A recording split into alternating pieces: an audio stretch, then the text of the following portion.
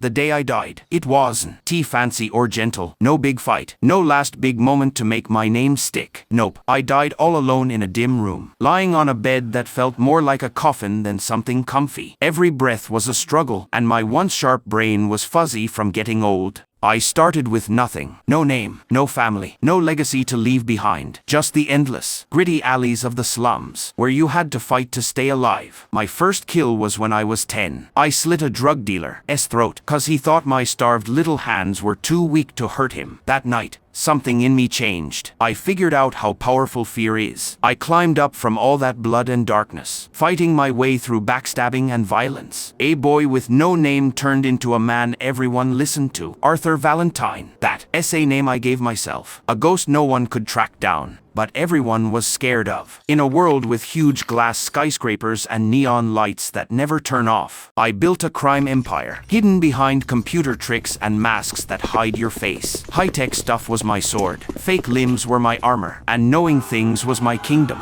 My hands were covered in blood, but they never shook. For decades, I ruled from the shadows, and no one dared question my power. I didn't trust anyone, didn't let anyone get close. And yet, here I was, dying, me, Arthur Valentine, born in the gutters of a world that hated weakness. Died not as a legend, but as a tiny whisper that would get lost over time. The silence was driving me crazy. I long accepted I die alone. But part of me couldn't help wondering, how did this happen? I had no enemies left brave enough to face me, no weak spots exposed. I didn't trust anyone with my food, my water, not even the code to my secret hideout. So how did my own body turn on me? Was it just time catching up? Do I regret it all? Well, that's a weird, complicated question. The lives I took, they were just numbers in my book. Cold math written in blood. I killed kings and beggars the same way, with the same care, attitude, and believe me, I kept count. Probably the only math I ever liked. But even as I joke about it, the truth nags at me. Every kill chipped away at something deeper, something I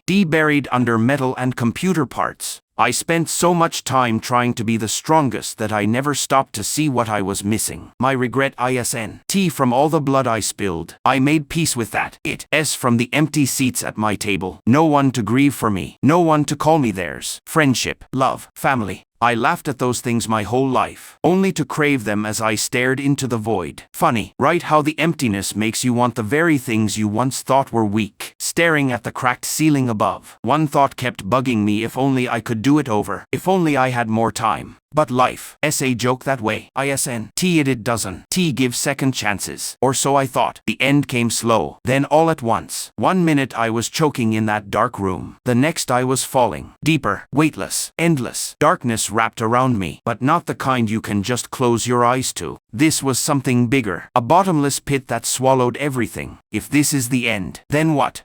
Next I whispered into the darkness. Judgment, nothingness, or salvation. The words echoed back, making fun of me with no answer. My thoughts spun. Power, friendship, love. What did I really want in life? None of it was ever enough. If I could live again, I started, my voice breaking. I wouldn't waste it. Not this time. Suddenly, in the dark, there was a light, a faint, almost unnoticeable glimmer in the endless pit. It pulsed softly, like it was alive, its rhythm matching something deep inside me. At first, I thought it was a trick of my dying brain, a desperate grab for meaning in the emptiness. But no, it stayed, getting brighter, pulling me closer like it had all the answers I looked for in life. The light got warmer, brighter, and I felt its pull, like hands pulling me in. It wasn't just light. It felt like life itself, seeping into the cracks of my broken soul. Faces flashed in front of me. People I betrayed, people I beaten, and all the lives I killed without thinking. Those memories should crushed me. But instead, the light changed them, turning pain into faint echoes and regrets into quiet whispers. Then, everything ended in a second. A blinding flash of light took over everything. A brightness so strong it burned away the darkness. The regrets, the pain. It was so sudden, so final. That for a minute I thought the universe was erasing me completely. No sound, no feeling, just that never-ending white light. Then it faded, leaving behind a strange warmth and life. When I opened my eyes, the first thing I noticed was how blurry everything was. Shapes and colors swirled together, weird and unfamiliar. A woman's voice cut through the fog. "He is perfect," she said, her voice shaking with joy. I felt her touch, warm and soft, as she kissed my forehead. Her voice wrapped around me like a blanket. "Welcome to the world, my little Emrys." "Emrys who?" "That a man's voice came next, deep and steady. "Look at him, Ilara." "He's got both our eyes." My brain stumbled as it clicked. Wait a second. Both their eyes? Are they talking about me? The thought floated in my still blurry mind. Then, like a bolt of lightning, it all made sense. It was me. Did I get reborn? But then, the realization hit me like a falling brick. That blinding light wasn't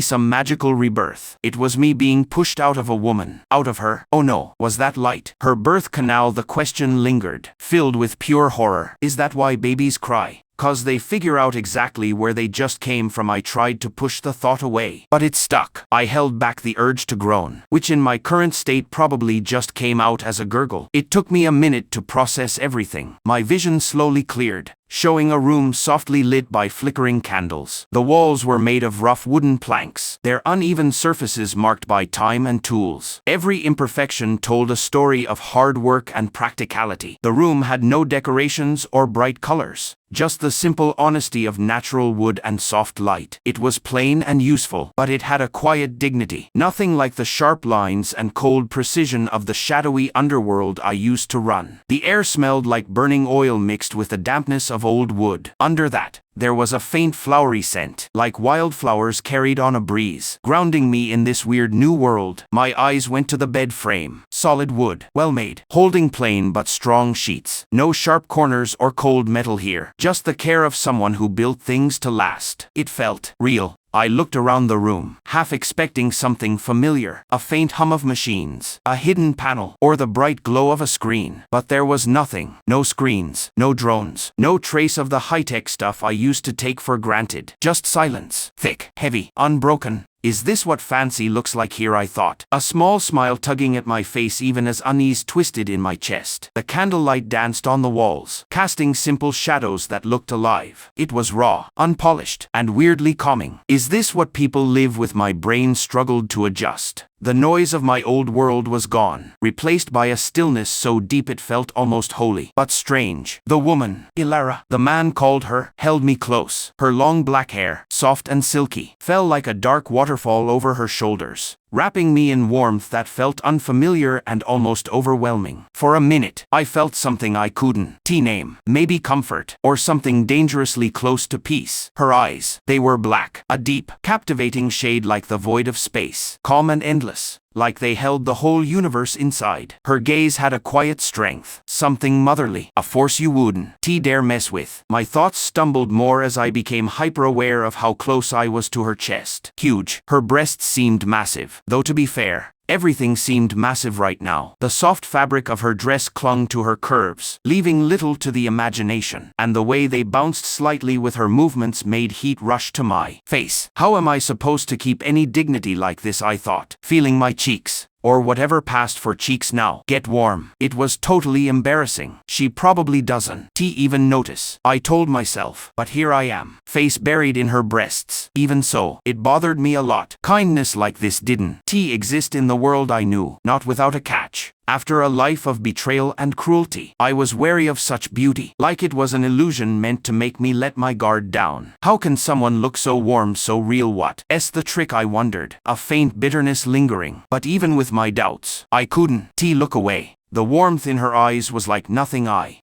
ever seen in my past life. A sincerity that felt new and disarming. A part of me, buried under all my cynicism, wanted to believe her kindness was real. Then there was the man. He stood out like a sharp edge in an otherwise warm, welcoming room. Broad-shouldered, with fiery red hair that looked like he never brushed it, and a proud stance that screamed confidence. He stood like he was posing for a statue, chest puffed out and arms crossed, like he'd just taken over the world. Confidence oozed off him, but the slightly empty look in his red eyes told me everything I needed to know. Ah, right, I thought. A guy who D probably swing a sword at his own reflection. His strong jaw and sharp features would VE been intimidating if not for the vacant, slightly confused look on his face. I tried to move, but my baby body wouldn't. Listen, my limbs felt foreign, clumsy, totally useless, like I was trapped in a body that wasn't mine. But as the fog cleared, it finally hit me.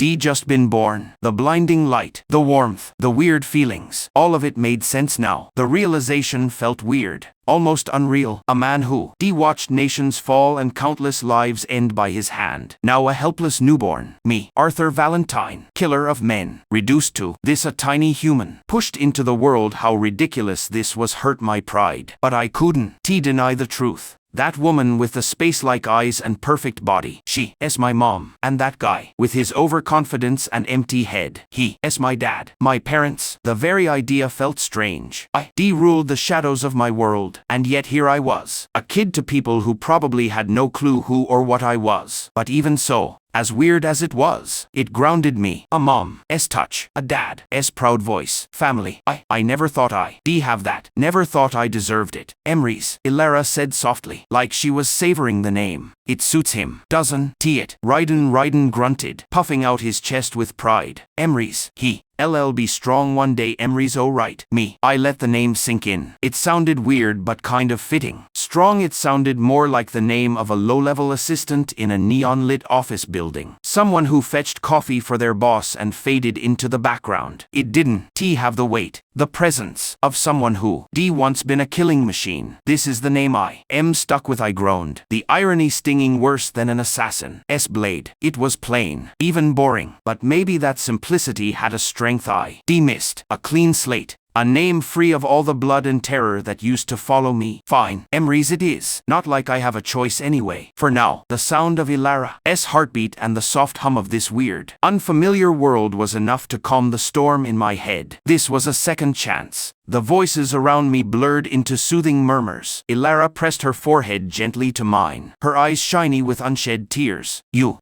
so strong already, she whispered, her voice shaking with emotion. For the first time in my life, I felt cared for. Is this what it feels like? I thought, giving in to the warmth. Maybe this time. And with that, I drifted off to sleep, the whispers of a new life weaving into my dreams. Sleep came easy, almost too easy, for someone who once thrived in a world where trust was a luxury and danger was always there. Resting without being on guard felt wrong. But there was something about the warmth of Ilara's hug, her steady heartbeat lulling me into a peace I couldn't remember ever feeling. For the first time, the storm in my head went quiet, until I woke up. A sound cut through the stillness of my half-dreams. A high-pitched, sharp voice full of mischief. It jolted me awake like a splash of cold water. Mama, look, he's got a squishy face. A little girl's voice chirped, full of joy. Is he gonna stay like that forever? I squinted to the side just in time to see her. A small girl, no older than 2, leaned over me, her face lit up with curiosity. She had an energy about her, something mischievous but charming, like a curious bird checking out a shiny thing. Her eyes were the first thing that caught me. Dark, shiny purple. They glowed like distant stars cutting through the endless dark of space. Hypnotic, like they held secrets way beyond her age. Under her left eye, there were 2 small black beauty marks. A subtle but perfect detail, like the final brushstroke of a painting. And her hair, what a mystery. Fine and silky. It fell in messy silver-white waves, catching the light like it was spun from moonlight. It wasn't like Ilara's dark, flowing hair or Raiden's fiery red locks. Who is she? She doesn't look like Ilara.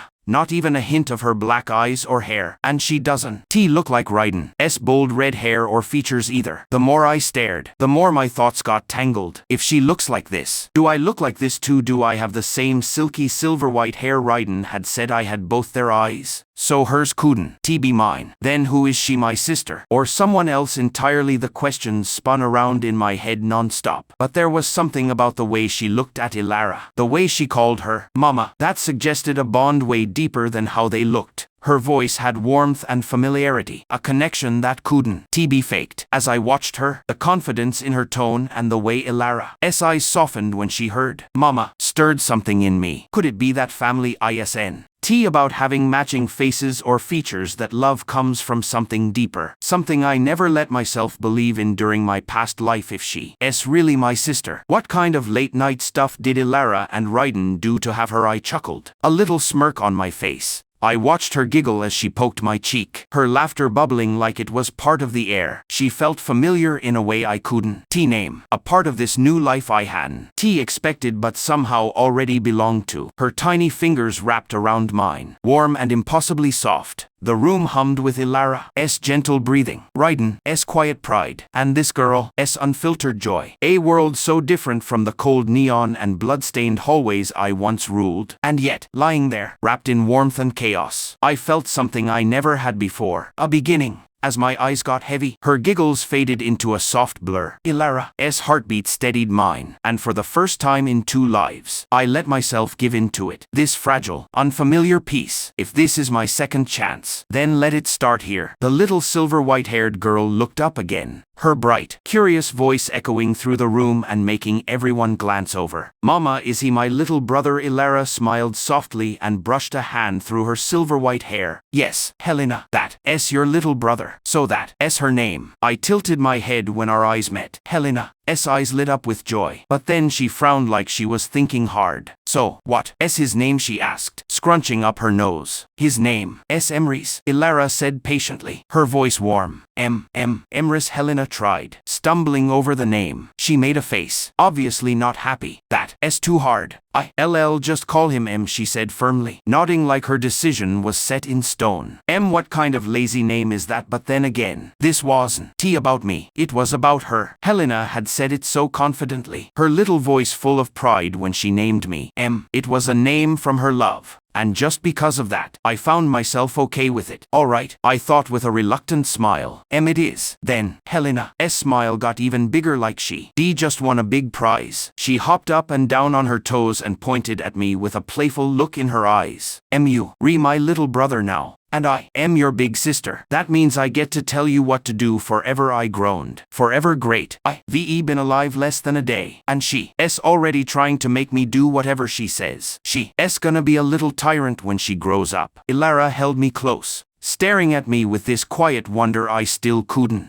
wrap my head around. Nothing like the cold, distant life I used to have. There's something about his eyes. Raiden, she said, her voice as calm as the flickering candlelight around us. It's like they hiding something great, something good. Raiden laughed, his deep voice filling the room like a low thunder. Eyes that sharp dawn. Just happened by accident. Ilara, they a sign of strength and grit. My boy, he's gonna make his mark on this world. I am sure of it. Ilara smiled. My little Emrys, she whispered, her voice as soft as the candle glow around us. Enjoy this world. She set me carefully in a small wooden crib lined with thick, woven blankets. She moved slow and gentle, like she was scared I'd break. When she stepped back, my view shifted, and for the first time, I could really take in where I was. The room was simple but felt alive. The walls were made of rough wood, smelling like old timber and a hint of smoke from the fireplace. Every little detail pulled me deeper into this new world. As I looked around, I started wondering, what kind of stories does this place hold? It all seemed too simple, like it was hiding secrets just waiting to be found. A soft breeze drifted through an open window, bringing the earthy smell of fresh grass and wildflowers. It was nothing like the fake, sterile world I used to know. This place had warmth, real, lived-in warmth that wrapped around me like an old blanket. I turned my head a little, my baby neck straining to move. The crib itself was sturdy and plain, carved with care but no fancy decorations. The blankets smelled a little like lavender. The flickering candlelight cast dancing shadows across the room, lighting up my new family's faces. Ilara's dark hair shone in the golden glow, her expression calm as she tidied the small table by the fireplace. Raiden leaned against the doorframe, his big body taking up most of the space, a proud grin still on his face. Helena sat cross-legged on the floor, stacking wooden blocks into a wobbly tower. Everything felt so real, so genuine. My senses were all over the place compared to my old life. The smells were stronger, the air heavier, the sounds fuller. Every creak of the wooden floor, every rustle of the breeze through the window, all of it felt alive in a way I couldn't explain yet. Then reality hit me like a truck. A warm, wet feeling spread across my lower half, and I was so embarrassed I could cried. Did I just? I thought, horrified. No, this can be happening. Not to me. I don't care if I am a baby. This is unacceptable. A little whimper slipped out. I swear it was involuntary, and Ilara was right by my side in a second. Oh, my poor little guy, she cooed, picking me up like she done it 100 times. Let's get you cleaned up. Okay, this is so humiliating, I grumbled, but all that came out was a pathetic gurgle. I used to be a tyrant, a killer, and now I am stuck doing this. As Ilara carefully changed me, her movements steady and practiced, I noticed Helena watching closely from the floor. Her eyes were wide with total curiosity. Mama, why is he making those funny faces? Helena asked, tilting her head as she stared at me. He looks mad. He's just a little uncomfortable. Sweetie, Ilara said with a soft smile, her voice as gentle as her touch. Babies aren't used to this stuff yet. Uncomfortable, that's an understatement. The heat in my face wasn't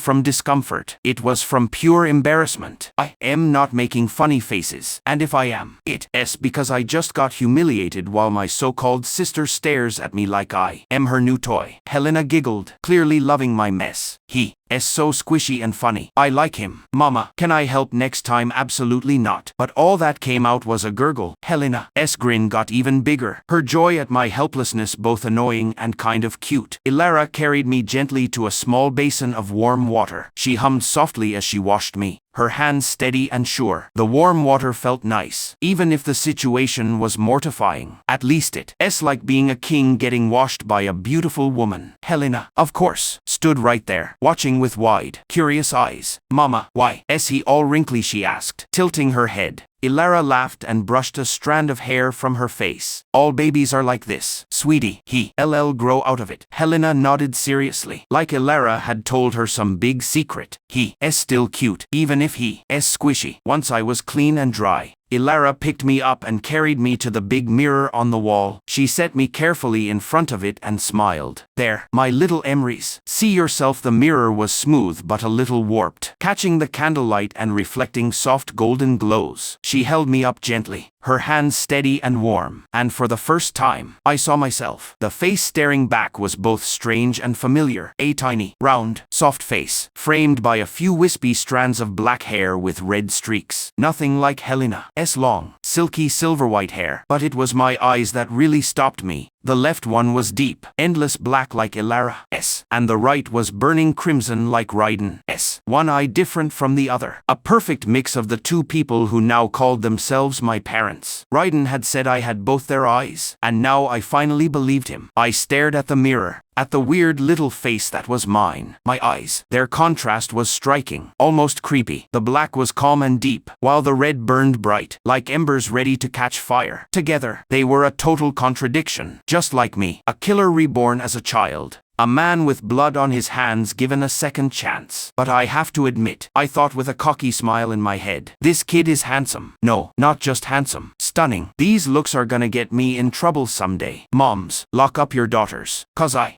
been reborn with a face that make cities fall. Then it hit me. I looked down, and the realization hit like lightning. What the hell is that? My tiny baby body was shocking enough, but the size of, well, my private part left me speechless. This can be right. It's so small. Where did it all go? Horror and disbelief washed over me. Embarrassment burned through me like fire, and I could almost hear my old self laughing in my head. From ruling the underworld to this is cruel, even for karma. Moms, lock up your daughters. Forget that. They'll be laughing too hard to care about me. I closed my eyes, pretending to sleep to escape the embarrassment of everything that had happened. If only sleeping could make this day's humiliation go away. Ilara dressed me and wrapped me in a warm blanket, her hands gentle and careful. Rest well, my son, she whispered, her voice as soothing as the fireplace's warmth. She held me for a little longer, her gaze soft but full of quiet determination, then hummed a soft lullaby that melted my last thoughts into sleep. The days after that were a total mess of adjusting, for them and for me. Ilara's gentle care, Ryden's loud laughter, and Helena's constant poking became the routine of my new life. Each of them brought something different to the chaos of my rebirth. Ilara, with her soft voice and endless patience, would hum lullabies as she rocked me to sleep. She'd whisper nice things to me like her voice alone could protect me from how weird this new world was. Her presence was a comfort, warm and calming, nothing like the harsh life I left behind. Helena, of course, was a force of nature, determined to keep me entertained. She'd stack wooden blocks where I could see them, grinning like she'd won an award every time I blinked at her, like I'd just named her the best architect ever. Her silly antics, even though they were tiring, made the days feel lighter. I couldn't decide if she was a blessing or a test of my patience. Ryden's deep voice filled the house with stories of his so-called adventures. Bedtime stories for kids, I'd call them. His tales made him sound like a brave, strong man, and the pride in his voice when he talked to Helena made it clear he wanted the same for me. I could feel him glancing at me sometimes, his fiery eyes softening like he saw something he couldn't quite figure out. Maybe he thinks I am gonna be great, I thought, or maybe he's wondering if I'll ever stop gurgling and making funny faces. Meanwhile, I struggled with the limits of my baby body. Every move was a fight. Every try to talk just came out as gurgles and whimpers. Sometimes I'd cry for no reason, my small body betraying me with uncontrollable fits. It was infuriating. I used to command armies and outsmart men with just my brain, but now I couldn't even hold my own head up. My memories of my old life were still sharp, like a two-sided blade. I remembered every planned move, every ruthless decision, every kill that kept me in power. Those clear memories mocked me now. What good was a brilliant mind if I couldn't even hold my own hands even with the frustration? Part of me started to accept how ridiculous this all was. This was my life now, and if this was the price for a second chance, I'd pay it. Even if I didn't like it, I'd do it. That evening, as the world outside our small house got dark, Ryden leaned forward in his chair with an excited smile. Helena, you want to hear how your dad and the Ember Order fought the scarecrows he started? His deep voice full of pride and nostalgia. Helena's eyes got big, and she plopped down on the floor next to him, hanging on every word. I froze. The Ember Order scarecrows, here we go with one of his stories, I thought, trying not to laugh. Of course Ryden would name his group something fiery. Probably thought it matched his hair. Subtlety's definitely not his thing. Ryden talked about his group of 5. Brannick, Sorrel, Calith, Mira, and himself. They were called the Ember Order. A force to be reckoned with, or so he made it sound. Ryden grinned. We weren't just a group, Helena. We were family on the battlefield. Each of us knew what the other was gonna do before they did it. I couldn't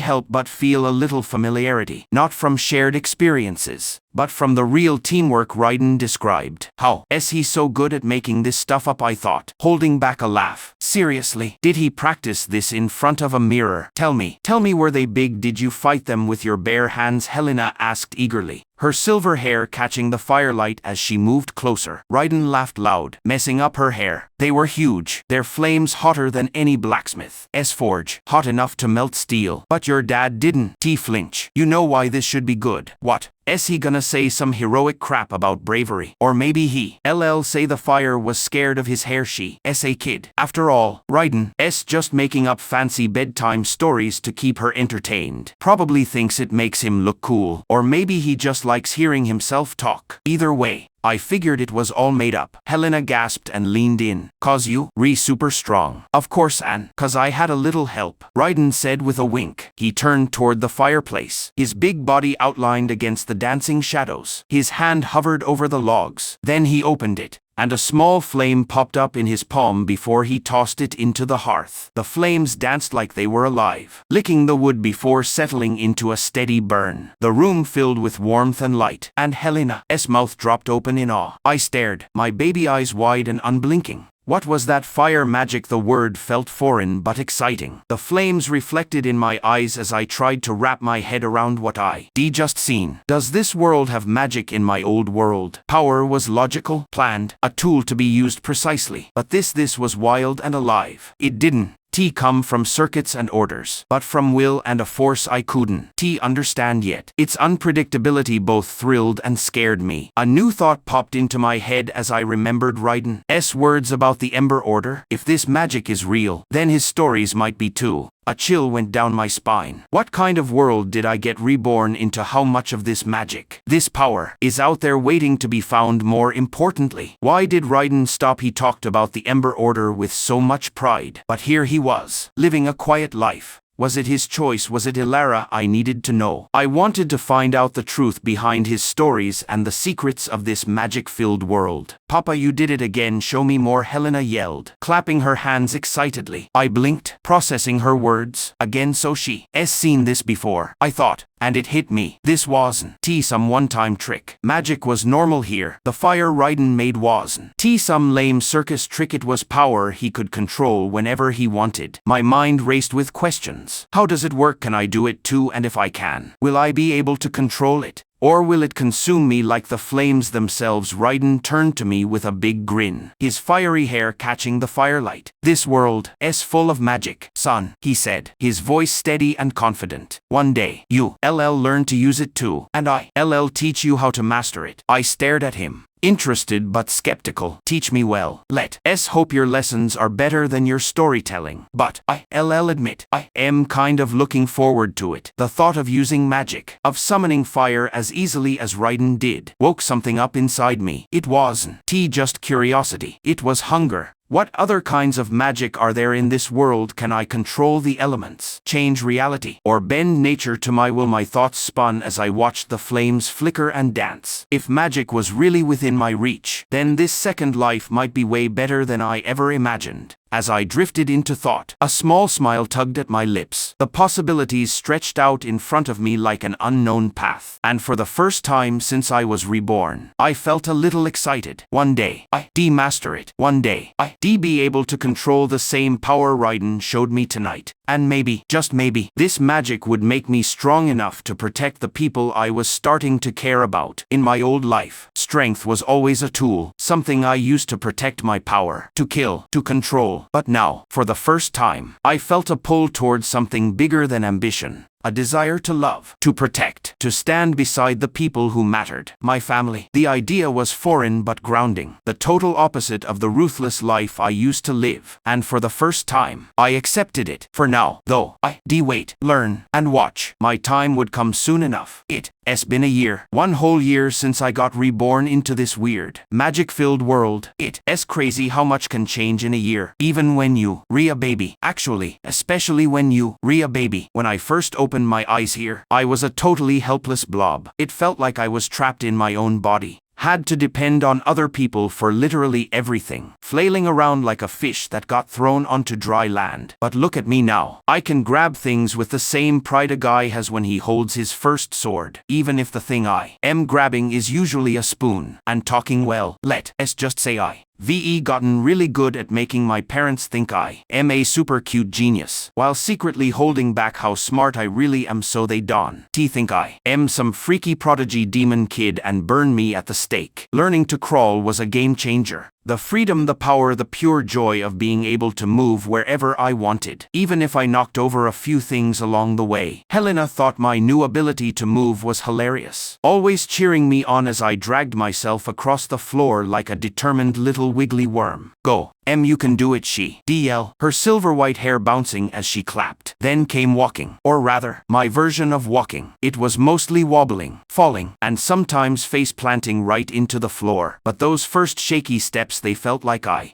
conquered an entire empire. Of course, Raiden had to make a big show of it. That's my boy, he shout, lifting me up high like I just won some big tournament. Ilara, being the gentle one, would fuss over me, worried I hurt myself. And Helena, she used it as an excuse to teach me how to chase her, laughing as she darted just out of my reach. Talking came next, or at least my attempts at it. My vocabulary was tiny, and my pronunciation was pretty terrible, but I could string together enough words to make people understand me. Mom, Dad, and, much to my amusement, hell, were my go-to words. I pronounced it L, partly 'cause it was easier, and partly 'cause it was funny how well it fit someone who gave me such a hard time. Whether it was Helena's non-stop energy, her constant poking and prodding, or her never-ending demands for attention, she always kept me on my toes. Figuratively, anyway, since I was still trying to get the hang of standing up straight. When I tried to say more complicated sentences, they usually came out as garbled nonsense, which made everyone laugh. But not everything was easy. Figuring out how to handle my body's grosser stuff was a constant battle. No matter how hard I tried, sometimes nature won. Let's just say, potty training wasn't even close to happening yet. Helena, of course, thought my lack of control was hilarious, always giggling and pointing out my accidents with way too much excitement. Mama,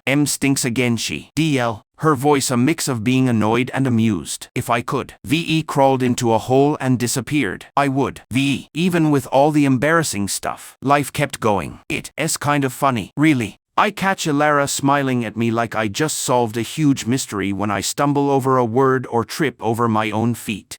VE heard her and Raiden whispering a few times, talking with amused pride about how fast I pick things up. He's definitely gifted, Ilara would say, her voice warm.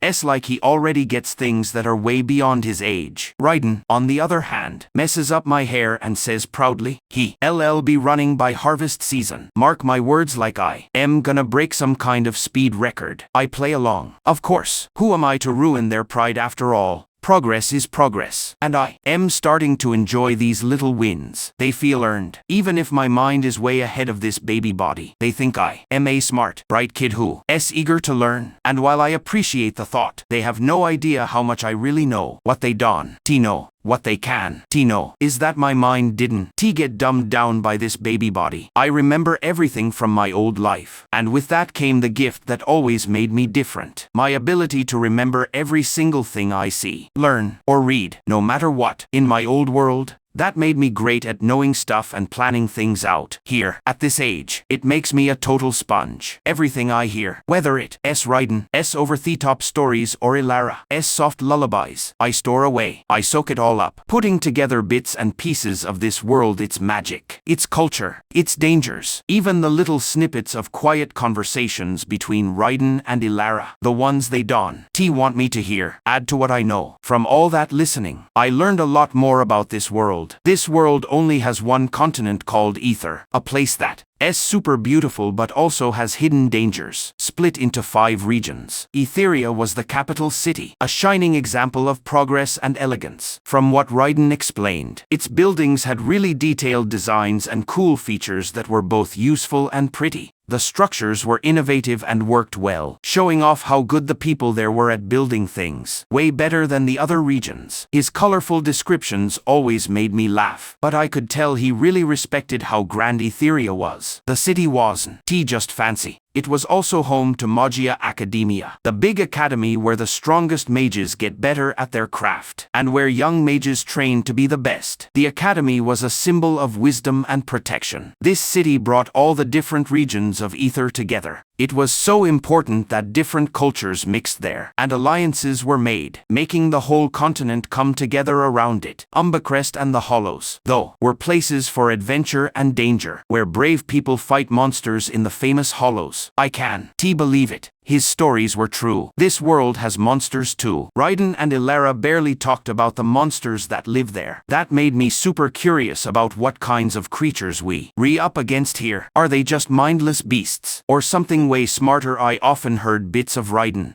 stories and Ilara's quiet talks about the Hollows and the monsters that wander there, but they never went into detail. All I had to go on were hints of huge beasts, tricky predators, and shadowy things hiding in the depths. Aurelian and Flintshire were total mysteries. Even Raiden said he barely knew anything about them, which seemed weird since he had such an adventurous past. How could someone who's been everywhere forget about 2 whole regions, I thought? Or maybe he's just too dumb to care. Maybe his fire magic burned away his sense of direction too. We lived in a region called Verdant Vale, a place just as pretty as its name sounds. Rolling hills of bright green grass stretched out everywhere, covered in patches of wildflowers and endless open land. The fertile soil and gentle slopes of verdant vale gave people a way to make a living. Fields of wheat and corn blowing in the wind, and orchards full of fruit ready to pick. The air here was fresh, smelling like blooming flowers and rich earth. At night, the sky turned into something amazing. 2 moons hung in the sky, one pale silver, the other bright golden red, casting a magical glow over the land. The way their light mixed made the landscape look surreal and beautiful, like the sky itself was alive. That was Verdant Vale, a place that felt both normal and magical at the same time. And just like that, the year passed. Then came the day my world got bigger in ways I never imagined. It all started a few months after I turned 1. Helena, being her super energetic self, stormed into my sight like a tornado, dragging me by the hand to a quiet corner of the house, insisting we play hide and seek. Hide here. It's perfect, she whispered loudly, her purple eyes sparkling with mischief. There I was, being pulled along on unsteady feet, wobbling and stumbling as I tried to keep up with her never-ending energy. Hell, slow down, I tried to yell, but it came out as garbled nonsense. My baby tongue let me down, but I hoped the urgency in my voice came through. Helena giggled, her laugh like wind chimes. Oh, come on, re too slow. You'll never find me if you re this slow. She ran around the corner, leaving me determined to prove her wrong, even if it meant falling over like a sack of potatoes. When I rounded the corner, my eyes locked onto the books sitting quietly on those dusty shelves, like they'd been put there just for me to find. That's when I saw it. The so-called library. Rows of neatly bound books lined the small, forgotten shelves, their spines calling to me like quiet secrets waiting to be found. To Helena, the library was nothing new. Her curiosity was as short as a summer breeze, but still cute in how persistent she was. To anyone else, they were just words on a page. To me, they were a chance to explore an entire world. Helena couldn't resist but into my business. I'll teach you to read these one day. Okay, she announced, sounding as confident as someone who had no idea how to teach anything. I can teach you everything. Like how to fight, or how to pick flowers for mama. You'll be smart if you listen to me. I smiled to myself, holding back a laugh. Oh, will I now? I pretended to gurgle like the toddler I was supposed to be. Helena's excitement, even though it was over the top, was kind of endearing. For all her silly antics, she really cared, and there was something comforting about her wanting to teach me, even if I already knew way more than she could ever imagine. Still, I played along. All right, show me what you got, I said, my garbled words barely sounding like real language, but enough to make her giggle. See you already learning from me, she said, puffing out her chest with pride. I let her keep going, nodding along, while at the same time mentally figuring out the letters and words as I quietly read every page I could reach. The letters, though strange at first, arranged themselves in my mind until I understood them perfectly. A few hours passed since Helena first dragged me into this dusty little library, proudly saying it was the perfect hiding spot. For her, it was just another corner of the house to take over with her endless games. But for me, it quickly became a safe place, a sanctuary of knowledge I couldn't wait to get back to as soon as I could slip away without anyone noticing. The thought of uncovering secrets and diving into the unknown was too exciting to ignore, but Ilara insisted it was bath time, interrupting my plans with her soft but firm voice as she walked into the library. Helena, it's time to wash up, she called, her tone leaving no room for arguing. Helena immediately pointed at me, wrinkling her nose dramatically. Mama, stinks again, she yelled, her voice loud enough to echo off the shelves. I groaned to myself, stuck between being embarrassed and amused by her totally honest comment. Even with the interruption, I was determined to come back to this place of knowledge, no matter what. After a quick bath and some family time at the dinner table, I waited for the perfect moment to slip away. I couldn't let Ilara catch me. She'd definitely say it was bedtime, and my precious library time would be gone in a second. Sneaking back into the library wasn't easy. My unsteady steps made every try feel like a dangerous mission. Every creak of the floorboards sounded way too loud, and my wobbly walking gave me away more than once as I stumbled across the room. Once I finally snuck back into the library, my eyes immediately went to the third shelf, where a thin, worn-out book was tucked away, like someone had tried to hide it on purpose. The tiniest bit of gold lettering on its spine glinted in the dim light, teasing me with the secrets inside. Determined, I walked up to the shelf, using all the strength my tiny body had,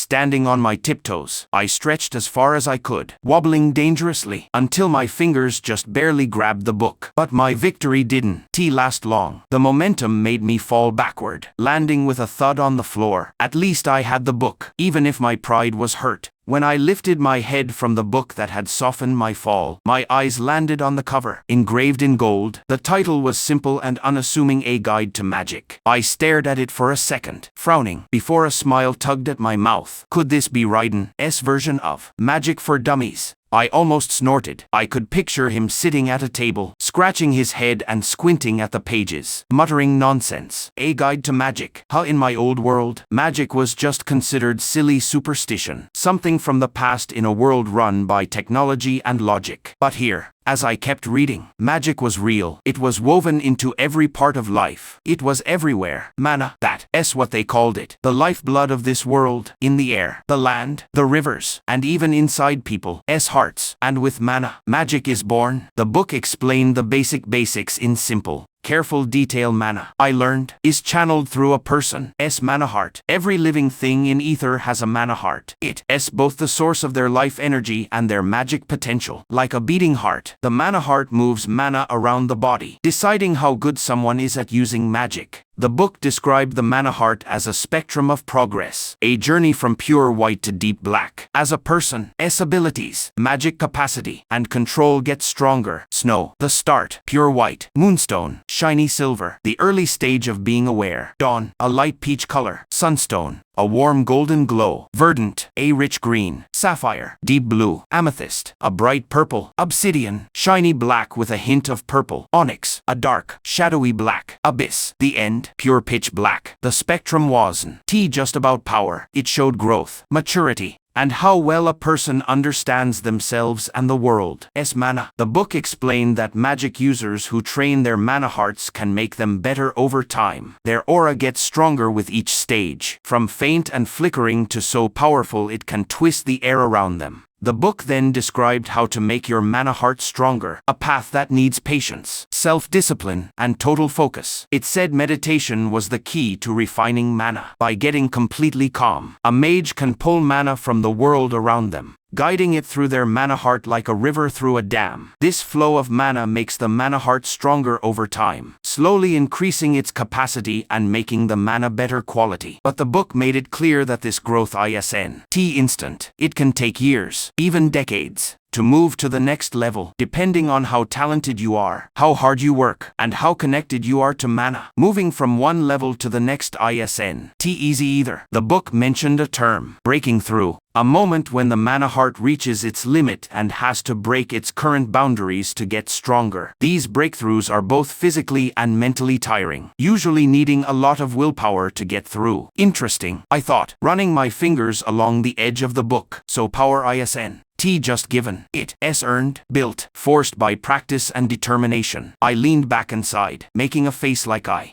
just been told to carry a whole harvest up a hill. Meditation for years. I rolled my eyes mentally. Why does this sound like signing up for the most boring marathon ever? Sit still, breathe, and absorb mana, over and over and over. Ugh. Suddenly, the candlelight went out, plunging the room into darkness. What the hell? My heart raced as a creepy chill went up my spine. The air behind me felt heavy, like something huge was hiding in the shadows. Slowly, I turned around, only to meet Ilara's sharp gaze. Her voice was warm, but her smile meant I was in trouble. There you are, my little Emrys, she said, her tone sweet but firm. No arguing with her. Time for bed, she said, picking me up like a mom who's used to stopping kids from being mischievous. I didn't protest out loud. What could I do against someone so determined? As she carried me away from the library and back to my crib, my thoughts stayed on the book and all the things I learned. The idea of the mana heart, its stages, and how it connects to magic fascinated me, making me want to know more. Tomorrow, I promised myself, staring up at the faint glow of the two moons through the window. Tomorrow, I'll find out more. I'll learn about this mana heart. And I'll figure out how to grow, not just in strength, but in understanding. This world is huge. Its mysteries never end. and I plan to solve every single one. For now, I'll rest. But tomorrow is the start of the journey to really take control of this new life. The sun was just barely coming up, shining a warm golden light over the rolling hills of Verdant Vale. Inside our small but cozy home, the smell of fresh-baked bread and sizzling eggs filled the air, mixing with the sound of light, happy chatting and clinking forks and spoons. At the breakfast table, Ryden was already shoveling food into his mouth like a guy who thought every meal might be his last. Ilara sat next to him, sipping her tea nicely, her calm face softening into a warm smile every now and then when she looked at us. Across from her, Helena was poking at her eggs, her silver-white hair catching the morning light like a little halo. "Helena, eat your food," Ilara gently told her, her voice a mix of mom worry and frustration. "But mama, it's all slimy," Helena whined, scrunching up her nose like it was the grossest thing ever. Ryden laughed loud, his fiery red hair bouncing with each chuckle. "Slimy you. LL never gets strong if you complain about eggs when I was your age." "Oh no, here we go," Helena cut him off, rolling her eyes so hard it was dramatic. "Another one of Papa's when I was your age stories." I tried not to laugh as I watched them. Seeing my family joking around like this made me feel warm inside. This is what family should be like. I wasn't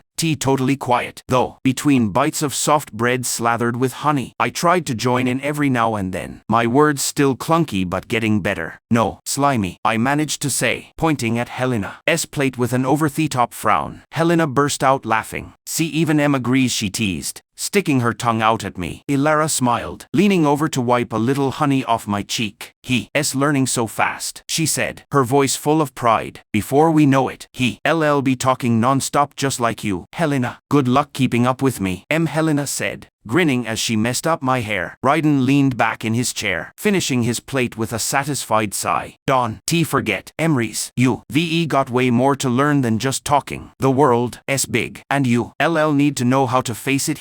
I nodded seriously, but inside, I was thinking about something else. Big, yeah. But first, I need to get back to that library. The thought of the book I found made me quietly excited, my little body practically buzzing with anticipation. After breakfast, the family split up. Helena went to play her never-ending games, Ryden to the fields, and Ilara to do her chores. Me, though I had a plan, I waited patiently until the house was quiet, sitting on the edge of my small bed, watching and listening. When the time was right, I slid off the bed as quietly as my tiny legs could carry me. Getting to the library wasn't easy. The floorboards creaked like they were trying to give me away, and my wobbly steps made the trip feel like a big adventure. Still, I kept going, inching closer to where I wanted to be with the kind of determination only a kid, or a guy who's been reborn, can have. Finally, I reached the library door. I pushed it open and slipped inside, the familiar smell of old paper and dust greeting me like an old friend. With a happy sigh, I waddled over to the shelf where I left off the night before. The book was still there, waiting for me like a loyal buddy. I plopped down on the floor, the worn cover of the book cool under my fingers as I opened it to the page I stopped at. I was so excited, my chest felt all tingly, ready to find out more of the secrets it held. The book kept going, explaining there are two different kinds of mana users: emanators and reservists. Emanators are the ones who make mana inside themselves. The name comes from emanate, which means to flow out. Emanators have a natural connection to their mana heart,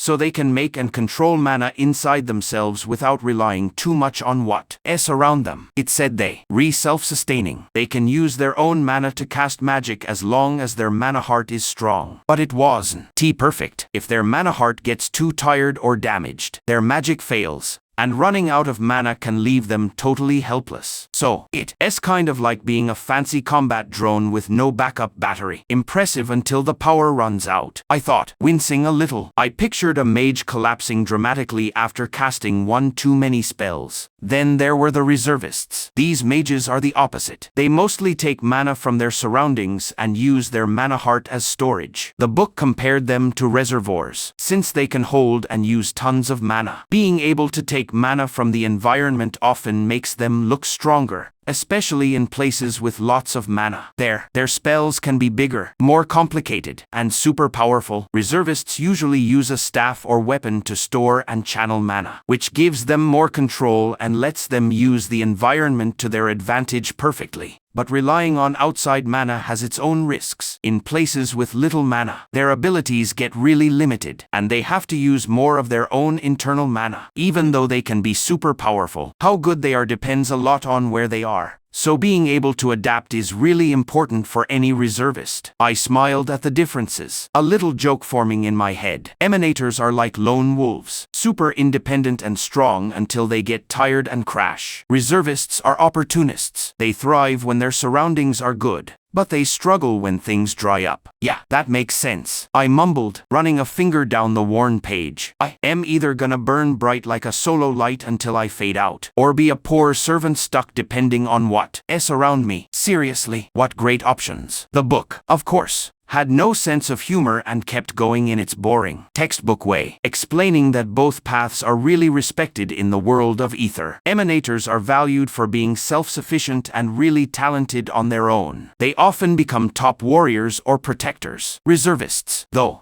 are great at big-scale magic and controlling the environment. They often become scholars, guardians, or builders of amazing magical things. Two paths, two kinds of power. But the book said there's more to magic in this world than just how you make mana. It explained that every person has one magic affinity, a natural connection to one type of magic. From their mana heart's link to the world, these affinities decide what kind of spells they can cast and what forces they can master. Interesting enough, the book also hinted that magic affinity can be passed down in families, which makes it even more important in shaping a mage's future. This passing down of magical traits sometimes creates families of powerful mages, their bloodlines full of specific affinities. Other times, it brings unexpected traits, skipping generations or mixing with others to make rare combinations. The book went into more detail, introducing the only 4 types of magic in this world: air, earth, fire, and water. They form a cycle where no one element is the strongest. Each element helps and balances the others in an endless dance of harmony and power. For example, air feeds fire, fire shapes earth, earth redirects water, and water cools fire. This connected balance shows that strength isn't about being the best, it's about working together, where every element has its place and purpose. Most people have one affinity, but the book hinted at exceptions. Dual affinities, when a mage can use 2 types of magic.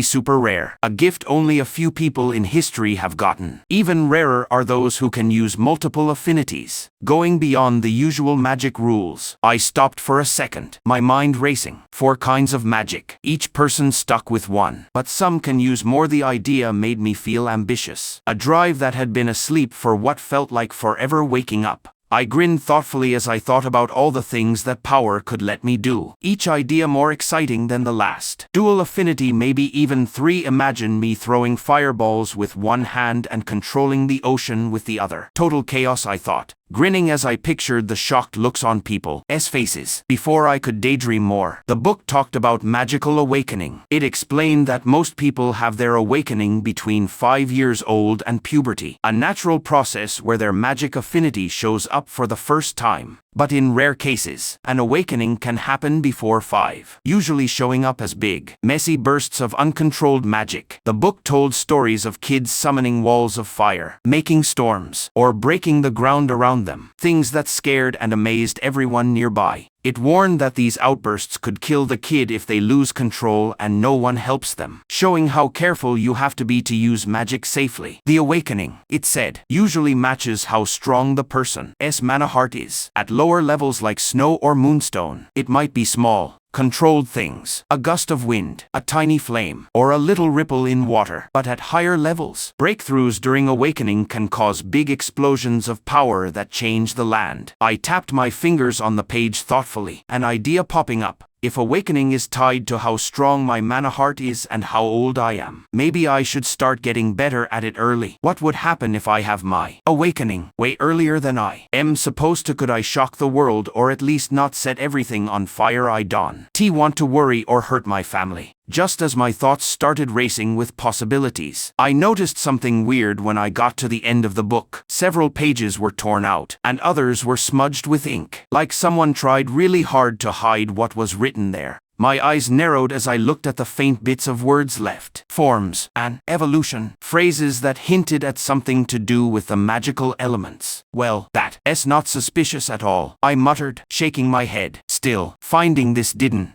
bother me as much as it made me curious. Oh, let them keep their secrets. I've got enough to deal with right now. Besides, mysteries always find a way to get solved. I closed the book for a minute, letting the words sink in. The system was both detailed and simple. Power comes from growing carefully and being disciplined. And here I was, at the very beginning, the snow stage, like the book said, full of power I haven't used yet. It was humbling. For all the power I used to have, I was starting over, an empty slate with power I hadn't even figured out yet. I stared at my tiny hands, squeezing them a little like I could already pull mana out of the air. A faint hum started deep in my chest, like my mana heart knew what was ahead. So, snow stage, I thought, a dry grin in my head. If this is where I start, then so be it, I thought, looking out the window at the green fields stretching under the bright afternoon sun, the golden light glinting on the lush grass as the day hit its peak. With that determination, I sat down on the floor, awkwardly crossing my legs in what you could kindly call a little kid's attempt at meditating. The bright afternoon sun streamed through the window, a reminder of how weird this was. No kid who's only 1 year old would even think about getting better at their mana heart, let alone be able to plan it before their affinity is even found. But here I was, determined to start way earlier than anyone else would dare. Who knows, maybe this will work, or maybe I'll just look silly. Either way, I started by trying to focus on the mana around me, just like the book described in detail. Sitting there, legs awkwardly crossed, I took a deep breath and concentrated, following every step I remembered from the book. Even though I still didn't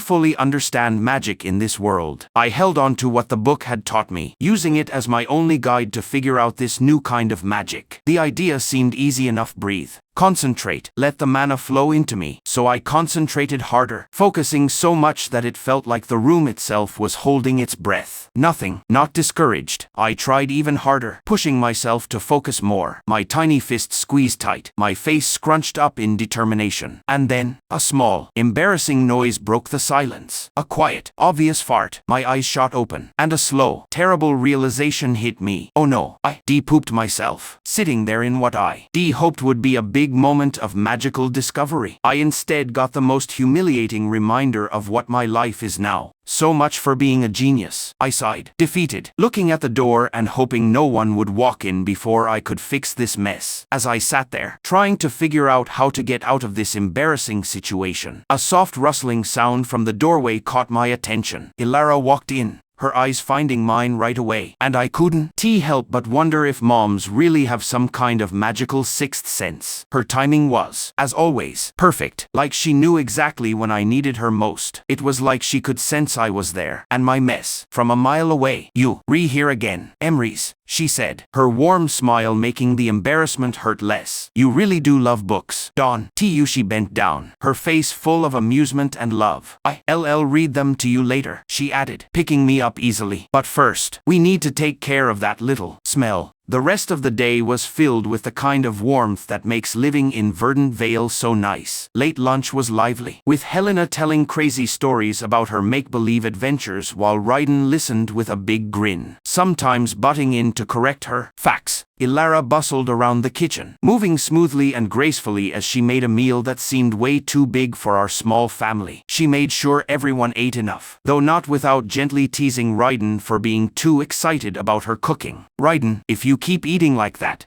I'll have to start cooking for an army, she teased, her voice light but full of love. An army of one, Ryden replied, patting his stomach with a loud laugh. You wouldn't let your husband starve, would you? Helena giggled at their back and forth, leaning close to me and whispering like we were sharing a secret. Mama's gonna get him back one day. Just you wait. Ilara's eyes softened as she looked at me, catching me staring at her with what I hoped was innocent curiosity. And you, little one, she said, kneeling down to my level, seem to be enjoying this feast just as much as your father. She gently wiped a smudge of food from my cheek, her touch as soft as her smile. Maybe one day, you'll grow up big and strong like him, though hopefully not with such a huge appetite. By the time the sun started to go down, painting the fields golden. The house had settled into a quiet evening hum. Helena was organizing her little collection of trinkets with all the seriousness of a seasoned shopkeeper, while Ryden sharpened his sword by the fire, the steady scraping sound filling the room with comfort. Ilara sat next to me, humming a soft tune as she braided Helena's hair. I watched both of them, a weird but warm feeling stirring inside me. So this is what family is: love, care, and peace all under one roof, I thought, letting the moments sink in.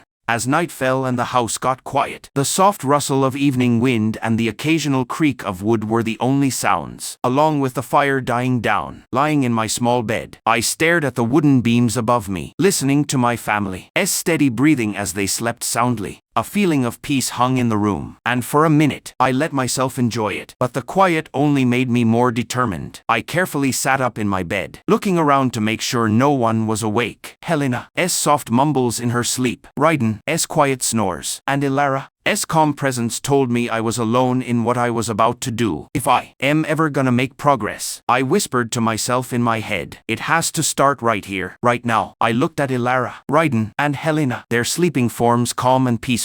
Mom, Dad, hell, I whispered softly, my voice barely audible. This is for you too. Everything starts now. Sure, no one was awake. I carefully climbed out of bed and crossed my legs. Sitting down, the world around me went quiet as I got ready to try refining my mana heart again. Let's try this again, I whispered to myself, sitting in my meditating pose, closing my eyes and letting the world fade away. After a few minutes, something started to change. At first, it was subtle, a faint feeling, like a soft breeze brushing my closed eyes. Then, I started to see it. Tiny, shiny particles danced in the darkness behind my eyes, glowing in all kinds of colors. It was amazing. Each particle a little bit of the energy I wanted to control. I concentrated harder, willing the particles to come closer, to flow into the center of my body, my mana heart. With slow patience and unwavering focus, I managed to guide a green particle inside me. It felt like catching a drop of water in an endless stream, delicate but thrilling. When it merged with my mana heart, a faint warmth spread through my chest, a quiet sign that I really could refine my mana heart, even at this young age. The realization filled me with pride and satisfaction. As I collapsed back onto my bed, I was completely exhausted from successfully guiding just one mana particle to my mana heart. Staring out the window, the two moons hung high in the sky, their soft light spilling into the room like a silent promise. This was the first step, a small but important start to what I hoped would be a long and amazing journey. Tomorrow would definitely bring challenges, but I felt a quiet confidence in my chest. I could beat them, one step at a time. Over the next year, I secretly worked on strengthening my mana heart whenever I got the chance. I'd slip into meditation every time I was alone, and those small milestones showed how I was getting by in this strange new life. First of all, I finally mastered how to walk. At first I could only take wobbly, hesitant steps, falling over and flailing around clumsily all the time. But now I could walk with real confidence. Sure, I still tripped every now and then, usually over Helena's toys she left lying around like little traps. But walking had become second nature to me. Finally, walking and running felt like easy skills, not tough struggles. Being able to move freely gave me a sense of control over this body I never felt before. My ability to talk had gotten way better too. Words came out more smoothly. And even though I still had a little kid's lisp sometimes, I could communicate well enough to have meaningful, short conversations with my family. And finally, my biggest win of the year, I had complete control over my body when it came to using the bathroom. I never had to deal with the embarrassment of dirty diapers and people feeling sorry for me anymore. That small victory felt huge, and it really made me feel in charge of this baby life I was living. Thinking about all these little wins, I couldn't help but feel a little proud. Every step forward, no matter how silly it seemed, was another piece of getting back the control and self-discipline I had in my past life. The days I spent strengthening my mana heart were anything but easy. Every try felt like climbing a steep hill, and every moment tested not just my patience but my ability to keep going. Strengthening my mana in secret was really hard for a kid who only just stopped being a baby. My body was uncoordinated and out of practice, so it often wouldn't do what I wanted, leaving me frustrated and wobbly. or getting distracted by the tiniest creaks from the wooden floor. What's worse, pushing my mana before my magic affinity had woken up left me more tired than I expected. Every session left my arms and legs feeling heavy, and my mind foggy with exhaustion, like I just fought a big fight and lost. Once, I got too cocky and tried to strengthen my mana heart 3 times in one day. By the 3rd try, it felt like my mana heart was about to burst, every throb sending a sharp, burning pain that made me gasp for air. The pain got so bad that I screamed without thinking, and the sound echoed through the whole house. Ilara rushed in first, her face filled with worry. "Emrys, what's wrong?" she cried, pulling me into her arms while I sobbed uncontrollably, the pain mixing with my frustration. Helena ran in soon after, her big purple eyes full of fear. "What happened, Em? Are you okay?" "Sure, it's okay," Ilara whispered, rocking me gently. "You're safe now. Whatever it is, we'll get through it together." Helena knelt next to us, her small hand on my shoulder. "Don't cry, Em.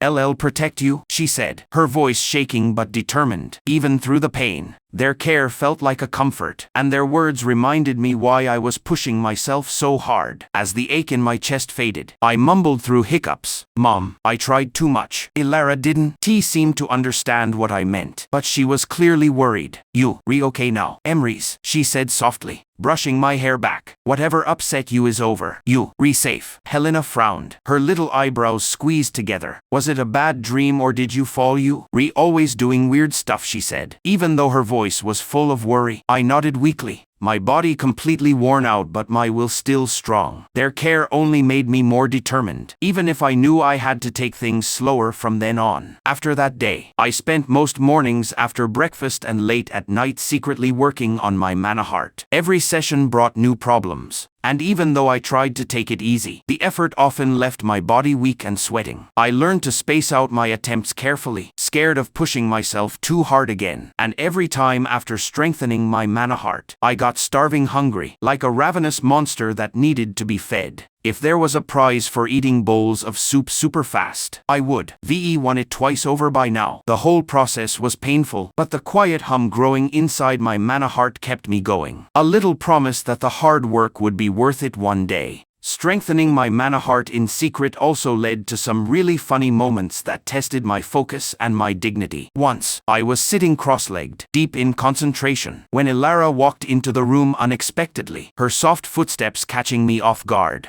I panicked and fell over like a sack of potatoes, landing flat on the floor. I thought fast, squeezed my eyes shut, and pretended to be taking a harmless nap, even making fake, loud snoring sounds. Ilara paused, raised an eyebrow, and muttered, "Strange kid," before walking away, leaving me relieved but also a little offended. Another time, Raiden caught me in the middle of meditating, his shadow falling over me as I focused on pulling in mana. "What's this? Son lost something on the floor?" he asked, sounding amused and confused. I looked up at him, quickly stopping my focus. "Yeah, Dad," I mumbled, trying to sound casual. "My balance. The floor's really slippery today." He raised an eyebrow, clearly not buying it, but he let it go with a laugh. "Well, Don, slipped too hard. I hate for you to get stuck down there," he teased, ruffling my hair before walking off. I breathed a sigh of relief, glad he didn't ask more questions. Moments like that always reminded me that keeping my secret was just as much a mental battle as a physical one. But even with all these interruptions, I kept going.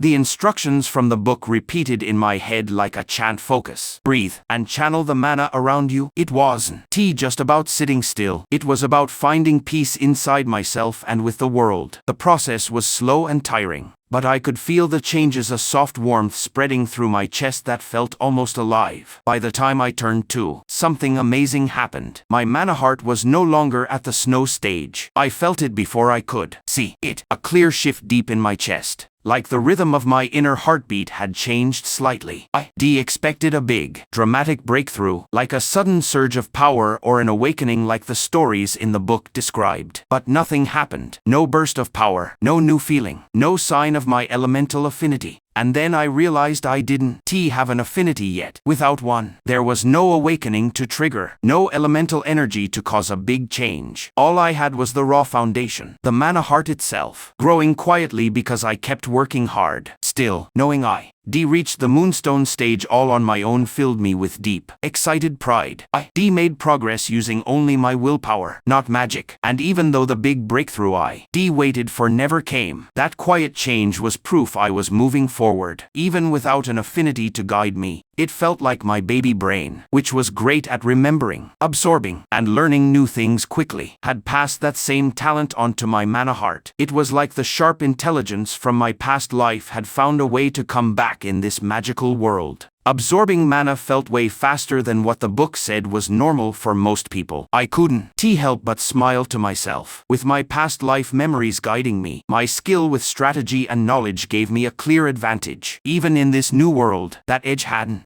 faded, and a quiet confidence grew inside me. The month of my birthday came, and there wasn't as much celebration as I expected. Ilara and Raiden marked the day with our usual warm family time, and Helena, who was almost 4 now, and just as energetic as ever, insisted on helping cook. Soon the house was filled with the smell of fresh baked bread and the sound of laughter. Raiden said in his loud voice, 2 years old and already a force to be reckoned with. Look at my little warrior. It's time to teach you how to fight. Here, Emrys, your first sword. He handed me a small wooden blade, smooth and shiny in the sun. My first thought was to laugh at how silly it was, teaching a 2-year-old how to sword fight. But the honest pride in his bright red eyes stopped me. Helena burst out laughing.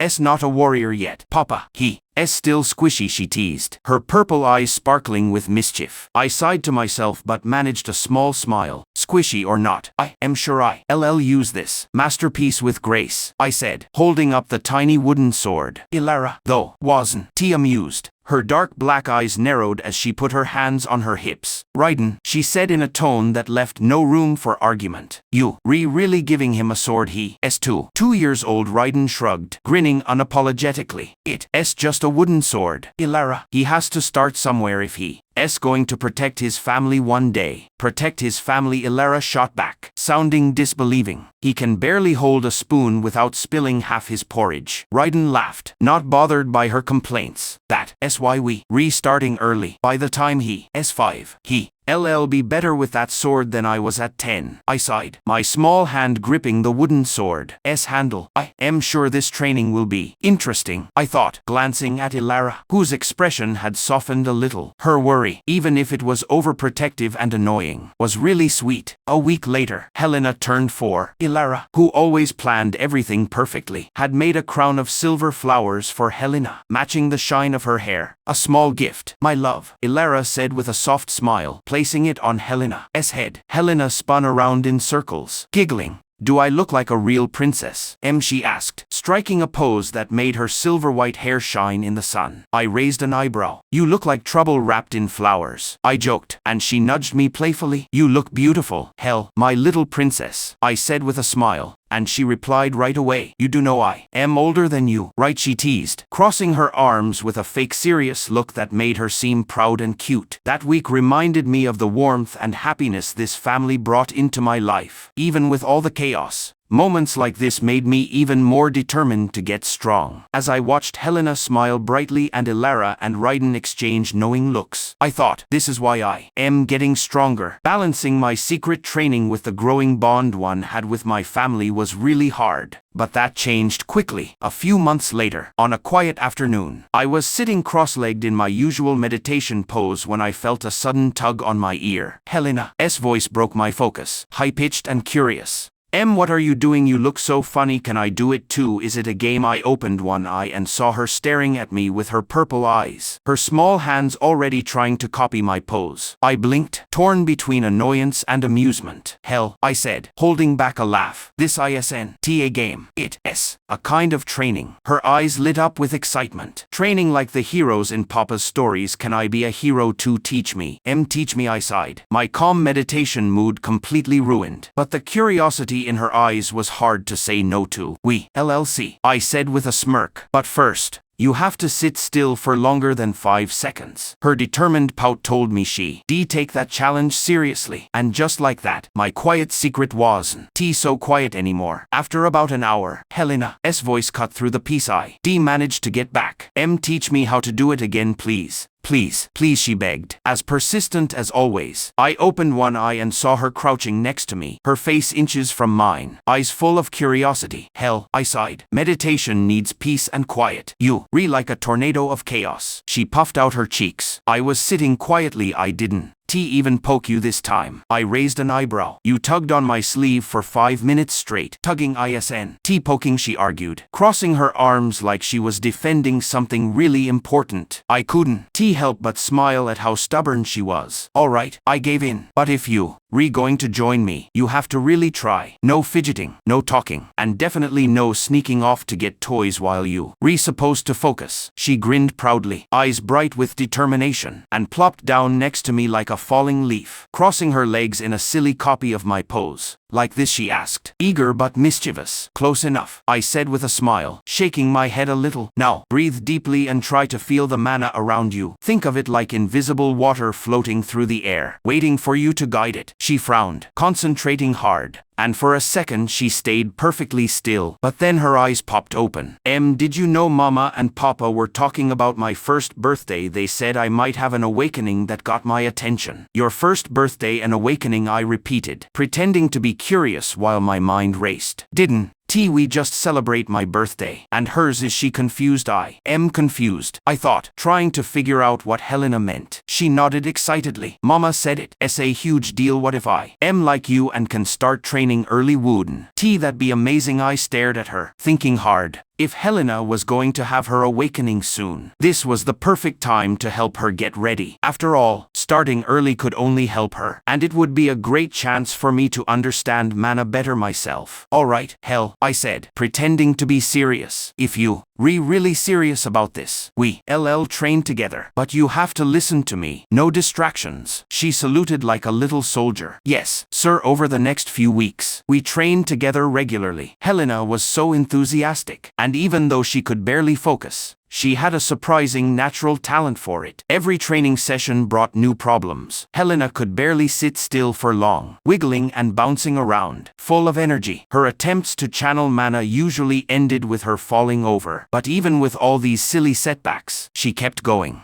Strengthening her mana heart tired her little body out, leaving her worn out after every session. Some days she flop onto the floor, arms spread out, and say dramatically, I am done. No more today. Other days, she got just as hungry as I did after training, and she run to the kitchen to beg Elara for extra food. What surprised me most was how tough she was. Unlike when I first started, Helena recovered really quickly, her energy bouncing back fast. I thought maybe her slightly older body was better at handling mana training. Or maybe, I thought, watching her copy my meditation pose stubbornly, she's just that stubborn. Even so, I couldn't ignore the tiredness I sometimes saw in her face. One really tough session left her shaking and pale, and I made a stop even though she complained. She huffed and pouted, but I saw a quick flash of gratitude in her eyes. But as the days passed, I could feel her mana heart growing slowly, its beat getting steadier, and her control over mana getting clearly better. As we trained together more, I noticed something strange. When I placed my hands firmly on Helena's back or held her hands while she refined her mana, I could feel the mana flowing in both of us. This connection let me guide her, helping her pull scattered mana particles toward her mana heart. This discovery helped me understand the refinement process better, showing me small details about mana flow I never noticed before. We also had lots of funny moments, like when she tried to copy my serious meditation face only to fall over dramatically again. Helena would stick her tongue out at me, laughing as she tried and failed to stay calm like me, even with all the teasing. These moments felt like a weird mix of chaos and peace, and both of us were learning something. But through all of this, I was completely shocked by how fast she started sensing mana and strengthening her mana heart. I wondered, was she just that talented? Or was something else going on? Maybe it was our family blood. Or maybe she had a hidden gift she didn't even know about. For a second, I even thought the silly thought that she'd been secretly training in the womb. No, that's impossible. It wasn't as fast as me. But for a kid her age, it was extraordinary, almost worrying. My mind raced as I watched her. I could feel her mana heart getting stronger, its quiet hum becoming steadier and brighter with every session. Her progress was way faster than mine had been at first, and I was amazed by her natural talent for refinement. Not as fast as I could, of course, but shockingly fast for someone her age. She was getting better way too quickly. And during one of our sessions, I noticed something even more confusing. When I placed my hands on her back to guide her mana flow, I felt it. Her mana heart was already at the moonstone stage. The steady hum and strong pulse of her mana heart were impossible to miss, way beyond where she should been at her age and with so little training. I stared at her during our session, my mind racing to figure out how she'd gotten that strong without any real training. It made no sense, but there she was, her silver white hair shining in the sun, grinning at me, having no idea how confused I was. Maybe weird talent runs in the family, I muttered to myself, smiling a little. Helena tilted her head, curious about my face. What are you muttering about? I hesitated, then leaned forward a little. Hell, do you have any idea how your mana heart got to Moonstone already? Did you do something strange? Anything you can remember? Helena's expression changed a tiny bit, a flash of discomfort crossing her face. She rubbed her temple, her grin fading for a second before she spoke. I don't know.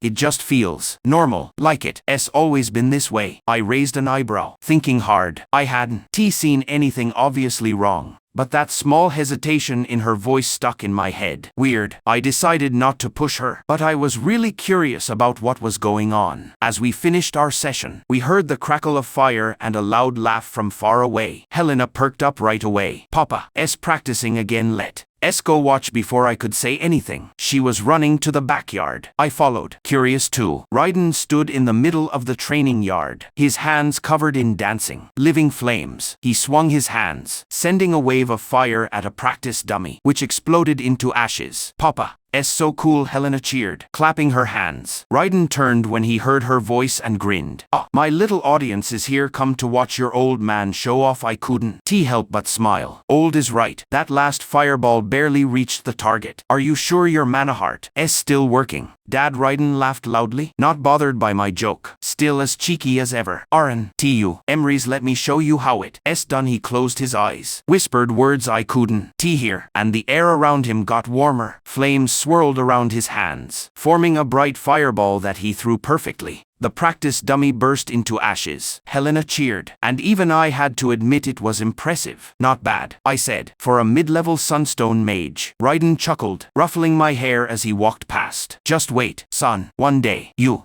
be out here with me, showing off your own skills. I watched him for a second, the flames still flickering in the air. Thinking about training with him made me feel excited, like I wanted to see what my mana heart could really do. But for now, I had to be patient. Nearby, Ilara called us for dinner, and the three of us went inside. As we sat at the table, Ilara turned to me with a warm smile. Emrys, you've been such a good influence on Helena. I can see how much she looks up to you, she said, proud. Raiden laughed, adding, looks like you already taking after your old man, teaching and guiding. Don't let it go to your head, though. The evening was full of lively talk. Helena chattered about her amazing progress. Raiden told one of his old adventures, and Ilara gently told him not to fill our heads with too many crazy ideas. 6 months before Helena's 5th birthday, or what she called her first birthday, I felt more confident than ever about my understanding of mana. My mana heart kept getting stronger, and I could feel something bigger just around the corner. More than that, I was excited, hungry to see the world of ether beyond this house. Every story, every book, every quiet tale from Ilara and Raiden made me want to explore even more. But that excitement was balanced by a sense of responsibility. Helena's awakening was coming soon, and I was determined to get her ready. But then came the night that changed everything. Ilara's scream cut through the quiet, sharp and terrified. My heart jumped as I jumped to my feet and ran toward the sound. Ilara and Raiden were already there, pushing against Helena's door, trying to open it while water leaked out from under it. It won.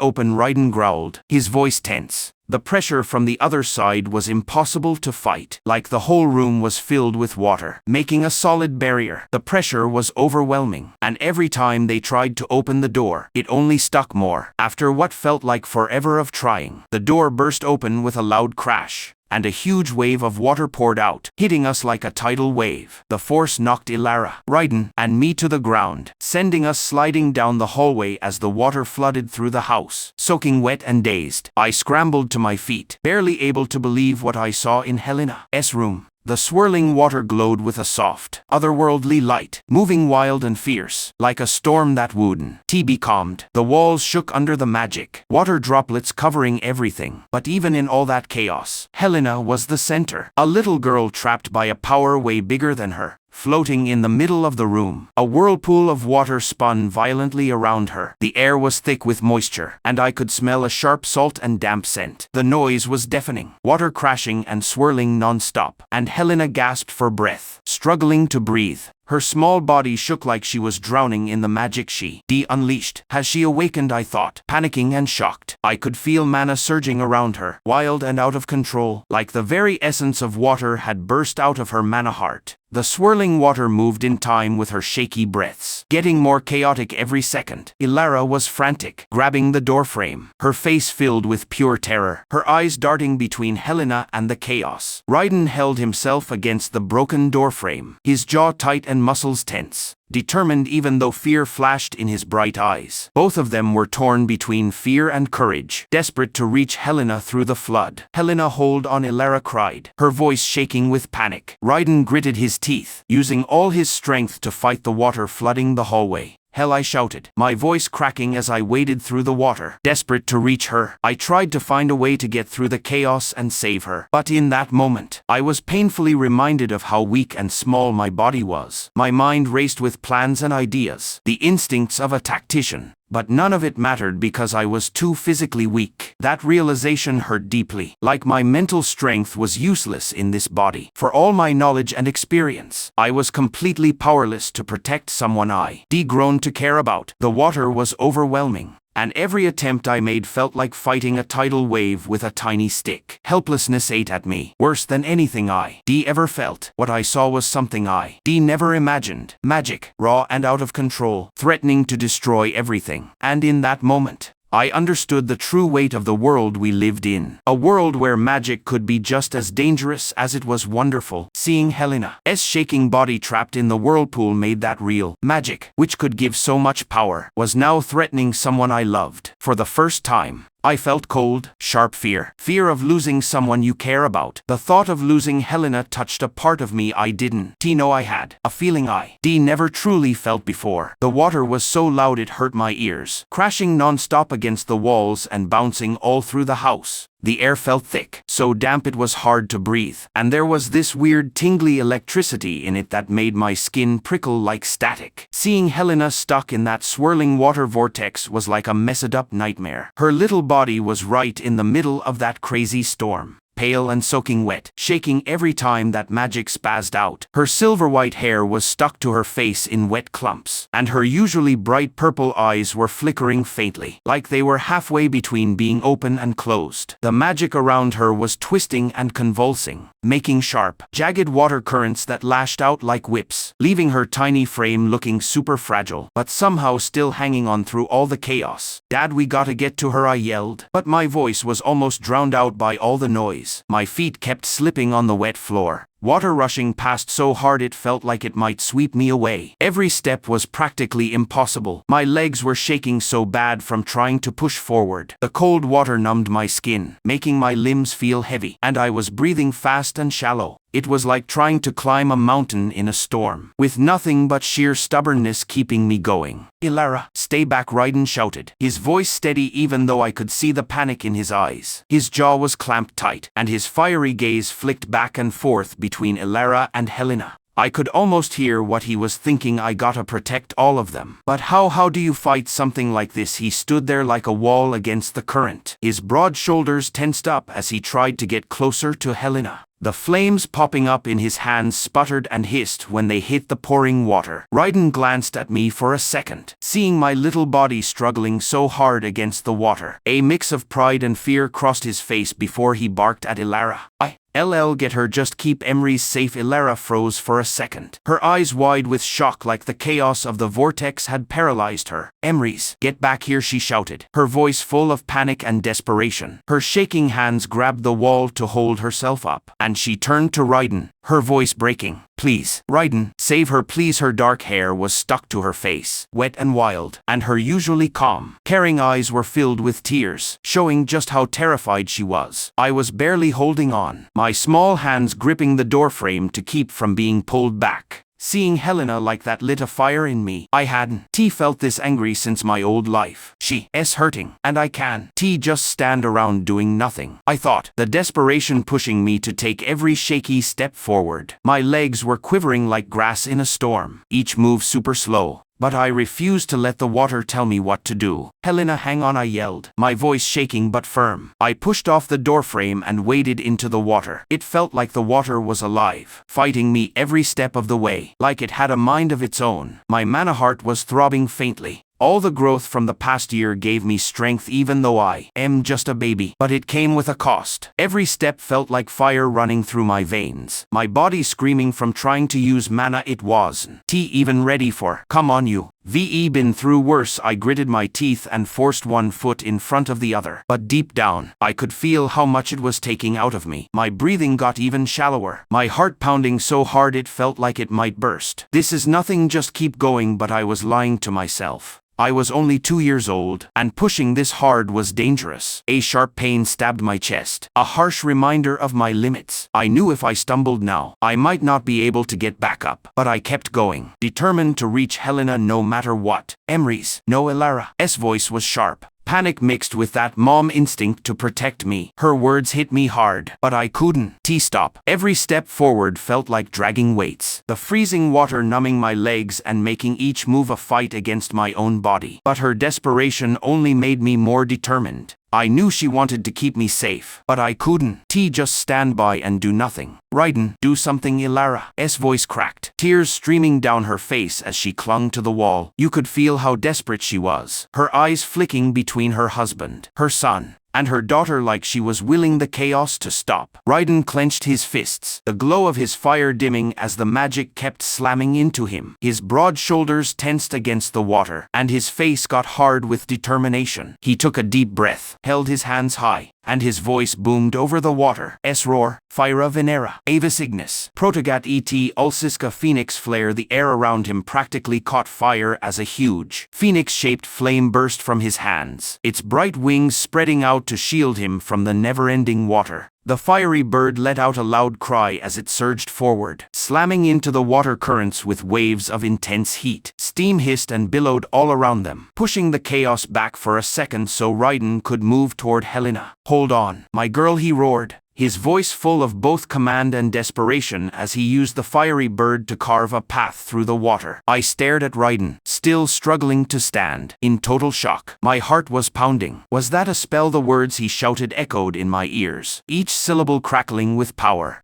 Never heard anything like that before. Is this how you really use magic? The room was a total mess of noise. The water roaring, Raiden's fire crackling, Ilara's desperate cries, Raiden's flames pushed forward, cutting through the water. His phoenix flare spell holding the crazy magic back for a little while. But just as he got close to Helena, her body moved straight up like something was controlling her, her head snapping back and her silver-white hair whipping around. Her eyes were empty and endless, glowing with a weird, emotionless light that sent a chill down my spine. Help, she screamed, her voice echoing like thunder. That one word was so full of desperation and raw power that it triggered a sudden surge of mana. A huge whirlpool exploded from her, its power wiping out Raiden's phoenix flare like it was just a tiny match flame. The force of it threw Raiden back like a leaf in a storm, his fire snuffed out instantly by the overwhelming water magic. Ilara and I were pushed back to where we started, the force slamming us into the wet walls. Raiden stumbled to his feet, coughing as steam and water clung to him. His face was full of disbelief. His usual fiery confidence was gone, replaced with a scared, haunted look. Her magic, it's too strong, he mumbled, his voice shaking. I can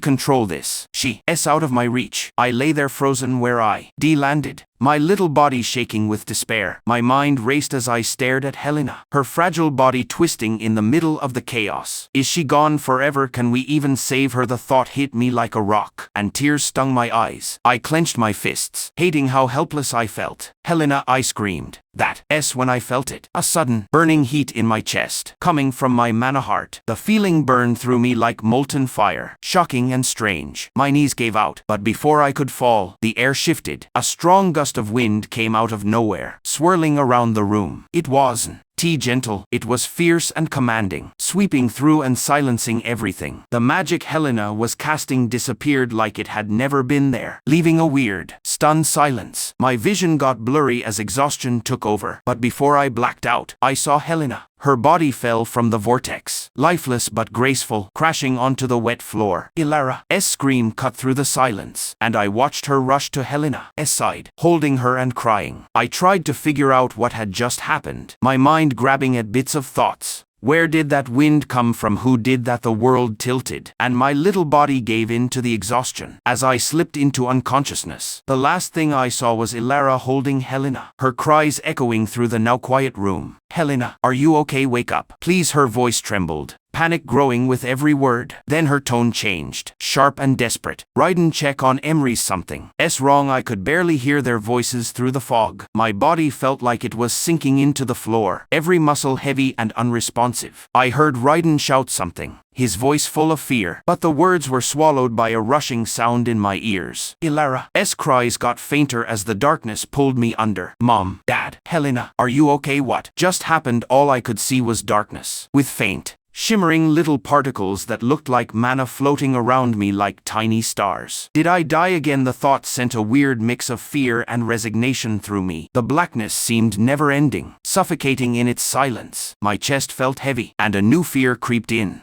Am I blind? The stupid thought made me groan inside. Great, no more pretty girls to look forward to as I grow up. I'd rather be dead. Just as I started spiraling into more silly thoughts, faint sounds began to filter in, muffled at first, but getting clearer every second. Voices, familiar ones. Ilara's voice was the first I recognized, shaking but firm. Is he going to be okay? Tell me he'll be okay, she demanded, desperation thick in her voice. A deeper, unfamiliar voice replied calmly. He's fine. His body and mana heart are worn out. He needs time to recover. Let him rest. And he'll wake up on his own. Raiden's voice cut in next, full of frustration and worry. I can't believe it. He's just a kid. Ilara's voice softened, wavering. He's so small. I don't know what I do if. The words faded again, and I was left alone in the quiet darkness. Rest? I don't have time to rest. Where's Helena? As my eyes started to open, the darkness turned into a dim, blurry haze. Sounds, no longer muffled, became crystal clear. Emery's Raiden's voice boomed with relief. Ilara, he's awake. Through the fog in my vision, I saw her, Ilara, tears streaming down her face, rushing toward me. Her usual calm self was gone, replaced with raw, shaking joy. My little Emery's, she sobbed, gently holding my face. You scared me so bad. I blinked at her, my vision slowly clearing, taking in the room. The warmth of her hands on my cheeks gave me a little comfort, but fear still nibbled at the edges of my mind. Something was missing. Helena, I croaked, my voice barely a whisper. My heart squeezed when I realized I hadn't heard her voice since I woke up. Just as despair was about to take over, a faint sound broke through, soft, but I knew it right away. Thank you for saving me. The voice came from my left, and I turned my head slowly to see her, Helena, her little body leaning against the bedpost, her purple eyes shining with a mix of tiredness and gratitude. Seeing her made a wave of relief wash over me, and I couldn't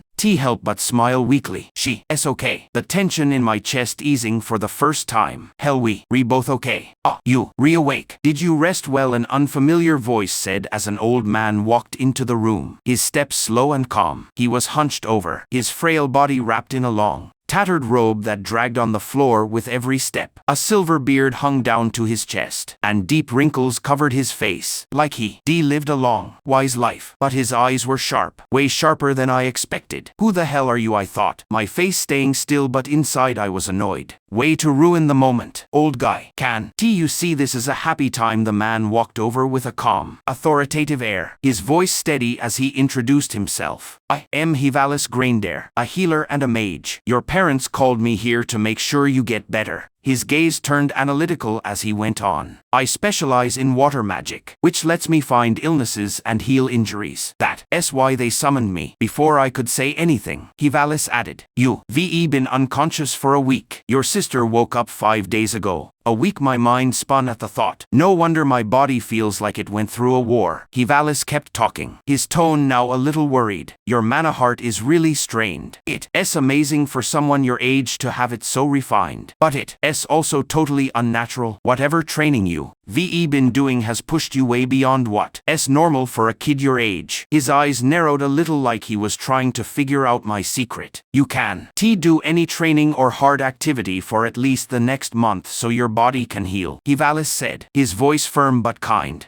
Your mana heart is uneasy, really uneasy. I can say how or why, but it's been pushed to its absolute limit. Rest easy, boy. The room went quiet for a second as his words sank in. I could feel Ilara next to me, her hand warm in mine. She leaned closer, her voice gentle but firm. Emrys, Helena has woken up her magic, and so have you. Her words made me realize what had happened. Woken up, my gaze flicked to Helena, who managed a faint smile from her spot by the bedpost. Mama's telling the truth, she said, her eyes still glowing a little with that unspoken power. Mom, what happened that night? I croaked, my voice still hoarse. My eyes flicked between Ilara and Raiden, confusion weighing on me. Why did it feel like everything was gonna end? Ilara opened her mouth to answer, but Raiden put his hand on her shoulder, his face serious but determined. Let me explain, he said, stepping closer to my bed. His fiery red hair was damp with sweat, and his eyes looked tired, like he'd been on edge for way too long. It all started when Helena's magic began to wake up. Her mana heart exploded, letting out a flood of water magic that she couldn't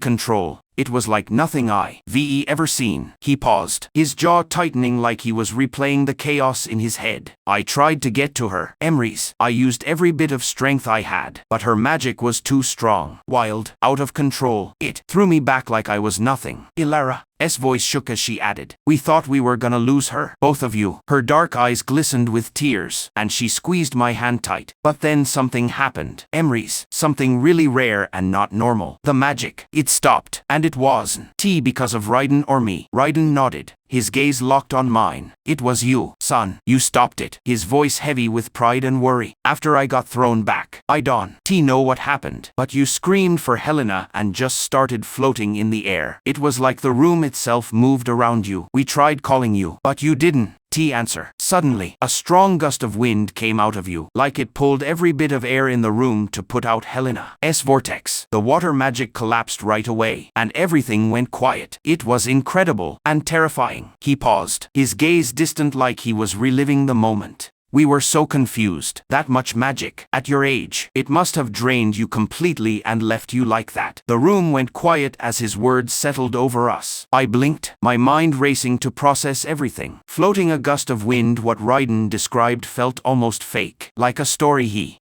tell me before bed. Did I really do all that? I clenched the sheets under me, my fingers shaking. Hivalis spoke up, his voice calm but firm. Both you and your sister have woken up your magic too early. He started, his analytical gaze sweeping the room. This is really rare. It doesn't happen very often. Even more so for you, Emrys, only 2 years old, half the usual age when magic wakes up. It's almost unheard of, waking up a magic affinity this early. And it's different from your dad's fire affinity. That's nothing short of amazing. The room went silent again, everyone stunned by his words. Ilara's grip on my hand tightened, her dark eyes wide with worry. Raiden's expression changed as Hivalis spoke. His usual confidence wavered for a second, replaced with disbelief. His hands clenched into fists, his gaze dropping to the floor like he was trying to wrap his head around the fact that my magic was different from his. Hivalis kept going, Helena's awakening is amazing too. But Emery's, your mana heart is strained in ways I.V.E. rarely seen. Whatever you.V.E. been doing has pushed it way beyond natural limits. He paused, his tone turning cautionary. This much strain can be dangerous. Both of you need to be careful, especially you, Emery's. I blinked, trying to take in what I.D. just heard. Too early so it's true, I thought, remembering what I.D. read in the Guide to Magic. The book had talked about rare cases of magic waking up too early and the dangers that come with it. But reading about it is one thing, living it is another. I can't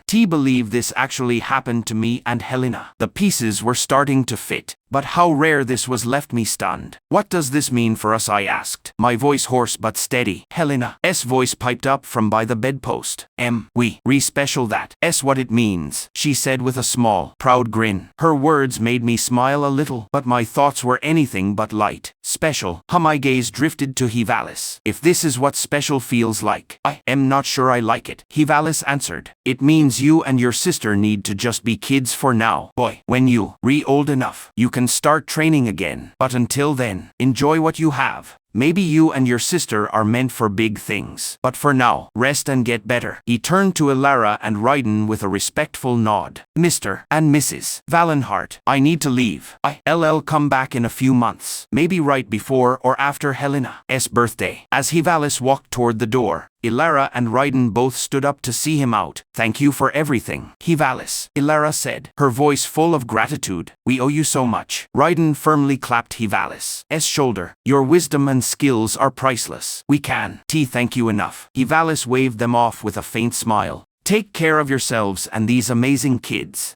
I'll see myself out. As the door clicked shut behind him, I lay there in silence, my mind racing. My heart skipped a beat as one word stuck in my thoughts. Valenhart, the name echoed in my mind like a song I didn't know. I never really thought about a family name before. In my old life, names were just titles, tools for power or fame, not something you cared about. But here, it felt different. Valenhart, the word felt heavy, like it gave me an identity I didn't know I was missing. A small smirk tugged at my lips despite the tiredness. It's better than some of the stupid titles I gave myself in my old life. As I lay there, exhaustion creeping back, the events of the past few days swirled in my mind. Helena's magic waking up. Mine, our family name. This time, it's not just a name. It's a promise, a responsibility. The thought filled me with a weird warmth, but also a strong determination. I thought about Helena, her purple eyes shining with that unspoken power, her strength way more than I ever could have imagined. We both changed overnight, the weight of her awakening settling in right alongside mine. What does this mean for us, for our future? The questions swirled. But one thing was clear, Helena had fought her own battle, and now it was my turn to be strong for her. I closed my eyes all the way, letting out a slow breath. I have so much to learn, so much to do, but for now, I need to rest.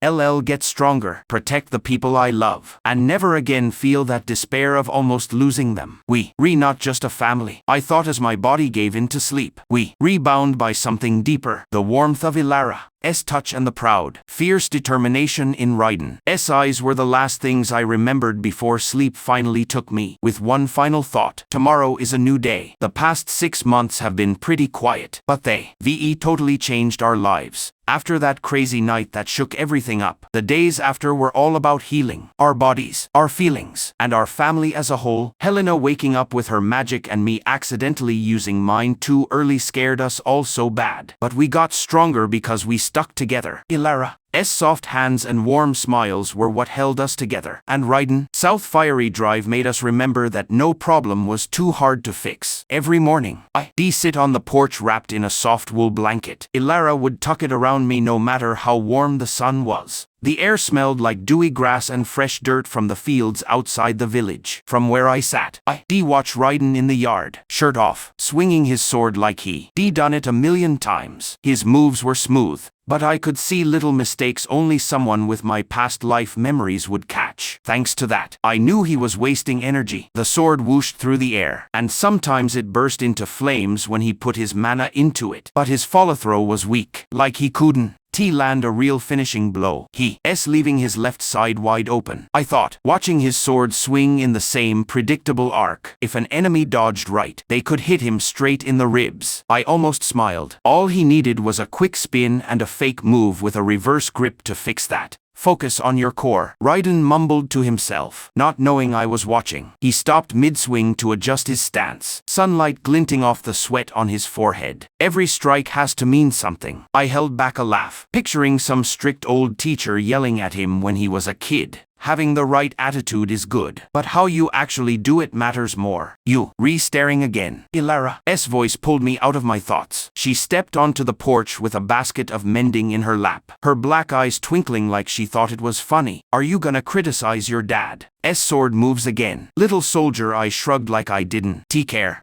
It's not my fault, dad. So predictable, I joked, faking a yawn. Even Helena could dodge that swing. Ilara laughed, her warm voice filling the air. You sound like a tiny general already. Dawn, let your dad hear you say that. Or he make you go train before you ready. Oh, I love that, I said, pretending to be excited. As long as I Dawn have to take my shirt off and yell cheesy stuff like, prepare to die. Ilara shook her head, smiling softly as she pulled the blanket tighter around me. Impossible, she said, but her voice was full of love. When she looked at Raiden, I could see how proud she was, even if she wouldn't say it out loud. Watching Raiden swing his sword and put mana into each strike became my daily routine. Every time he swung, I break down his moves, point out the mistakes in my head, and fix them to be sharper, faster, and deadlier. One day, I'll take those moves, make them better, and call them my own. I thought with a smirk, and when I do, that old man won. Stand a chance. I often thought about the night I awakened. But what really made me curious was the spell Raiden said before he used that huge fire magic. The way the words felt powerful, it made me want to know more. One afternoon, while I watched Raiden train in the yard, I finally worked up the courage to ask. Dad, I started, nervous.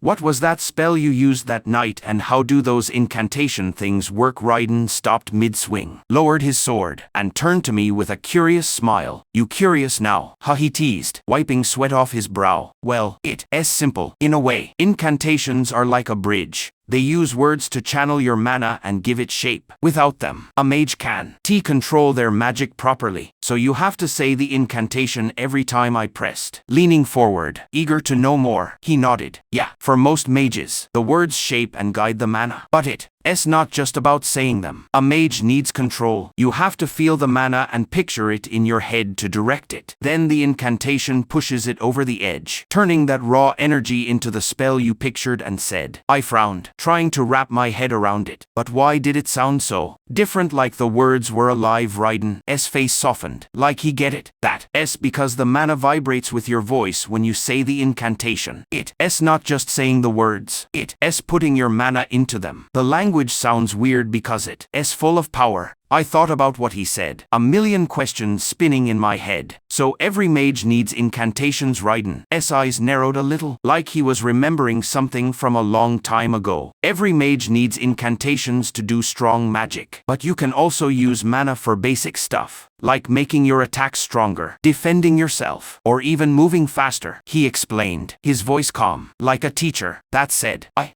heard rumors, just little whispers, about some mages who don't need incantations at all. I've never met one, though, so I don't know if it's true or just a silly story. No incantations, I thought, tucking that info away for later. Dad, how do you learn these spells? Raiden grinned again. Learning spells isn't just memorizing words. It's about picturing exactly what you want, pushing your mana into that picture, and saying the words to make it real. I tilted my head, confused. So, it just happens that it's not helpful at all, Dad, he chuckled, scratching the back of his neck. It's hard to explain. You feel it more than you think about it. When you channel your mana, the incantation lines it up into the shape of the spell you reimagining. Great, I thought, holding back a sigh. So magic is just you'll know it when you feel it. Thanks for the super clear explanation, Dad. My face must have given me away because Raiden laughed again. Don't worry, he said, messing up my hair playfully. We'll work on it when you ready. Over the weeks, even though Hivalis told me not to, I kept secretly working on my mana heart. But it got way harder. After I awakened, my mana heart moved to the dawn stage. Before it was a faint silver, but now A light peach color with a fiery glow, and it pulses with more energy than my body can handle. Every time I tried to refine my mana, it felt like walking a tightrope, painful and unrelenting. I figured out the hard way that letting too much mana out made me breathless and weak. I even tried experimenting with my air magic, but it didn't go well. When I tried to make a little breeze through my fingers, my chest felt tight, and my mana heart throbbed like it was warning me to stop. Once, I tried to summon a small gust, and I collapsed to the floor, breathing shallow, vision blurry. Never again, I muttered through gritted teeth, even though I knew I was lying. The urge to get better was too strong, but even with my stubbornness, I noticed something frustrating. My mana refinement was slowing down. No matter how hard I focused, it was like I hit a wall I couldn't get past. I could feel the mana flowing through me, ready and abundant, but my body wasn't ready to keep up. Maybe my mana heart is too far ahead of my body, I thought angrily during one of my meditation sessions. It was infuriating. Progress used to feel amazing, but now it was like climbing a mountain with weights tied to my ankles. Still, I kept going, taking small wins where I could. Even when my body fought back, I refused to quit entirely. I'll catch up eventually, I told myself, and when I do, nothing will stop me. Helena, though, was a total ball of energy and determination. Getting used to her new water magic wasn't easy. At first, she couldn't control it at all. Puddles would pop up out of nowhere and soak everything. And more than once, I was the one who got splashed. Helena Ilara.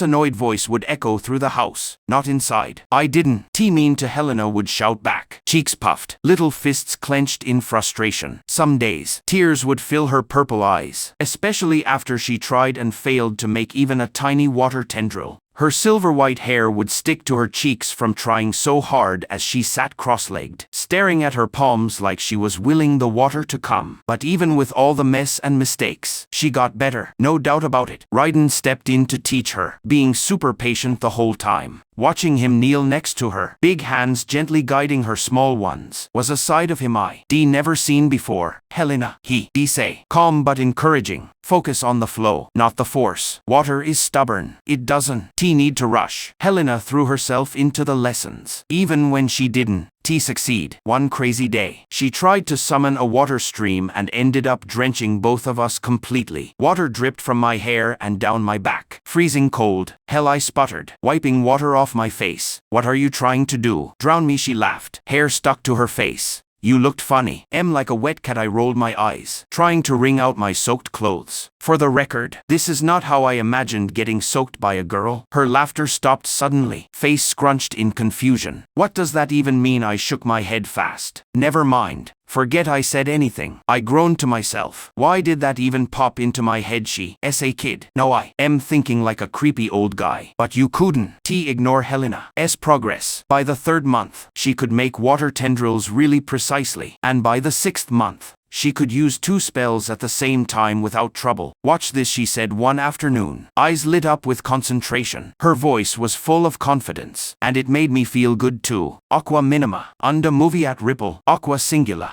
Fair hostem droplet. She guided a swirling ball of water through the air, then split it into 2 streams that circled Raiden and me. Her hands shook a little as she kept control, but her eyes were full of determination. Raiden's eyebrows went up. You, Ria natural, he mumbled, like he was talking to himself, then ruffled her hair with a big grin. Keep practicing. And you, LLB, an amazing water mage. Helena turned to me, grinning so big it could outshine the sun. See, Papa thinks I am awesome. What do you think? I smirked. I think if you get me wet one more time, I'll take that awesome title from you. She stuck her tongue out, but her laughter made the joke worth it. Watching her train became one of my favorite things over the past 6 months. She didn't always listen, but her determination rubbed off on me. Seeing her get better made me remember why I pushed so hard to get stronger too. Now we were getting ready for something special. Helena's 5th birthday. I realized that in this world, birthdays aren't celebrated every year like they were in my old life. Instead, they every 5 years. A tradition tied to the age when kids awaken their magic. A fifth birthday is a big deal. It means growing up, getting stronger, and new beginnings. As Helena's big day got closer, the house was chaos in the best way. Ilara was busy baking a small but smelly birthday cake. Vanilla and honey filled the air. Ryden and I worked together to decorate the yard with colorful ribbons and wildflowers we picked from the fields. The sun setting and the breeze blowing made getting ready feel even happier. "Mom, do you think she'll like it?" I asked, watching her frost the cake carefully. "She'll love it," she replied with a soft smile, her black eyes full of excitement. "It's not every day you turn 5. That night, before her birthday, things got even crazier. Helena, being silly and full of energy, used her water magic to drench both herself and me. "Hell," I shouted again, clothes sticking to me uncomfortably. "Why do you do that, you?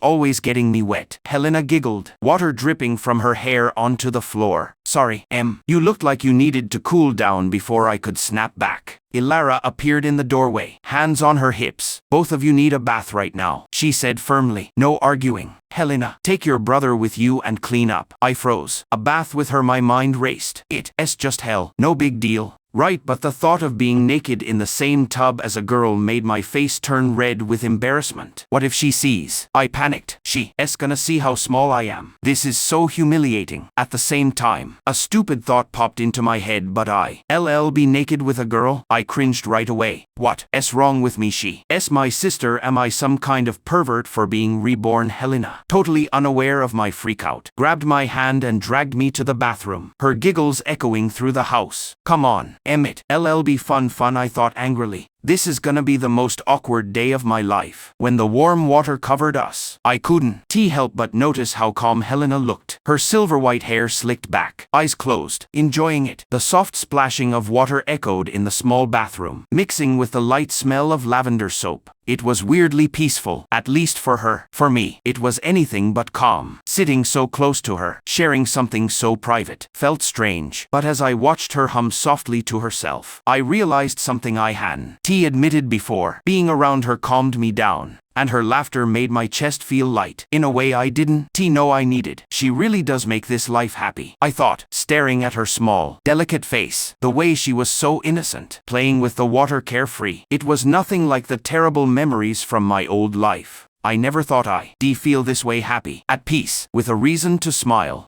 Stop staring at me like that," Helena suddenly said, cheeks turning a little pink as she splashed water at me. I blinked, my face getting hot as I tried to think of something to say. "I wasn't staring," I lied, wiping water off my face. "You were too, such a weirdo," she teased, sticking her tongue out. Helena huffed and turned her back to me, her silver white hair swishing like she was hiding her face from my staring. But that movement showed me something else, something I'd never seen before. Right on the upper right side of her back, just below her shoulder blade where the bone curves gently under her skin, there was a mark. It wasn't just a simple spot of color. At first glance, anyone would think it was a normal birthmark. But the longer I looked, the more I knew that was wrong. The mark was an incomplete circle, the curved part made of sharp, twisted lines. The skin there was a little raised, textured in a way that didn't look natural. Not a scar, but etched, like someone pressed or burned it into her skin long before she was even born. Should I ask her about it? Helena didn't seem to care about it. Didn't even notice I was looking. Weird. Before I could look closer, Helena splashed water at me again. "Stop staring at my back, weirdo," she snapped, cheeks pink as she turned to glare at me. I looked away right away. I wasn't I was just looking at the wall. I rolled my eyes, but a small smile snuck onto my face anyway.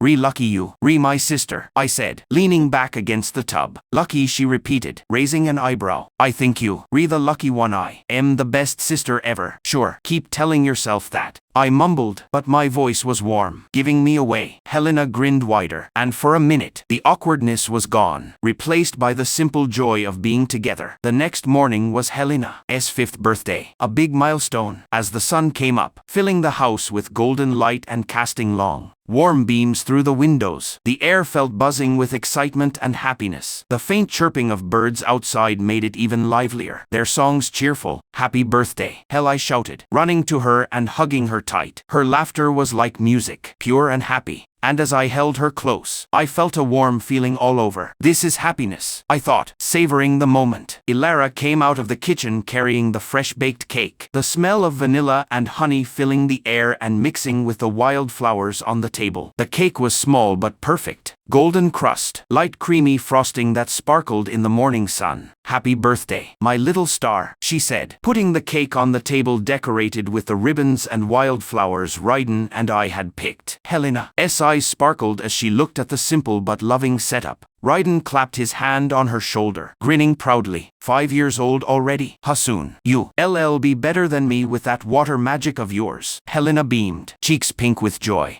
I'll try, Papa, but you really strong, so maybe not yet. The sun warmed us, laughter filling the room. And for a minute, the world felt perfect. Later that day, Hivalis showed up like he said he would. His old, wise eyes looking at each of us like he knew something we didn't. He was wearing his usual flowy robes, with a worn satchel slung over one shoulder. "I heard there's a birthday girl here," he announced with a warm smile, stepping inside and nodding at Ryden and Ilara. "And I think there's a young man who needs another checkup." My eyes widened as Hivalis turned to me, a playful glint in his eyes. Who the hell invited him to the party, I thought, my face showing how annoyed I was. Hivalis pulled a shiny wooden stick with a glowing blue crystal on the end out of his satchel. He handed it to Helena, his face gentle but serious. "This, my dear, is a wand," he said. "It's a mage's weapon, made to help beginners get better at their magic. With this, it'll be easier for you to channel your mana and focus your spells. Use it wisely, Helena, and get stronger." Helena's eyes got big with awe as she held the wand, turning it over in her hands, her hair catching the light. "Thank you, Hivalis," she exclaimed, voice full of excitement.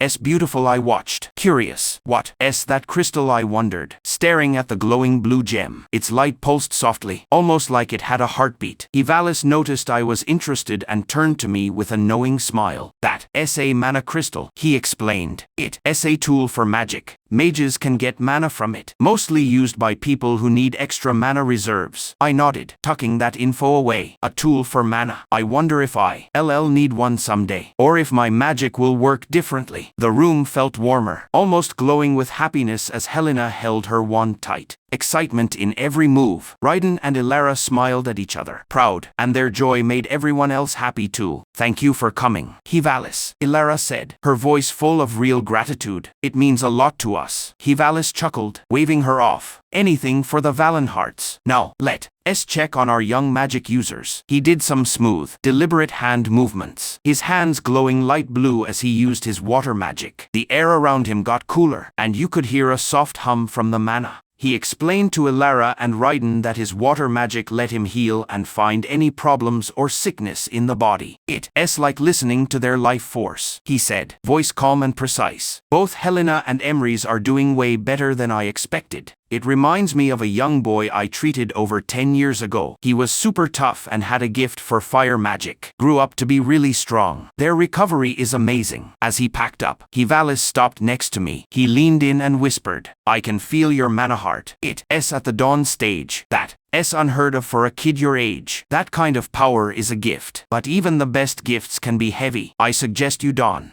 practice any magic until you reach the awakening age. Even then, it might be hard. Your mana heart is amazing, but it's fragile right now. Pushing it too hard could be really bad. Be careful, little boy." His words made me nervous, but before I could say anything, Hivalis stood up straight and smiled at everyone. "I'll head out now. Thank you for having me. As always." Ilara stepped forward, eyes full of gratitude. "Thank you, Hivalis. We appreciate your help more than you know." Ryden nodded firmly. "Travel safe, old friend." As Hivalis left, I stood there, his words echoing in my head. What does this mean for me, I thought, my mind racing with memories and questions. I couldn't help but look at Helena, who was happily showing off her birthday gifts, laughing without a care, even with my worries. Her laughter made me feel better. Whatever it takes, I promised myself, I'll figure this out. Hivalis' words stuck in my head like an unwanted guest, and they weighed heavier than I expected. His warning about my fragile mana heart really hit me, especially after everything that happened before. I held back from pushing my limits, at least not openly. I still couldn't ignore the pull completely, though. Late at night, when everything was quiet, I sit cross-legged on my room's wooden floor, close my eyes, and sink into the rhythm of refining my mana heart. As I focused, the bright colors of mana particles came alive behind my closed eyes. They swirled like stars in the night sky, a mix of glowing blues, fiery reds, sunny yellows, soft greens, and faint white and black. It was mesmerizing, a dance of energy that felt both strange and close. I only refined enough to stay in control without straining my mana heart.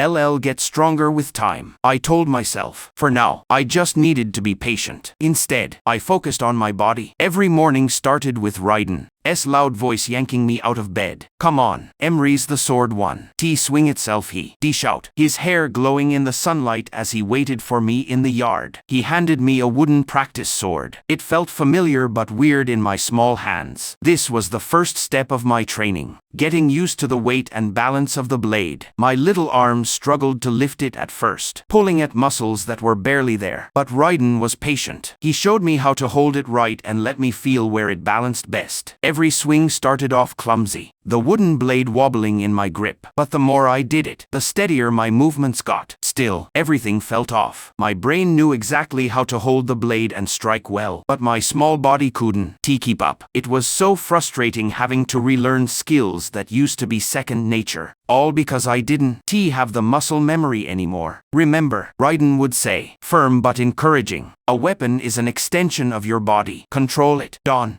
Fight it. Yeah, Dawn. Laugh. Control it, Dawn. Fight it. I thought, holding back from rolling my eyes. If only my body would listen. My brain was running a total swordsmanship masterclass. But my arms and legs, they were just clueless first-timers. Raiden's training was tough but weirdly satisfying. He stuck to the basics. Footwork, balance, controlled strikes, even if his style didn't have the skill I remembered from my past life. As I practiced, I couldn't help judging his moves quietly to myself.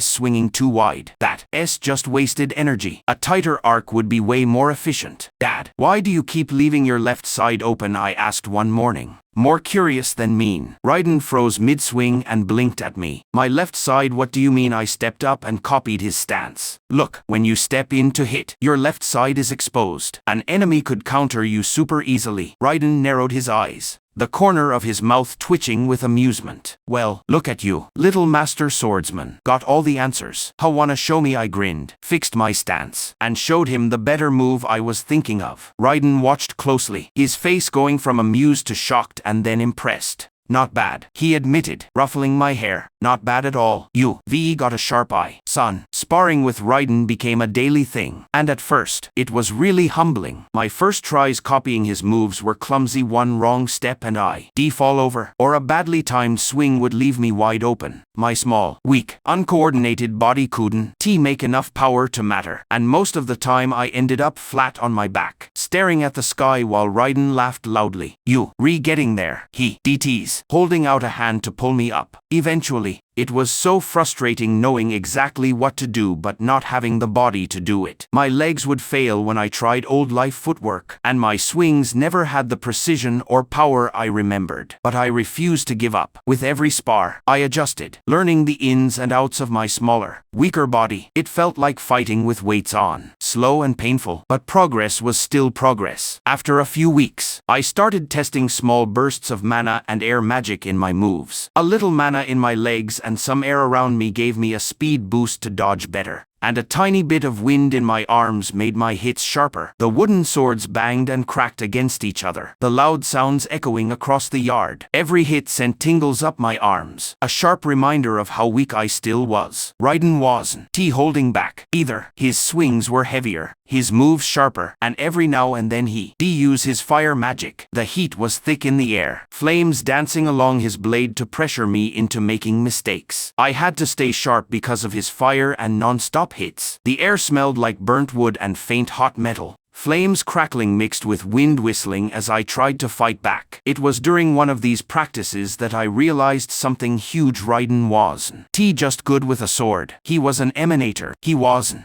pulling fire from the air around him. It came from inside him. Power he used without even trying. So Dad's an emanator, I thought, dodging a flaming swing that burned the air inches from my face. No wonder he doesn't need perfect conditions to use magic. He carries it inside him. The idea impressed me and annoyed me at the same time. It explained why he was so confident and didn't struggle with magic control like other people. Still, his form could use work, I thought, barely blocking his next hit. If he stopped focusing so much on brute force and used precision instead, he'd be unbeatable. You repicking this up really fast. Emrys, Raiden said one morning, sweat on his forehead as he blocked one of my sharp swings. But don't get cocky. I am not cocky, I shot back, breathing hard. Just better than you think. Raiden chuckled and stepped back into a defensive stance. Oh, really? Then show me. I grinned, shifted my weight, and tried to copy a move I mastered in my past life. A quick fake out followed by a low sweep. But my body had other plans. My foot slipped, and I toppled over, landing clumsily in the dirt. Helena burst out laughing from the porch, her voice playful and happy. Nice one. Maybe next time you actually hit Papa, she yelled. You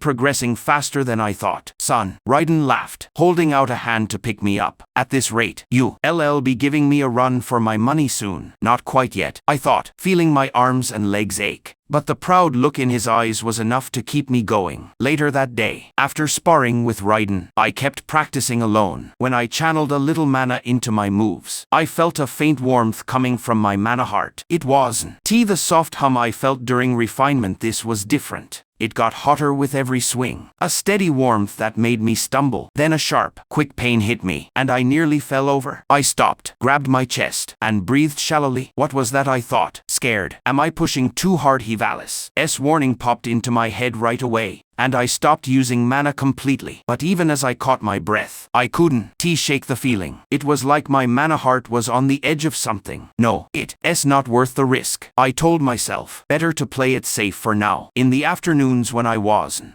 training with Raiden, Ilara would take Helena and me to explore Verdant Vale while she picked up things for the house. The village was a mix of bright green fields and cute cottages, all surrounded by lively gardens. The smell of fresh bread came from the village bakery, mixed with the sweet scent of wildflowers along the stone streets. Farmers smiled and waved at us, their hands rough from years of working the land, and kids ran barefoot through the fields, their laughter floating on the wind like a song. I noticed that even though we liked these trips, Helena and I rarely joined the other kids' games. It wasn't that they didn't invite us. The kids always waved us over with grins, but we were happy staying close to Ilara, watching instead of joining. Maybe it was leftover feelings from my old life, or maybe it was just a quiet bond between Helena and me. Either way, their loud, carefree fun was a big contrast to the careful, alert part of me that never really turned off. Still, I couldn't help smiling as I watched them. There was a freedom in their play that reminded me of something I couldn't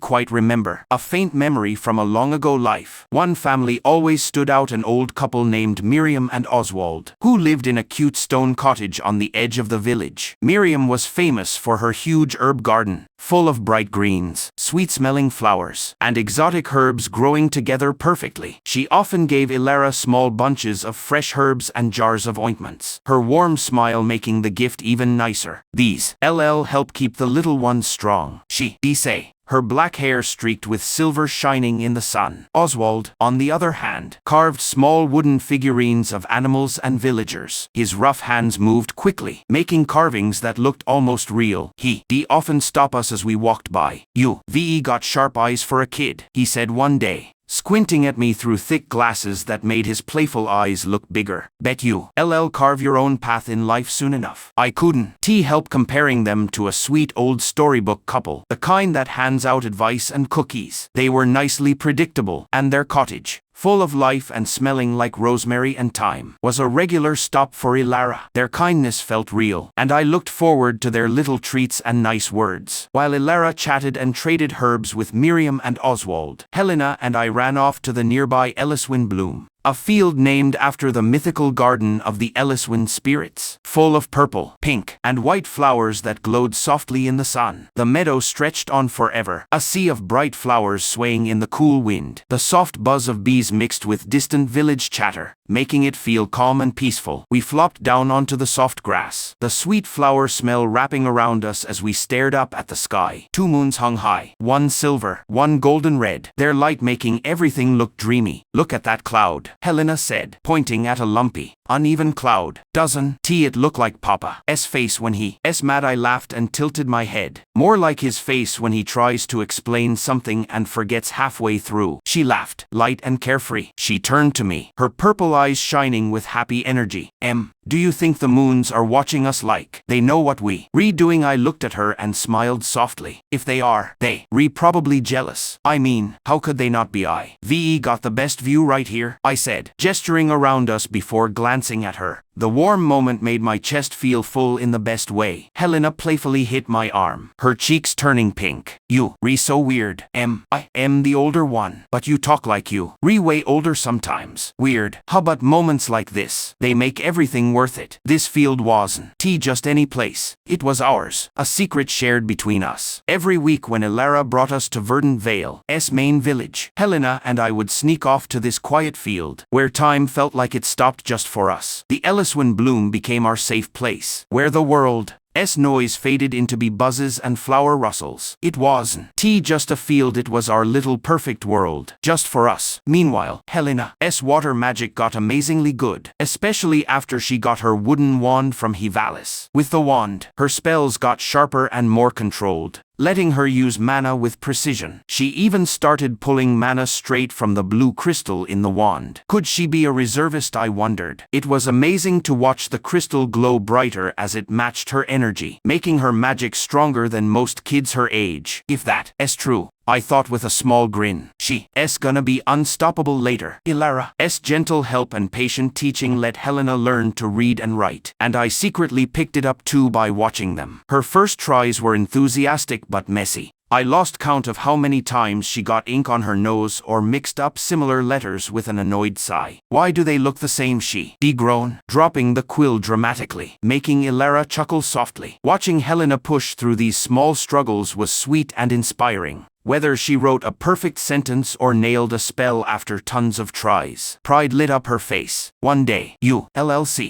she said, sticking her ink-stained tongue out at me. I cast spells so good they make the sky rain. Helena's excitement was contagious, and her water spells got more precise every time, leaving us all impressed. One afternoon, under an old oak tree, she chanted, "Aqua celeries, fair come 6 splash bolt." Her voice was steady and clear, and the spell shot a fast stream of water that slammed into a nearby rock and knocked it over. The sound of rushing water filled the air, and the splash left the ground damp with a thin mist on our skin. Helena's wand glowed bright, its blue mana crystal shining as it boosted her spell. "That was amazing," I exclaimed, my eyes wide as I turned to her. She grinned, proud but tired. "Thanks, but that spell used so much mana." Ilara, who'd been watching from far away, clapped happily. "Well done, Helena, you're getting stronger every day." I couldn't help being amazed by her progress. The sharp, controlled power of her spell showed how far she'd come. She's really incredible, I thought, shaking my head in awe. At this rate, she'll probably pass me soon. During one of our mana-refining sessions together, as afternoon light came through the Eliswind bloom's branches and the faint flower smell hung in the air, I noticed something shocking. I could feel her mana heart giving off steady, strong energy. I was stunned when I realized her mana heart had reached the dawn stage, the same as mine. But the realization brought a question I couldn't get rid of. Where was her breakthrough? The book described moving up a mana heart stage as a moment of strain, pressure, and then release. A threshold, a barrier, a breakthrough. But neither Helena nor I had any of that. No sudden mana burst, no loss of control, no pain, no big awakening surge, nothing. Her mana heart had just grown, quietly, smoothly, naturally. Did the book get it wrong? I wondered. Frowning. "Hell," I said slowly, amazed and confused. "Did you know your mana heart's already at the dawn stage?" She blinked at me, then smiled shyly, her cheeks pink. "Yeah, I just kept it a surprise. I knew you'd try to sense my mana heart." I felt proud and weirded out at the same time. With all my memories and past experience,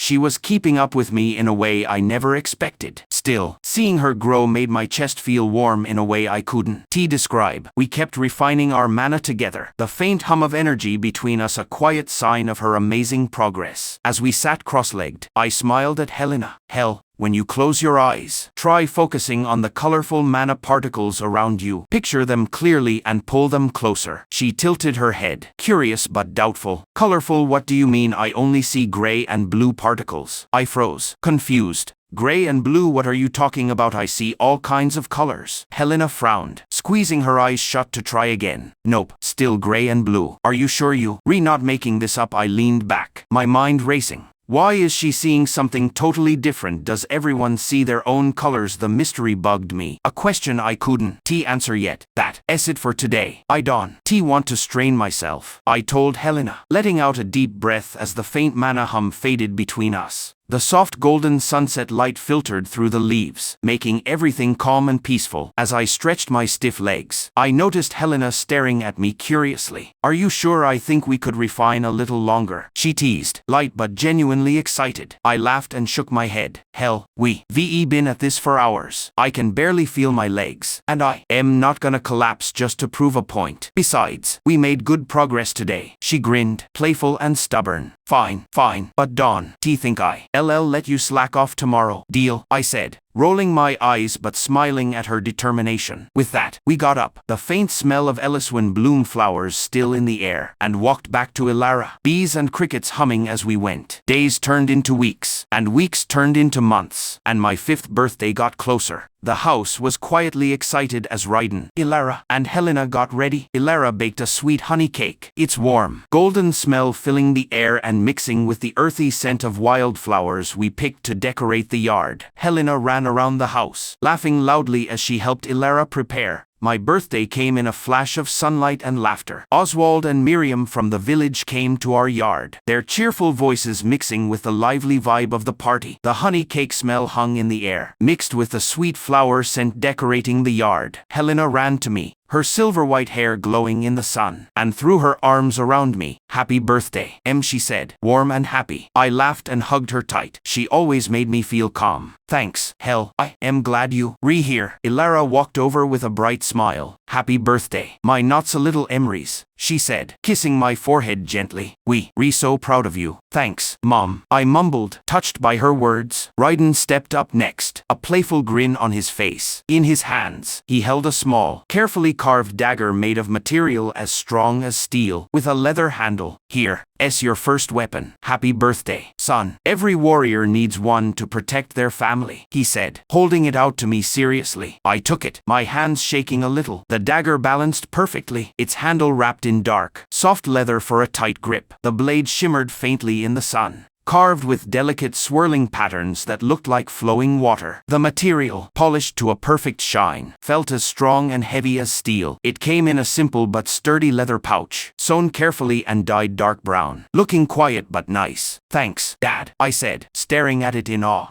It's perfect. Dawn, take it out inside the house. Your mom, kill me, he joked, ruffling my hair. His eyes sparkled with amusement, and I grinned back at his energetic vibe. Their kind gestures filled my chest with unshakable happiness, and for a moment, the world felt perfect. As evening came, the sky turning gold and purple, Oswald and Miriam said goodbye, their kind words lingering like a warm echo. Take care, young Valenhearts, Miriam said with a smile, holding a small bundle of herbs for Ilara. Oswald laughed loudly and waved. Keep that little blade sharp. Emrys. They walked down the path, their shapes dark against the fading evening light. Helena and Raiden stayed in the living room, laughing as Raiden lit the fireplace with a quick flick of fire magic. Flames danced, casting warm, flickering light on their faces and making playful shadows on the walls. Papa, you always make it look so easy, Helena said, eyes wide with admiration as she leaned closer. That's because it is easy, Raiden teased, grinning, making Helena roll her eyes dramatically. Meanwhile, Ilara hummed softly in the kitchen, tidying up the party mess with careful moves. The warm kitchen light lit up her calm face as she wrapped the leftover honey cake slices in cloth and set them aside. You two always leave me with all the cleaning, she called out playfully. before helping Ilara tidy. I went to my room to put the dagger away. As I stepped inside, I felt an odd warmth growing in my chest. At first, it was a faint, comforting heat, like embers after a fire dies down. I thought it was just leftover excitement from the day.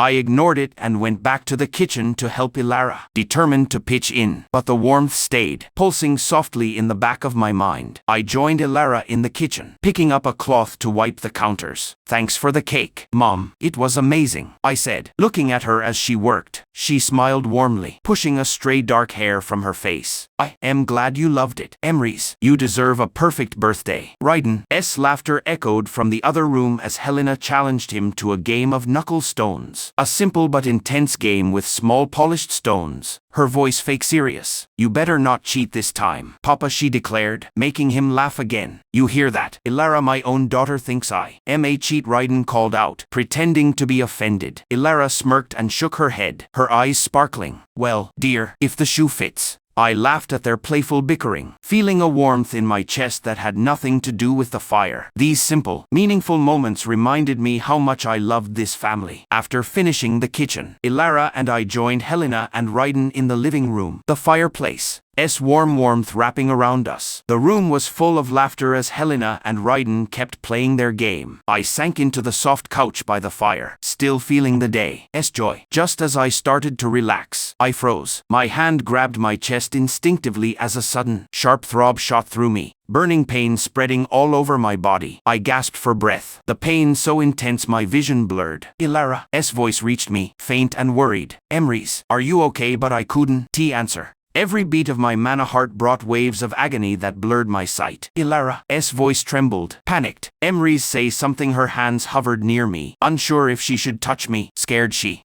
make it worse. Raiden, his face tight with worry, stopped the game immediately and dropped to his knees beside me. "Son, hold on, tell me what's wrong." His steady hand held mine tightly, grounding me in the chaos. Helena darted closer, her voice shaking with urgency. "Breathe, you. Gonna be okay." Her small hands lifted, and I felt the cool mist of her water magic wrap around me, a gentle contrast to the unbearable heat in my chest. Despite their efforts, the pain only got worse, my mana heart glowing brighter with every agonizing beat. I let out a strangled scream as the heat in my chest flared up. Panic and desperation took over as I fought to stay in control. Through the pain, I forced one eye open and saw a faint glow, heat forming visibly under my shaking hands. Fear gripped me, and my mind jumped to the worst conclusion, summoning every bit of strength I had left. I used my air magic without thinking. "Move, get away." A burst of wind exploded outward, pushing Ilara, Raiden, and Helena safely away, while sending me flying backward down the hall into my room. The impact left me dazed, but the short distance was all I could hope for as the burning pain took over. Helena and Raiden stood frozen, shocked and scared. "Papa, how did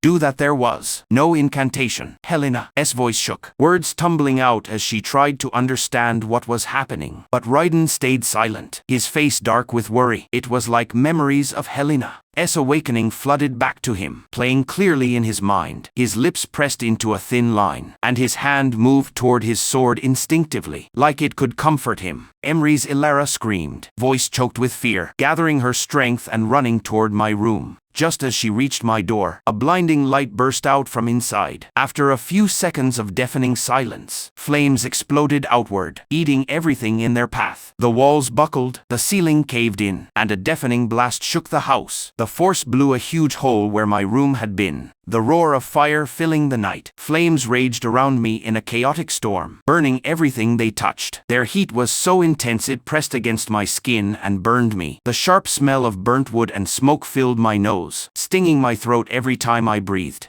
A sharp sting on my left forearm made me look down. I saw a faint burn mark carved into my skin, the edges red and tender, like I'd been branded by the fire. I stared at it in shock and unease, my hand shaking as the leftover heat seeped deep into my body. Smoke swirled through the air, stinging my eyes and hiding what was left of my room. Through the smoke, I saw them, Raiden and Helena, on their knees, shocked and terrified. Raiden's hand hovered near his sword protectively. Beside him, Helena clung to his shirt, eyes wide and teary. flipping her gaze between me and the destruction. Ilara lay in front of them, unconscious and scarily still. Her clothes were burnt, showing her right thigh and part of her chest where the fabric had burned away. The skin on her right leg, from calf to thigh, was bright red and burned, and her right arm was hurt too. Smoke curled around her, and guilt and panic crashed through me as I stared. I stood in the middle of the wreckage, naked and shaking, fire still burning hot around me, and gasped. What the hell just happened? My voice cracked, barely heard over the crackling fire. As I stared at their stunned faces, the heat from the flames was still hanging around, that heavy, hot feeling sticking to my skin as I stood right in the middle of all the wreckage. Smoke curled around me in slow, lazy wisps, stinging my eyes and filling my nose with that gross, burnt wood smell. I looked around the room, but my eyes kept going back to Ilara. Her body was so still it scared me. Her burns, those bright red, raw patches all over her right leg and arm, stood out so bad against her pale skin. Helena was on her knees next to her, tears running down her face as she panicked, using her water magic to cool Ilara's wounds. The faint mist from her hands glinted in the flickering light of the stuff that was still burning. Raiden was crouched beside her too, his strong arms wrapped around Ilara's upper body like he was protecting her, his face a mix of total heartache and determination. I just stood there frozen. My brain was going a mile a minute, but my body wouldn't budge. My chest felt tight as I tried to wrap my head around what had just happened. I woke up. Again, I have fire magic now. A second power. That thought hit me like a punch to the stomach, but it quickly got pushed aside by guilt when I looked at Ilara again. And this is what it cost me. Suddenly, a sharp spray of water hit my face, yanking me out of my spiraling thoughts. Come help Mama, you idiot. Helena's voice cracked, all panicky and mad, as she glared at me through her teary eyes. Her outburst shook me, and I stumbled forward, dropping to my knees next to her. I am sorry, I stammered, my voice breaking as my hands hovered over Ilara, not sure what to do. This is all my fault. That thought played over and over in my head, like a drum that just wouldn't stop, each beat heavier than the last. Seeing Ilara burned and not moving only made the sick feeling in my stomach worse. I never felt guilt like this before. In my old life, regret was just some vague thing, buried under not caring and being cold and calculating. But here I was, shaking and crying, overwhelmed by the fact that I done this. Tears blurred my vision as I looked at Helena. Her frantic, determined face was a painful reminder of what was at stake. What can I do? Tell me what to do, I sobbed, my chest heaving under the weight of my guilt and this weird, new feeling of being helpless. The difference between how I used to not care and this raw, crushing sadness right now hit me hard. What was happening to me, and why did seeing her like this hurt so much? Just stay here and hold her hand, Helena said, her voice shaking but firm. She leaned closer to Ilara, her water magic still flowing steady. Raiden's deep voice cut through the chaos. Emrys, calm down, he said, his tone firm but not mean. His sharp eyes locked onto mine. Take a breath. You won. Help anyone if you lose control again. Helena, stay with him. I'll carry Ilara to the bedroom. Raiden gently but quickly picked Ilara up in his arms and carried her down the hallway. Helena and I watched quietly as the door to their bedroom closed behind him. The house felt so quiet it was suffocating, except for the faint crackle of the dying flames and my ragged breathing. Helena moved closer to me, wrapping a blanket around my shoulders. You know you're still naked, right? She said, trying to smile weakly. I let out a hollow laugh, my voice still shaky. Thanks for reminding me, I mumbled, pulling the blanket tighter. My body still felt raw, like the fire had burned me from the inside out. Helena sat down next to me, her face softening. This isn't your fault. You didn't mean for this to happen. You didn't know. I buried my face in my hands, but I should have. I should have been more careful. I hurt all of you. My voice cracked under the weight of my regret. Without hesitation, she wrapped her arms around me, pressing my head against her chest. Stop it, she said firmly, her voice shaking with both sadness and strength. Mama's going to be okay. We'll figure this out together. Dawn, forget what happened when I got my magic. You're not alone in this. The warmth of her hug and the steady beat of her heart calmed the storm in my head. Just a little. Her words gave me a tiny bit of comfort, but the guilt still gnawed at me. Hell, I said hesitantly, when I used that air magic earlier, I didn't even think. I just felt danger. I didn't expect the danger to be me, let alone this. A second time getting magic. She looked at me with wide eyes. You don't. T know what you did. Do you? I frowned. What do you mean? That wasn't T just any air magic. The amount of power you put out, the force behind it, it felt like a real spell, and you cast it without even saying any magic words. Her words left me stunned. No magic words that doesn't make sense. Before we could talk more, Raiden's footsteps echoed down the hallway, pulling our attention. He walked back into the room, his face serious. Ilara's burns are really bad, he said, his voice heavy with worry. If we don't treat them soon, they could get infected. She might get really sick. What do we do? Papa, Helena asked, her voice small. Raiden walked to a wooden drawer and pulled out a scroll, covered in fancy symbols. He bit his finger and swiped it across the scroll, smearing a line of blood over the symbols. He held it up and spoke clearly. In a hurry. K, I need your help. Ilara. The scroll burst into flames, burning to ash in his hands. What was that? I asked, my curiosity momentarily pushing aside my sadness. A communication scroll, Raiden explained, brushing the ash off his hands. A magic item that can send a single 5-second message to its pair. It's rare and only works once. I called K, a member of the Ember Order. They help us get to Etheria. That south, the only place with healers good enough to treat Ilara. Helena's eyes lit up with a mix of fear and wonder. Wait. The Ember Order, the same one from your stories. Papa, is this K? Kalith. Raiden nodded firmly, his face softening a little. Yes, my old friends. How long will it take them to get here? Dad, I asked, my voice urgent. Raiden sighed. A month. Until then, we need to do everything we can to keep your mother stable. I need both of you to help. Helena and I nodded at the same time, determination hardening on our faces. My guilt was still there, but underneath it, a little spark of resolve lit up. No matter what it took, I was going to make this right. The house settled into an awkward routine during the long wait for Raiden's friends. The Ember Order. The first 3 days were the worst. Ilara stayed unconscious, her breathing shallow, while Raiden and I took care of her burns. Every morning,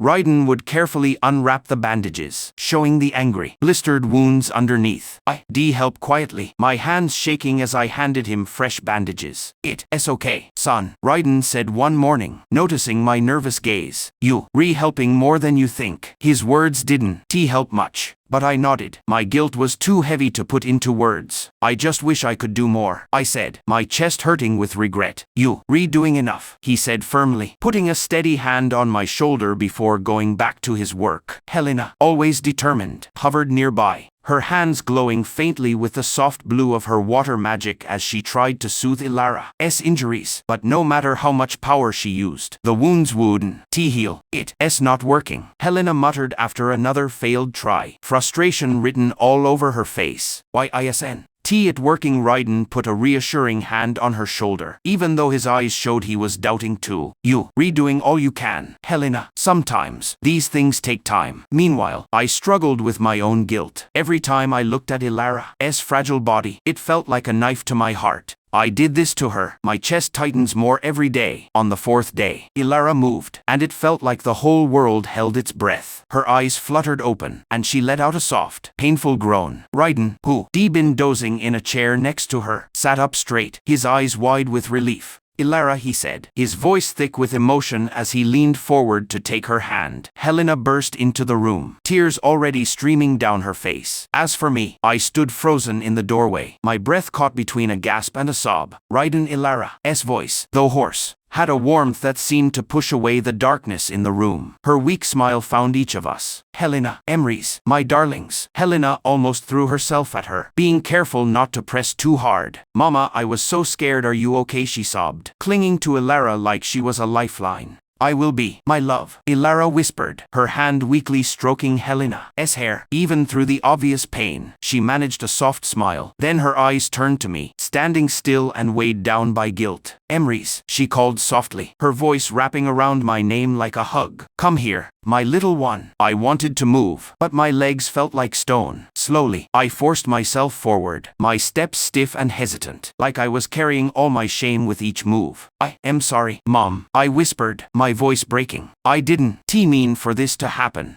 Hush, she interrupted, her trembling hand reaching up to cup my cheek. Her touch was light as a feather but so warm it made my chest hurt. With a gentle smile that showed how much she loved me, even with her eyes half closed, she said, "It's okay, Emrys. I am just glad you're safe." Her words broke something inside me. Tears I deep been holding back streamed down my face as I dropped to my knees next to her. Safe after what I did, how can she say that? The love in her eyes and the gentleness in her words were almost too much to bear. But as her forgiving gaze held mine, a new feeling started to grow inside me, a resolve I never felt before. I'll never let this happen again.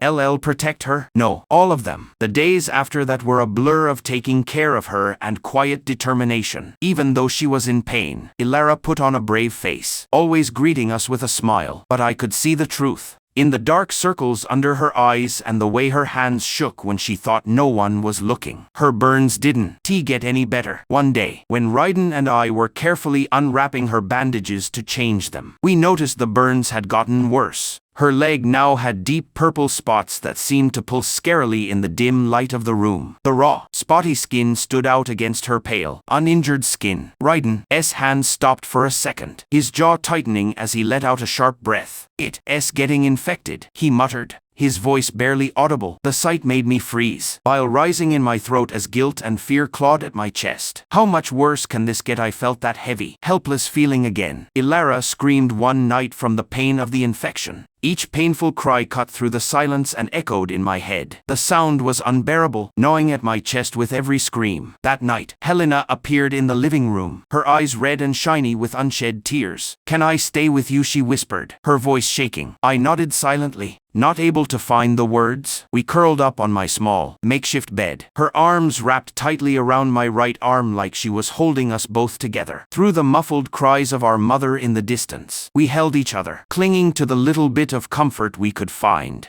I buried my face in her shoulder, my heart pounding with guilt and helplessness. The faint smell of her lavender soap mixed with the tension in the air, keeping me grounded as we whispered reassurances to each other. "It'll be okay," she said softly, even though her voice wavered. I nodded, even though the ache in my chest said otherwise. Together, we waited out the night, united in our fear and silent prayers for the screams to stop. Raiden, who was usually so strong, was falling apart under the pressure. The dark circles under his eyes got worse as the sleepless nights added up. His temper got shorter, even though he tried to hide it for our sake. I often caught him staring out the window, his jaw tight and his hands balled into fists. He's scared, I realized. We all are. A month after Ilara's injury turned our lives upside down, a knock echoed through the quiet house. Raiden stood up from his chair, his movements quick but tired. Helena and I watched from the corner of the living room as he opened the door, revealing 3 figures standing in the afternoon sun. "Brannick," Raiden said, a real smile breaking through his tiredness as he shook the man's arm firmly. Brannick was huge, his broad shoulders covered in a dark cloak that barely fit his muscular frame. His square, sharp face, with brown eyes and short black hair, softened as he shook back. "Raiden," Brannick replied, his voice deep and steady. "It's been too long." Behind him stood a slim woman with long brown hair, braided neatly on the right side, making it look like she had a shaved undercut. Her green eyes were striking as she looked at Raiden's face, a hint of sharpness softened by the smirk on her lips. Her tight black clothes showed off her curvy figure, mixing practicality with a little intimidation. "You look terrible," she said bluntly, though the smirk on her lips showed she cared. She pulled him into a quick but warm hug. "And you haven't changed a bit, Kay," Raiden shot back, his tone light even though things were so serious. "Come in. There's someone I want you to meet." The third figure was a quiet woman with a thin, almost fragile frame. Her blackish blue hair shimmered a little in the light, flowing down her back in soft waves, contrasting sharply with her bright blue eyes that had a quiet intensity. "Still so quiet, Mira," Raiden said with a tired smile as she stepped inside. Mira glanced at him briefly, her eyes showing she acknowledged him before nodding silently. Her presence was as mysterious as ever. Raiden chuckled softly, shaking his head. Some things never change. The 3 adventurers walked into the house, their expressions turning serious as Raiden led them toward the living room. "These are my kids, Helena and Emrys. Nice, Ryden said, his voice proud. Helena waved shyly, while I stared at the three of them with wide eyes. Brannick's loud laugh filled the room as he stepped toward Helena. Look at you, little lady, he said, picking her up easily. She squealed with joy as he spun her around playfully, just like your dad described. Full of energy, Calith, meanwhile, knelt down in front of me, her green eyes sparkling with warmth. And you, young man, she said with a teasing smile, so handsome. You definitely get that from your mom. Before I could answer, she pulled me into a tight hug, and my face was suddenly pressed against her chest. I couldn't breathe as I tried to squirm free, my cheeks burning hotter than any fire I could make. Helena giggled from Brannick's arms. Aunt Kay, I think you re-killing him. Calith let me go with a laugh, messing up my hair as I stumbled back, trying to compose myself. You live, she winked. Though I have to admit, it's nice to see I can still make a Valenheart blush, Calith said, glancing at Ryden with a knowing smile, her green eyes showing an emotion I couldn't figure out. Mira, standing quietly to the side, gave a small, almost unnoticeable smile before stepping forward and bowing her head a little. Her soft voice cut through the playful mood. It's an honor to meet you both, she said, her tone gentle but formal. Why are you so formal? I frowned, staring at her. She's the youngest, right? Shouldn't she be a little more relaxed? I furrowed my brow, a tiny bit of amusement crossing my mind. Ryden cleared his throat, getting everyone's attention. Ilara, she's resting in the bedroom, he said, his voice heavy with emotion. We can talk more after you settle in. Tomorrow, we leave for Etheria. The Ember Order settled in quickly. Calith took my half-fixed-up room. Mira shared Helena's, and Brannick stretched out on the living room couch, his big body barely fitting on the furniture. Once they got settled, the three of them went to visit Ilara, their expressions turning somber and worried as they walked into her room. We'll get you to the right healers, Ilara, Calith said softly, kneeling next to the bed and taking her hand. Her usual sharpness turned into sincere warmth, and I blinked in surprise. Ryden stood quietly in the doorway, his eyes fixed on Ilara, who managed a faint smile even though she looked so pale. Ilara's voice, soft but strained, cut through the room. Kay, you always knew how to take care of us, she said, her lips curving into a faint smile. Even now, you haven't changed. Calith chuckled, a light, warm sound. And you haven't changed either, Ilara, always trying to hold the world together, even when you the one who needs to rest. Ilara's eyes softened, glancing briefly at Ryden. You always did a good job keeping Ryden in line, though I don't think I ever thanked you enough for that. Calith turned a little, looking back at Ryden with a playful but knowing glint in her green eyes. Someone had to, she teased, lightening the heavy mood in the room. Back then, he was all fire and impulse. It's a miracle he survived half the stupid things he did. Ryden's lips twitched into a reluctant smile, even though the dark circles under his eyes showed he was worried. I am right here, you know, he muttered, his tone a mix of annoyance and amusement. Helena giggled, and even I couldn't help but smile at their banter. Calith's ability to make things lighter in such a serious moment was amazing. As I watched her interact with my family, I couldn't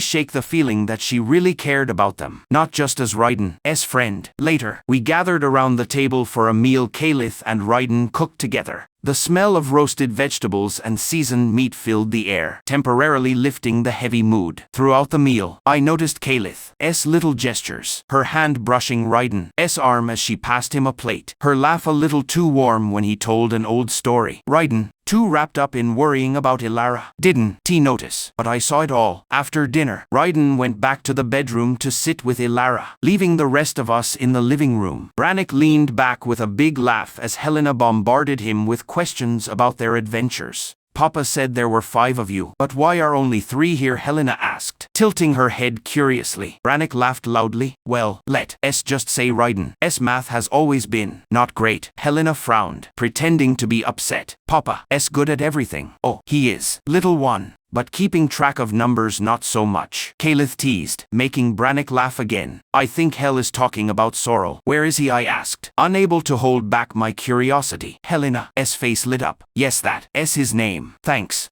Calith's smile faded, the warmth in her eyes dimming a little. Brannick's loud laugh died down into an awkward silence as he looked at her. That, Brannick said, his voice suddenly serious, is a story for another time. Calith's expression became neutral. Yes, she added, her voice quieter. Let's not talk about that now. Her gaze turned to me briefly. softening before she straightened up and spoke more firmly. Tomorrow, we leave for Etheria. Mira, who had been watching quietly, finally stepped forward. Her soft, formal voice broke the silence. We should rest. It's been a long journey, and we have a lot to get ready for. Everyone nodded subtly. Caliph agreed, and Brannick let out a deep sigh as the room went quiet again. Slowly, everyone started getting ready for bed. Helena and I set up our sleeping spot on the floor while Mira slept in Helena's bed. Helena fell asleep quickly, her soft breathing mixing with the faint creaks of the house. But I lay awake staring out the window. The moons cast a silvery red glow over the fields outside. As I lay there looking at the two moons, a mix of guilt and excitement swirled inside me. Most of my thoughts were about Ilara, her fragile condition haunting me. But a small spark of eagerness was there too. This was my chance to see the world outside Verdant Vale, to finally figure out magic and my two powers. But the thought of going into the unknown while leaving Ilara so vulnerable made my stomach churn. With those thoughts going around in my head, sleep came slowly, and the house fell into a quiet stillness, only broken by the occasional rustle of the night wind outside. The next morning, the house was busy with activity. Ryden's sharp voice echoed down the hall as he told Brannick which supplies to load into the carriage. Make sure the food rations are balanced. No point in running out halfway, he called, his tone firm. Caliph and Helena worked together to pack food and water. Helena's cheerful talking cutting through the early morning quiet. Do we really need to take this much water? Helena asked, struggling with a heavy jug in her small hands. Caliph chuckled, kneeling down to take it from her. Better to have too much than not enough, little one. Besides, you're strong enough to handle it. Helena puffed out her chest proudly. Of course I am, but Dawn. Call me little, she teased, sticking out her tongue. Nearby, Mira quietly checked their traveling cloaks and double-checked the carriage straps. Her movements were precise and careful, the faint rustle of fabric and creak of leather adding a calm, busy feeling to the scene. Everything seems secure, she murmured, her voice barely louder than the morning breeze. I joined in, carrying lighter supplies and making sure my new dagger was safely in its pouch as Helena kept talking. Look, she called, holding up her wand. I packed it perfectly. Yeah, you did, I said with a small smile. Maybe I should let you pack my stuff next time. When we stepped outside, the cool morning air hit us, carrying the earthy smell of dew and fresh grass. The two moons had faded, making way for the soft orange light of dawn. Ryden and Brannick carefully lifted Ilara into the carriage. Moving slowly to avoid jostling her, she managed a faint smile, her eyes shining with gratitude even though she was so weak. I stood next to the carriage, looking back at the house that had been my whole world for as long as I could remember. Memories of laughter, lessons, and late-night talks flooded my mind. As the carriage wheels creaked into motion, a wave of determination washed over me. Whatever was ahead, I'd face it head-on, for Ilara, for my family, and for the future waiting for us. With one last look at the house, I turned my eyes to the road ahead, the promise of Etheria and the unknown calling me forward. The open fields went on forever, like a huge sea of gold and green waving in the light wind. The horizon looked like it never ended, mixing right into the pale blue sky. Wildflowers were dotted all over the place, their bright colors making little patches of beauty in the big grassy area. The soft sound of the wind carried the smell of dirt and grass, mixing with the faint, steady clinking of the carriage wheels. That's when it hit me. This was nothing like my old life. I never got to see anything like this before. The world I knew was full of tall buildings and cold technology, where an open field was just something you saw on a screen. Being able to see this kind of untouched beauty with my own eyes felt weird, like I was living something straight out of a dream. I leaned forward, resting my chin on the edge of the carriage window as I took it all in. You weren't kidding, Dad, I said, looking over at Ryden, who was sitting across from me. Verdant Vale was pretty, but this is like walking right into a painting. Ryden grinned and ruffled my hair. The world is full of amazing stuff. Kid, just wait till we get to Etheria. This, he waved at the fields, is just the start. Brannick, sitting up on the driver's seat holding the reins, yelled back over his shoulder. You getting spoiled, kid. Don. Get too used to all this pretty stuff. The world's got plenty of mean surprises waiting to bite you in the butt. Helena giggled, sounds like you. Speaking from experience. Brannick, did a mean surprise bite you before? Brannick laughed. A deep, loud laugh. Once or twice, but Dawn. Worry, little lady. VE learned to watch my back. Unlike you two kids. Who?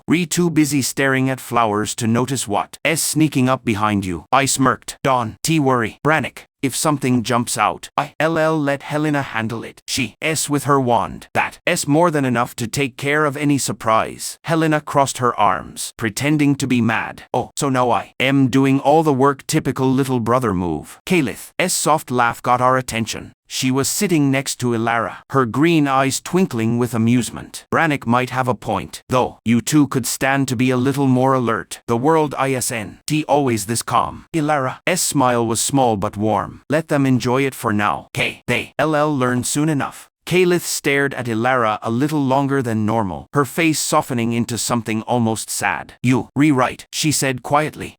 We got time. A couple of hours into our trip, Brannick slowed the carriage down near a shady grove of trees. The horses were breathing hard, clearly needing a break. All right, everyone, Brannick said as he hopped down. Time for a break. Let the horses catch their breath and grab something to eat. We settled into the grove quickly. Raiden and Calith worked together to unpack the food, while Helena dragged me around in circles, acting all excited. Before getting out of the carriage, I made sure Ilara was comfortable. I adjusted her blankets and made sure she had everything she needed within reach. Mom, are you feeling okay? I asked softly, my voice a little guilty. She gave me a small smile, reaching out to rest her hand gently on mine. I am fine, my sweet boy. Stop worrying so much. I can't help it, I admitted, looking down. It's my fault you like this. If I hadn't shush. She cut me off, her voice gentle but firm. Her dark eyes, full of warmth, met mine. What happened wasn't your fault, Emery's. It was magic no one could control. What matters is we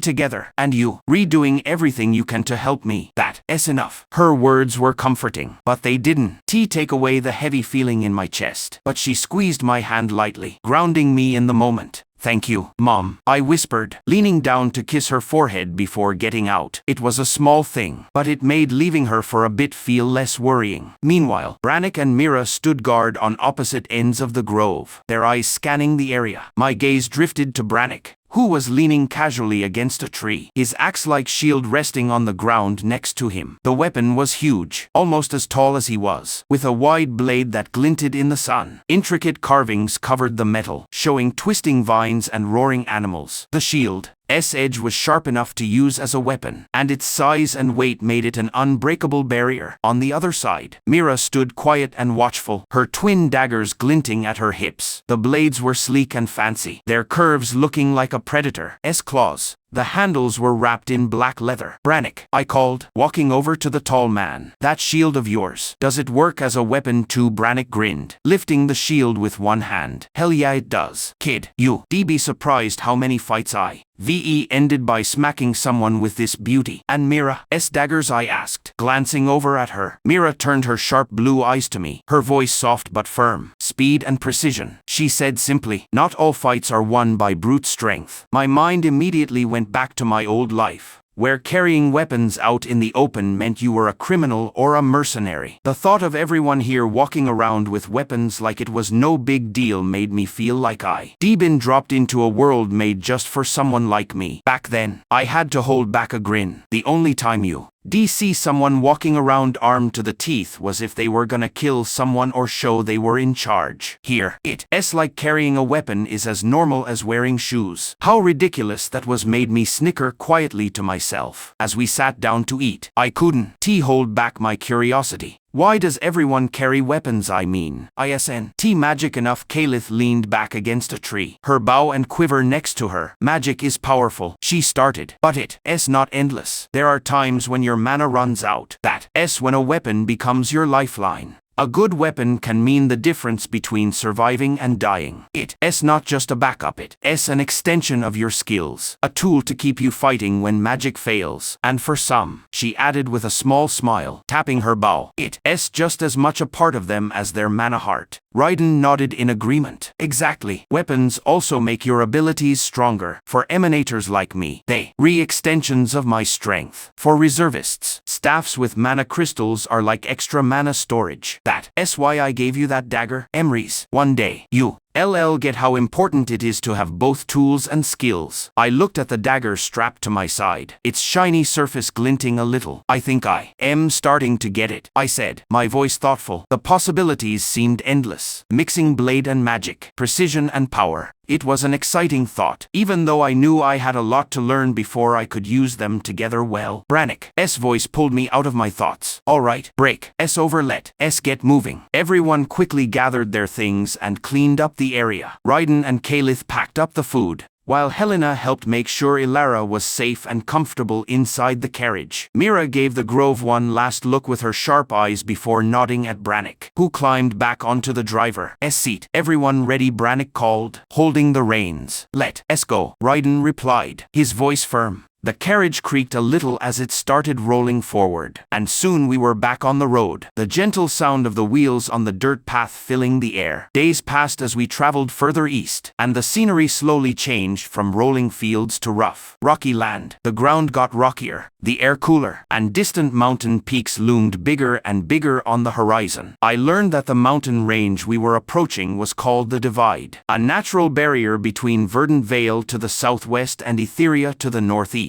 The trip wasn't without its problems. More than once, the carriage wheels got stuck in thick, bumpy mud after a heavy rain. Brannick's deep, grumbly complaints about the worthless excuse for a road made everyone laugh, especially when he waved off anyone trying to help. Instead, he rolled up his sleeves, planted his feet firmly on the ground, and used his earth magic. The mud seemed to listen to him, hardening into solid stone under the wheels. With a satisfied grunt, he pushed the carriage, sending it rolling forward easily. See that, he said, wiping his hands off. No need for fire magic here, Helena laughed. If you're so good with earth, why don't you fix the whole road? Brannick. Then there were the sudden rain showers that made us scramble to cover the supplies. I'll never forget seeing Mira standing calmly in the rain, her twin daggers glinting as she stood guard, while Kalith, completely soaked, grumbled about how fire magic and rain dawn. T-Mix, if I wanted to be this miserable, I'd take a bath with my clothes on, she joked, wringing out her hair. About a week later, we stopped by a river to wash off the dirt and the yucky feeling of being soaked. Kalith and Raiden worked together to help Ilara clean up, moving carefully and slowly. I saw Kalith blushing as she looked at Raiden, who taken off his shirt to wade into the water. Her blush got darker when her wet clothes stuck to her body, showing the faint outline of her curvy chest under her damp white undershirt. Her confidence faded when Raiden looked away, his face a little red with embarrassment. From behind them, Ilara's soft voice broke the awkward silence. What's with you two? She asked, her tone dry and amused.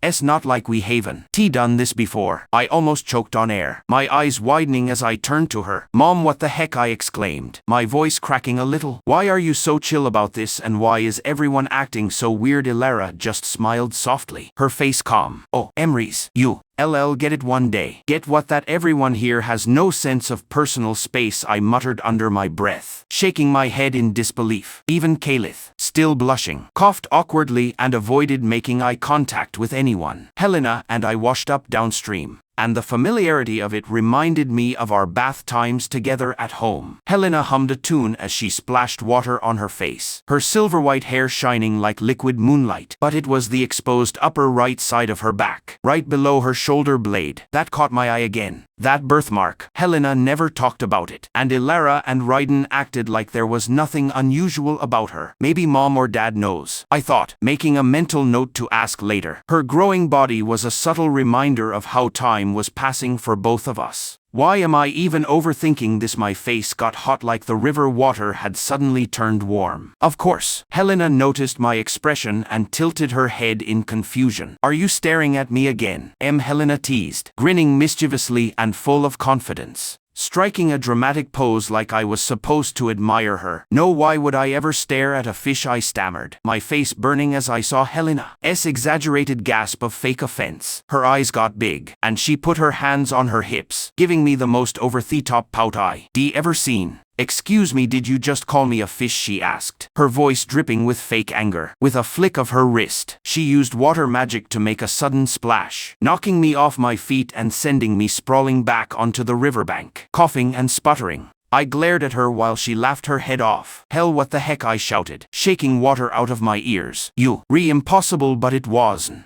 All fun and games. One really quiet night, while the campfire's flames flickered under the starry sky, a distant howl woke me up. The Ember Order's relaxed mood changed right away. Brannick and Mira stood up, weapons ready, while Raiden's hand hovered over his sword hilt. Kalith's bow was already strung, her sharp green eyes scanning the shadows. Sounds like wolves, Mira said softly, her voice calm but careful, and not just one. Could be a whole pack. Brannick frowned, his jaw tightening. We two out in the open here. Give me a second. He stamped his foot on the ground, his hands glowing with a soft golden light as he muttered, Terra Viva. Morum Surget et Protegat Omnes Earthforge. The earth responded right away, rising up around the camp to make a protective dome. The wall was smooth and curved, with small gaps near the top to let air in. I stared in awe as the structure hardened, giving us a safe barrier against the unseen threat. A little tight, but it'll work, Brannick grunted, wiping his hands on his pants. That should keep anything out till morning. I tilted my head, looking at him curiously. An earth mage, right? I guess something like this is second nature to you. Brannick stood up straight, resting a hand on the dome with a proud look. Second nature maybe, but it still takes skill to shape something like this fast and keep it stable. I ran my hand along the wall's surface, amazed by its texture. It's like stone, but alive, I murmured, tracing the faint glowing mana veins that pulsed through the earth. And the holes at the top, are those for air? Brannick gave me a sideways look and a dry grin. Smart kid. Didn't think you notice that? Helena, sitting cross-legged near the fire, faked a shiver. Let's hope nothing tries to test your magic. Brannick, I like sleeping without wolves trying to chew my feet off. Kalith chuckled, her bow resting loosely in her lap. Don't worry, Helena, if they try, they'll have to get through us first. Even with the light teasing, the tension hung in the air. The faint howls continued in the distance, a spooky sound that seemed to dance around the night. As I sat close to the fire, watching the shadows move across the dome, I couldn't help but feel a new respect for the Ember Order. They weren't just good fighters. They were protectors, each with a quiet strength that made me feel safe in a way I never felt before. This feeling was different from my old life, where safety was something I never knew. Back then, I only had myself to rely on, always looking over my shoulder, never able to relax. This sense of security, knowing someone else had my back, was totally new, and I wasn't sure how to handle it. But as I sat by the fire and watched the Ember Order move with quiet teamwork and unshakable determination, I felt curious. I wanted to understand them, to know what drove them, and maybe selfishly, to hold on to this fragile feeling of safety for as long as I could. Over the next few weeks,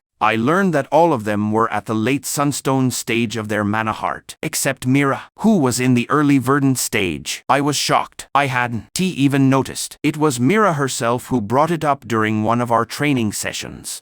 Really persistent, Emrys, she said, her voice calm but firm. But you push too hard when you try to sense mana hearts. It leaves a mana scent that someone like me can pick up on easily. I blinked at her, surprised. A mana scent? She nodded, her sharp blue eyes studying me closely. Yes, like a trail you leave behind.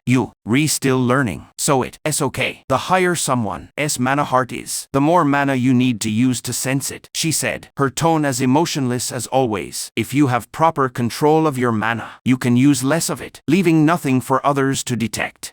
I'll teach you that one day. Her words stuck with me. I realized just how strong she was, and how disciplined. Being at the Verdant stage and moving so smoothly, without anyone noticing her, was a skill I couldn't even imagine yet. It made me want to train harder, not just to get stronger, but to refine my control to that level of mastery. As our trip went on, I found myself training openly with my family and the Ember Order whenever we stopped, especially with Mira. Her mastery of air magic was both inspiring and scary, and she was the perfect teacher as I tried to get better at my abilities. Helena joined us too, her water magic making our training sessions unpredictable and exciting. One afternoon, as the wind rustled through the trees around our camp, Mira stood a few feet away from me, her face as emotionless as ever. Focus on what you want to do, Emrys, she instructed. Air magic isn't just about strength. It's about being precise. Every move, every thought has to have a purpose. Show me, I said, gripping my dagger tightly. Mira didn't hesitate. She raised her hand and mumbled an incantation. Ares Celeris. Pulsa hostem gust. A sharp burst of wind came out of her palm, cutting clean through the air and slicing a small branch off a nearby tree. The branch fell to the ground with a soft thud as the wind died down. Now your turn, she said, her tone even. I nodded and focused. Raising my dagger, I imagined the same sharp burst of wind, the same precise cut. Without thinking, I swung the dagger through the air. To my shock, a burst of wind shot forward, copying Mira's spell perfectly. It cut through another branch, scattering leaves everywhere. The camp went quiet. Mira froze, her usually blank face showing a hint of surprise. Helena's mouth dropped open for a second before she broke the silence with a happy shout. I told you so. I told you he could do it. Papa, I turned to her, still holding the dagger, my mind spinning. What just happened? I asked, my voice barely above a whisper. Mira's sharp gaze fixed on me. You cast the spell without saying the incantation, she said slowly. Mages who can do that are super rare. That's why your magic is so tied to what you want to do. I stared at my hands, letting her words sink in. Helena crossed her arms, smirking. Maybe you should listen to me more.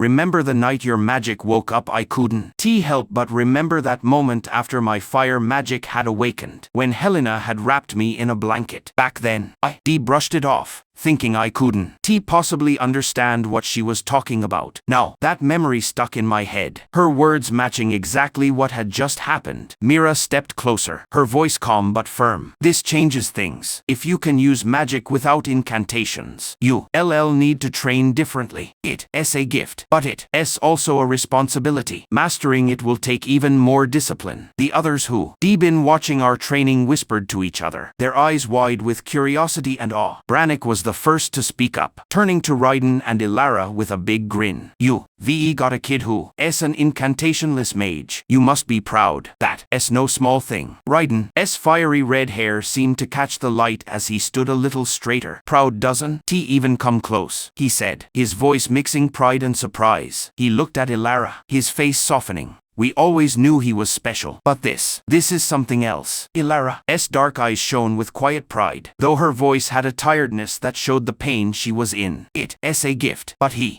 still my little boy, she said softly, her words careful and slow. Brannick chuckled, crossing his arms. Well, you got your work cut out for you. Incantationless mages are rare, but they also unpredictable. You need to make sure he doesn't accidentally blow us all away. Helena laughed, breaking the tension as she nudged me again. Dawn, let it go to your head. I am still better at water magic than you are at air. I rolled my eyes, but her teasing helped lighten the moment. All right, hell, let me enjoy this for a second before you start bragging again. One thing that kept crossing my mind was why Raiden and Ilara never told the Ember Order about my dual magic affinity. I avoided using my fire magic entirely since the night it first woke up. The memory of what I did to Ilara haunted me too much. It felt uncontrollable, unpredictable, and I wasn't ready to risk hurting anyone else. So I focused completely on getting better at air magic, telling myself that mastering one affinity was enough for now. But deep down, I wanted to try. I wanted to test my fire magic, to understand it and prove to myself that I could control it. Still, every time the thought came up, I pushed it away, scared that even trying would ruin the fragile peace we had. And maybe that's why they hadn't mentioned my dual affinity. Maybe they don't want anyone else to know. I imagined how that kind of information could spread like wildfire, bringing unwanted attention. Perhaps they were protecting me, keeping my abilities a secret until I was ready to handle what that meant. Even with the progress we made, Ilara's condition was always a worry. Raiden was a rock, always by her side, his reassuring presence giving her strength. Helena poured all her heart into using water magic to soothe her burns, refusing to let tiredness stop her. Kalith's attempts to comfort Ilara were more quiet, but I couldn't miss the faint blush on her face or the jealousy in her green eyes when she looked at Raiden. For my part, I did everything I could to help, whether it was getting fresh bandages or just sitting by her side when the pain was too bad for her to talk. Seeing her injuries ate away at me, a painful reminder that my own magic had hurt her. Every wince, every strained breath she took felt like a silent blame. Even though she never once blamed me, I tried to focus on the good things. Her condition hadn't gotten worse, and the Ember Order's presence gave us hope. But the fact that she wasn't getting better weighed on all of us. By the time we reached the foothills of the divide, the sun was setting, casting long shadows over the rocky landscape. The air was crisp and cool, carrying the faint smell of pine and dirt. "We'll stop here for the night," Raiden announced, his voice cutting through the quiet evening. We're about 3 weeks away from Etheria. But before that, we'll have to climb the divide and then go down the other side. It's going to be tough, so let's rest while we can. As we got off the carriage and started setting up camp, I looked at the tall peaks ahead, their jagged shapes outlined against the fading light. The thought of climbing those huge heights filled me with both excitement and nervousness. Our trip was far from over, but for the first time, I felt a spark of hope. Every step forward brought us closer to the healing we needed. Even if the road ahead looked scary, the open fields just went on, like a huge sea of gold and green blowing in the light wind. The horizon looked like it never ended, blending right into the pale blue sky. Wildflowers were dotted everywhere, their bright colors making little splotches of beauty in all that grass. The soft wind carried the smell of dirt and grass, mixing with the faint, steady clinking of the carriage wheels. When it hit me, this was nothing like my old life. I never got to see anything like this before. The world I knew was full of tall buildings and cold technology, where an open field was just something you saw on a screen. Being able to see this kind of untouched beauty with my own eyes felt weird, like I was living straight out of a dream. I leaned forward, resting my chin on the edge of the carriage window as I took it all in. "You weren't kidding, Dad?" I said, looking over at Raiden, who was sitting across from me. "Verdant Vale was pretty, but this is like walking right into a painting." Raiden grinned and messed up my hair. "The world's full of amazing stuff, kid. Just wait till we get to Etheria. This," he waved at the fields, "is just the start." Brannick, sitting up on the driver's seat holding the reins, yelled back over his shoulder, "You getting spoiled, kid. Don't get too used to all this pretty stuff. The world's got plenty of mean surprises waiting to bite you in the butt." Helena giggled. "Sounds like you, speaking from experience." "Brannick, did a mean surprise bite you before?" Brannick laughed. A deep, loud laugh. "Once or twice, but don't worry, little lady. I've learned to watch my back. Unlike you two kids, who too busy staring at flowers to notice what's sneaking up behind you." I smirked. "Don't worry, Brannick. If something jumps out, I'll let Helena handle it. She's super good with her wand. That's more than enough to take care of any surprise." Helena crossed her arms, pretending to be mad. "Oh, so now I am doing all the work." Typical little brother move. Calith's soft laugh got our attention. She was sitting next to Ilara, her green eyes twinkling with amusement. "Brannick might have a point, though. You two could stand to be a little more alert. The world isn't always this calm." Ilara's smile was small but warm. "Let them enjoy it for now. They'll learn soon enough." Calith stared at Ilara a little longer than normal, her face softening into something almost sad. "You right," she said quietly. "They've got time. A couple of hours into our trip." Brannick slowed the carriage down near a shady grove of trees. The horses were breathing hard, clearly needing a break. "All right, everyone," Brannick said as he hopped down. "Time for a break. Let the horses catch their breath and grab something to eat." We settled into the grove quickly. Raiden and Calith worked together to unpack the food, while Helena dragged me around in circles, acting all excited. Before getting out of the carriage, I made sure Ilara was comfortable. I adjusted her blankets and made sure she had everything she needed within reach. "Mom, are you feeling okay?" I asked softly, my voice a little guilty. She gave me a small smile, reaching out to rest her hand gently on mine. "I am fine, my sweet boy. Stop worrying so much." "I can't help it," I admitted, looking down. "It's my fault you like this. If I hadn't Shush," she cut me off, her voice gentle but firm. Her dark eyes, full of warmth, met mine. "What happened wasn't your fault, Emrys. It was magic no one could control. What matters is we together, and you doing everything you can to help me. That's enough." Her words were comforting, but they didn't take away the heavy feeling in my chest. But she squeezed my hand lightly, grounding me in the moment.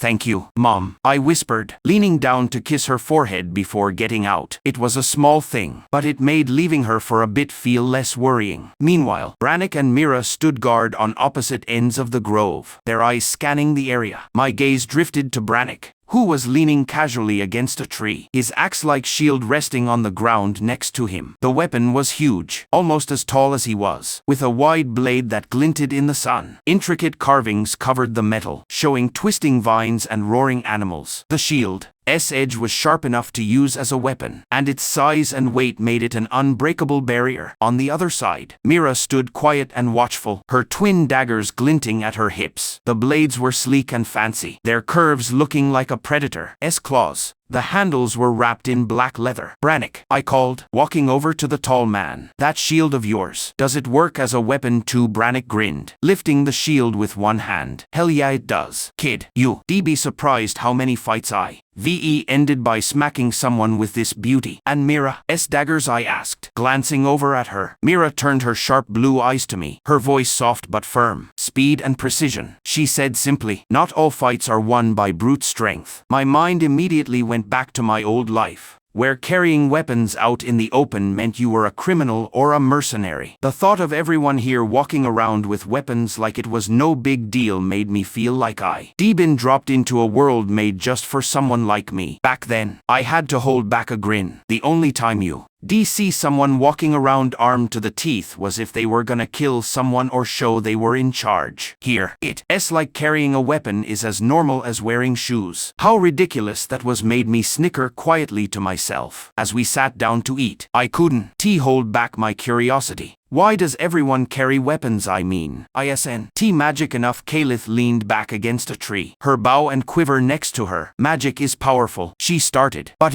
it's not endless. There are times when your mana runs out. That's when a weapon becomes your lifeline. A good weapon can mean the difference between surviving and dying. It's not just a backup, it's an extension of your skills, a tool to keep you fighting when magic fails. And for some, she added with a small smile, tapping her bow, it's just as much a part of them as their mana heart. Raiden nodded in agreement. Exactly. Weapons also make your abilities stronger. For emanators like me, they re-extensions of my strength. For reservists, staffs with mana crystals are like extra mana storage. That's why I gave you that dagger, Emrys. One day, you'll get how important it is to have both tools and skills. I looked at the dagger strapped to my side, its shiny surface glinting a little. I think I am starting to get it, I said, my voice thoughtful. The possibilities seemed endless, mixing blade and magic, precision and power. It was an exciting thought, even though I knew I had a lot to learn before I could use them together well. Brannick's voice pulled me out of my thoughts. All right, break's over, let's get moving. Everyone quickly gathered their things and cleaned up the area. Raiden and Kalith packed up the food,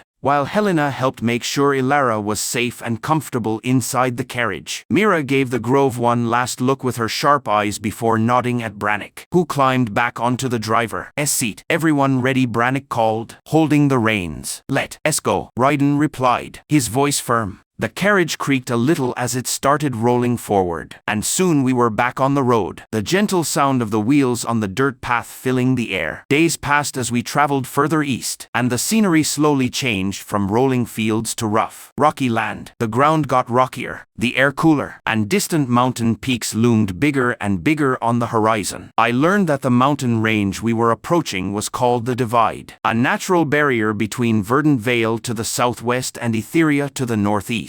The trip wasn't without its problems. More than once, the carriage wheels got stuck in thick, bumpy mud after a heavy rain. Brannick's deep, grumbly complaints about the worthless excuse for a road made everyone laugh, especially when he waved off anyone trying to help. Instead, he rolled up his sleeves, planted his feet firmly on the ground, and used his earth magic. The mud seemed to listen to him, hardening into solid stone under the wheels. With a satisfied grunt, he pushed the carriage, sending it rolling forward easily. See that, he said, wiping his hands off. No need for fire magic here. Helena laughed. If you're so good with earth, why don't you fix the whole road? Brannick. Then there were the sudden rain showers that made us scramble to cover the supplies. I'll never forget seeing Mira standing calmly peacefully in the rain, her twin daggers glinting as she stood guard, while Calith, completely soaked, grumbled about how fire magic and rain dawn. T-Mix, if I wanted to be this miserable, I'd take a bath with my clothes on, she joked, wringing out her hair. About a week later, we stopped by a river to wash off the dirt and the yucky feeling of being soaked. Calith and Raiden worked together to help Ilara clean up, moving carefully and slowly. I saw Calith blushing as she looked at Raiden, who taken off his shirt to wade into the water. Her blush got darker when her wet clothes stuck to her body, showing the faint outline of her curvy chest under her damp white undershirt. Her confidence faded when Raiden looked away, his face a little red with embarrassment. From behind them, Ilara's soft voice broke the awkward silence. "What's with you two?" she asked, her tone dry and amused. It's not like we haven't done this before." I almost choked on air, my eyes widening as I turned to her. "Mom, what the heck?" I exclaimed, my voice cracking a little. "Why are you so chill about this, and why is everyone acting so weird?" Ilara just smiled softly, her face calm. "Oh, Emrys, you get it one day. Get what? That everyone here has no sense of personal space," I muttered under my breath, shaking my head in disbelief. Even Calith, still blushing, coughed awkwardly and avoided making eye contact with anyone. Helena and I washed up downstream, and the familiarity of it reminded me of our bath times together at home. Helena hummed a tune as she splashed water on her face, her silver-white hair shining like liquid moonlight. But it was the exposed upper right side of her back, right below her shoulder blade, that caught my eye again. That birthmark. Helena never talked about it, and Ilara and Raiden acted like there was nothing unusual about her. Maybe Mom or Dad knows, I thought, making a mental note to ask later. Her growing body was a subtle reminder of how time was passing for both of us. Why am I even overthinking this? My face got hot like the river water had suddenly turned warm. Of course, Helena noticed my expression and tilted her head in confusion. "Are you staring at me again?" Helena teased, grinning mischievously and full of confidence, striking a dramatic pose like I was supposed to admire her. "No, why would I ever stare at a fish?" I stammered, my face burning as I saw Helena's exaggerated gasp of fake offense. Her eyes got big, and she put her hands on her hips, giving me the most over-the-top pout I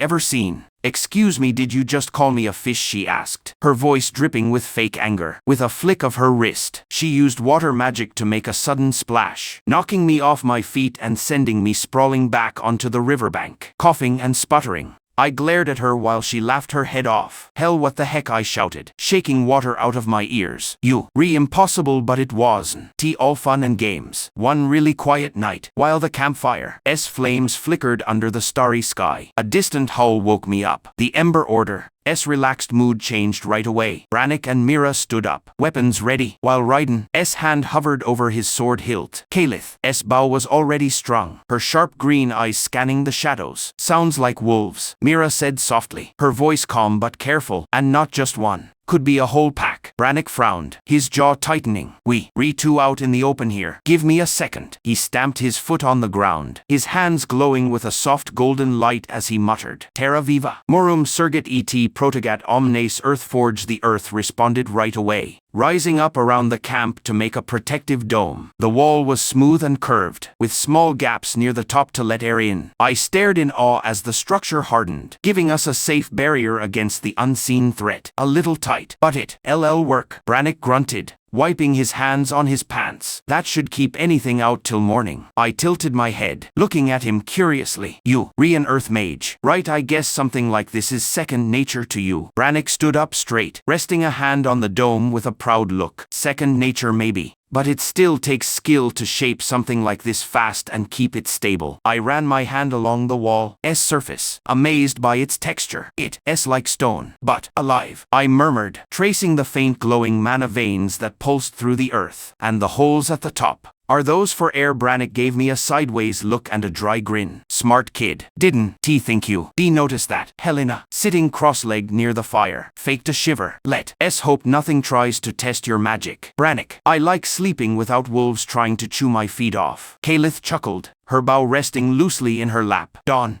worry, Helena. If they try, they'll have to get through us first." Even with the light teasing, the tension hung in the air. The faint howls continued in the distance, a spooky sound that seemed to dance around the night. As I sat close to the fire, watching the shadows move across the dome. I couldn't help but feel a new respect for the Ember Order. They weren't just good fighters. They were protectors, each with a quiet strength that made me feel safe in a way I never felt before. This feeling was different from my old life, where safety was something I never knew. Back then, I only had myself to rely on, always looking over my shoulder, never able to relax. This sense of security, knowing someone else had my back, was totally new, and I wasn't sure how to handle it. But as I sat by the fire and watched the Ember Order move with quiet teamwork and unshakable determination, I felt curious. I wanted to understand them, to know what drove them, and maybe selfishly, to hold on to this fragile feeling of safety for as long as I could. Over the next few weeks, I learned that all of them were at the late Sunstone stage of their mana heart, except Mira, who was in the early Verdant stage. I was shocked. I hadn't even noticed. It was Mira herself who brought it up during one of our training sessions. "You really persistent, Emrys," she said, her voice calm but firm. "But you push too hard when you try to sense mana hearts. It leaves a mana scent that someone like me can pick up on easily." I blinked at her, surprised. "A mana scent?" She nodded, her sharp blue eyes studying me closely. "Yes, like a trail you leave behind. You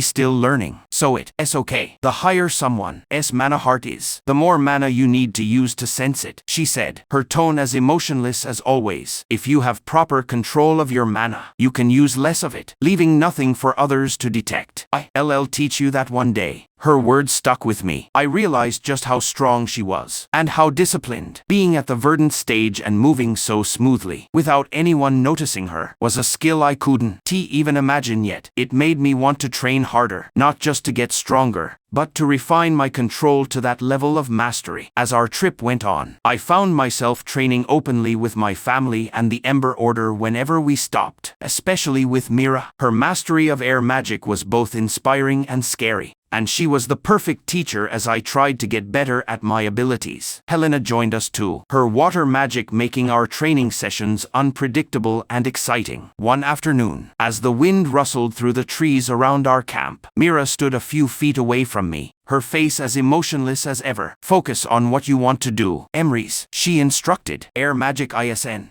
just about strength. It's about being precise. Every move, every thought has to have a purpose." "Show me," I said, gripping my dagger tightly. Mira didn't hesitate. She raised her hand and mumbled an incantation. "Aries Celeries. Pulsa hostem gust." A sharp burst of wind came out of her palm, cutting clean through the air and slicing a small branch off a nearby tree. The branch fell to the ground with a soft thud as the wind died down. "Now your turn," she said, her tone even. I nodded and focused. Raising my dagger, I imagined the same sharp burst of wind, the same precise cut. Without thinking, I swung the dagger through the air. To my shock, a burst of wind shot forward, copying Mira's spell perfectly. It cut through another branch, scattering leaves everywhere. The camp went quiet. Mira froze, her usually blank face showing a hint of surprise. Helena's mouth dropped open for a second before she broke the silence with a happy shout. "I told you so. I told you he could do it, Papa." I turned to her, still holding the dagger, my mind spinning. "What just happened?" I asked, my voice barely above a whisper. Mira's sharp gaze fixed on me. "You cast the spell without saying the incantation," she said slowly. "Mages who can do that are super rare. That's why your magic is so tied to what you want to do." I stared at my hands, letting her words sink in. Helena crossed her arms, smirking. "Maybe you should listen to me more, Em. Remember the night your magic woke up?" I couldn't help but remember that moment after my fire magic had awakened, when Helena had wrapped me in a blanket. Back then, I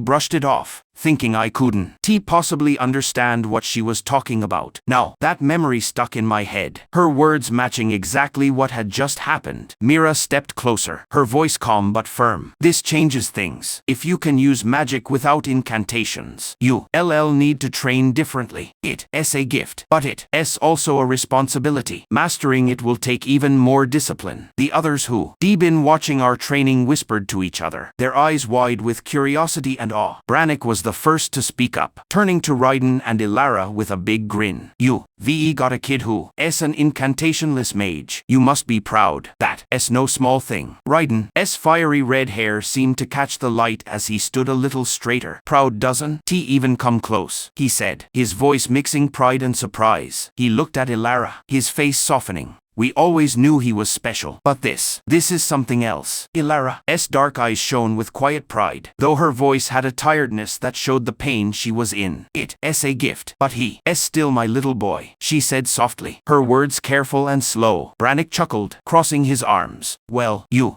got your work cut out for you. Incantationless mages are rare, but they also unpredictable. You'll need to make sure he doesn't accidentally blow us all away. Helena laughed, breaking the tension as she nudged me again. Dawn, let it go to your head. I'm still better at water magic than you are at air. I rolled my eyes, but her teasing helped lighten the moment. All right, hell, let me enjoy this for a second before you start bragging again. One thing that kept crossing my mind was why Raiden and Ilara never told the Ember Order about my dual magic affinity. I avoided using my fire magic entirely since the night it first woke up. The memory of what I did to Ilara haunted me too much. It felt uncontrollable, unpredictable, and I wasn't ready to risk hurting anyone else. So I focused completely on getting better at air magic, telling myself that mastering one affinity was enough for now. But deep down, I wanted to try. I wanted to test my fire magic, to understand it and prove to myself that I could control it. Still, every time the thought came up, I pushed it away, scared that even trying would ruin the fragile peace we had. And maybe that's why they hadn't mentioned my dual affinity. Maybe they don't want anyone else to know. I imagined how that kind of information could spread like wildfire, bringing unwanted attention. Perhaps they were protecting me, keeping my abilities a secret until I was ready to handle what that meant. Even with the progress we made, Ilara's condition was always a worry. Raiden was a rock, always by her side, his reassuring presence giving her strength. Helena poured all her heart into using water magic to soothe her burns, refusing to let tiredness stop her. Kalith's attempts to comfort Ilara were more quiet, but I couldn't miss the faint blush on her face or the jealousy in her green eyes when she looked at Raiden. For my part, I did everything I could to help, whether it was getting fresh bandages or just sitting by her side when the pain was too bad for her to talk. Seeing her injuries ate away at me, a painful reminder that my own magic had hurt her. Every wince, every strained breath she took felt like a silent blame. Even though she never once blamed me, I tried to focus on the good things. Her condition hadn't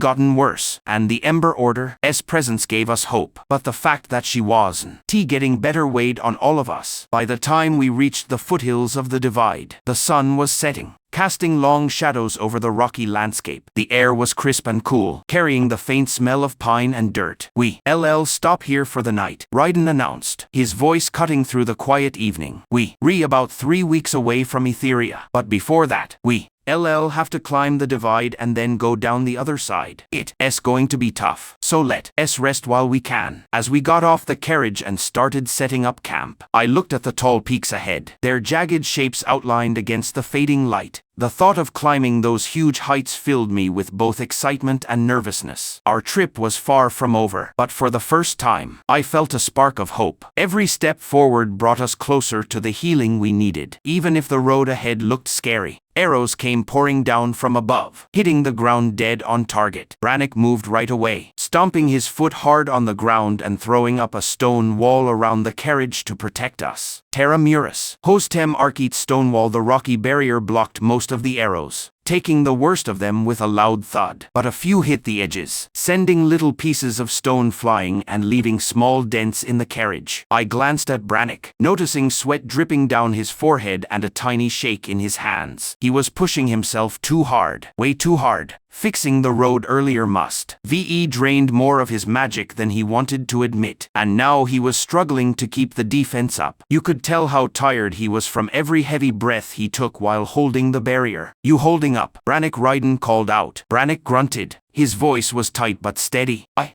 got it. Barely. But if you hoping for something amazing, you might want to start praying. Raiden laughed darkly. You already done more than enough. Just hang on a little longer. Brannick nodded shortly, the determination in his eyes stronger than the tiredness in his body. I'll hold. Don't worry about me. Just make sure these guys don't get behind me. Raiden and Kalith moved together like they practiced, their fire magic flaring up in a coordinated mix of precision and power. Kalith moved fast, her green eyes sharp and unwavering as she pulled back her bowstring. Flames lit up the arrow shaft, shining on her sharp features as she shot one after another. One arrow hit a bandit sitting up above right in the chest, knocking him off his spot. Another arrow barely missed Kaler's head, so close the flames brushed his cheek. But he didn't even flinch. Instead, he stood still, a smirk pulling at his lips like he was teasing her for missing. Raiden, meanwhile, charged forward with his sword in one hand and flames bursting from the other. He thrust his left hand forward, shooting bursts of fire that made the bandits scatter as he advanced. Two bandits rushed him from both sides. Raiden's sword blocked the first attack with a metal clank, while his free hand shot a concentrated blast of fire into the second bandit's chest, making him stumble back. Without wasting a second, Raiden spun around, the edge of his sword slicing through the first bandit's arm. He screamed in pain before collapsing. Raiden kept going, infusing his sword with magic until the blade glowed red-hot, flames dancing along the edge. As three more bandits closed in, with a wide, sweeping swing, Raiden shouted, "Finer Darta!" Vulcan Mortis Pyrostrike. He sent out a wave of fire projectiles that swallowed the three of them. One bandit screamed as the flames ate him alive, crumbling into a charred pile, while the other two backed up, their burnt weapons clattering to the ground. Raiden charged at Kaler with non-stop force, his attacks a perfect mix of careful precision and destructive power. The horses reared up, their panicked cries filling the air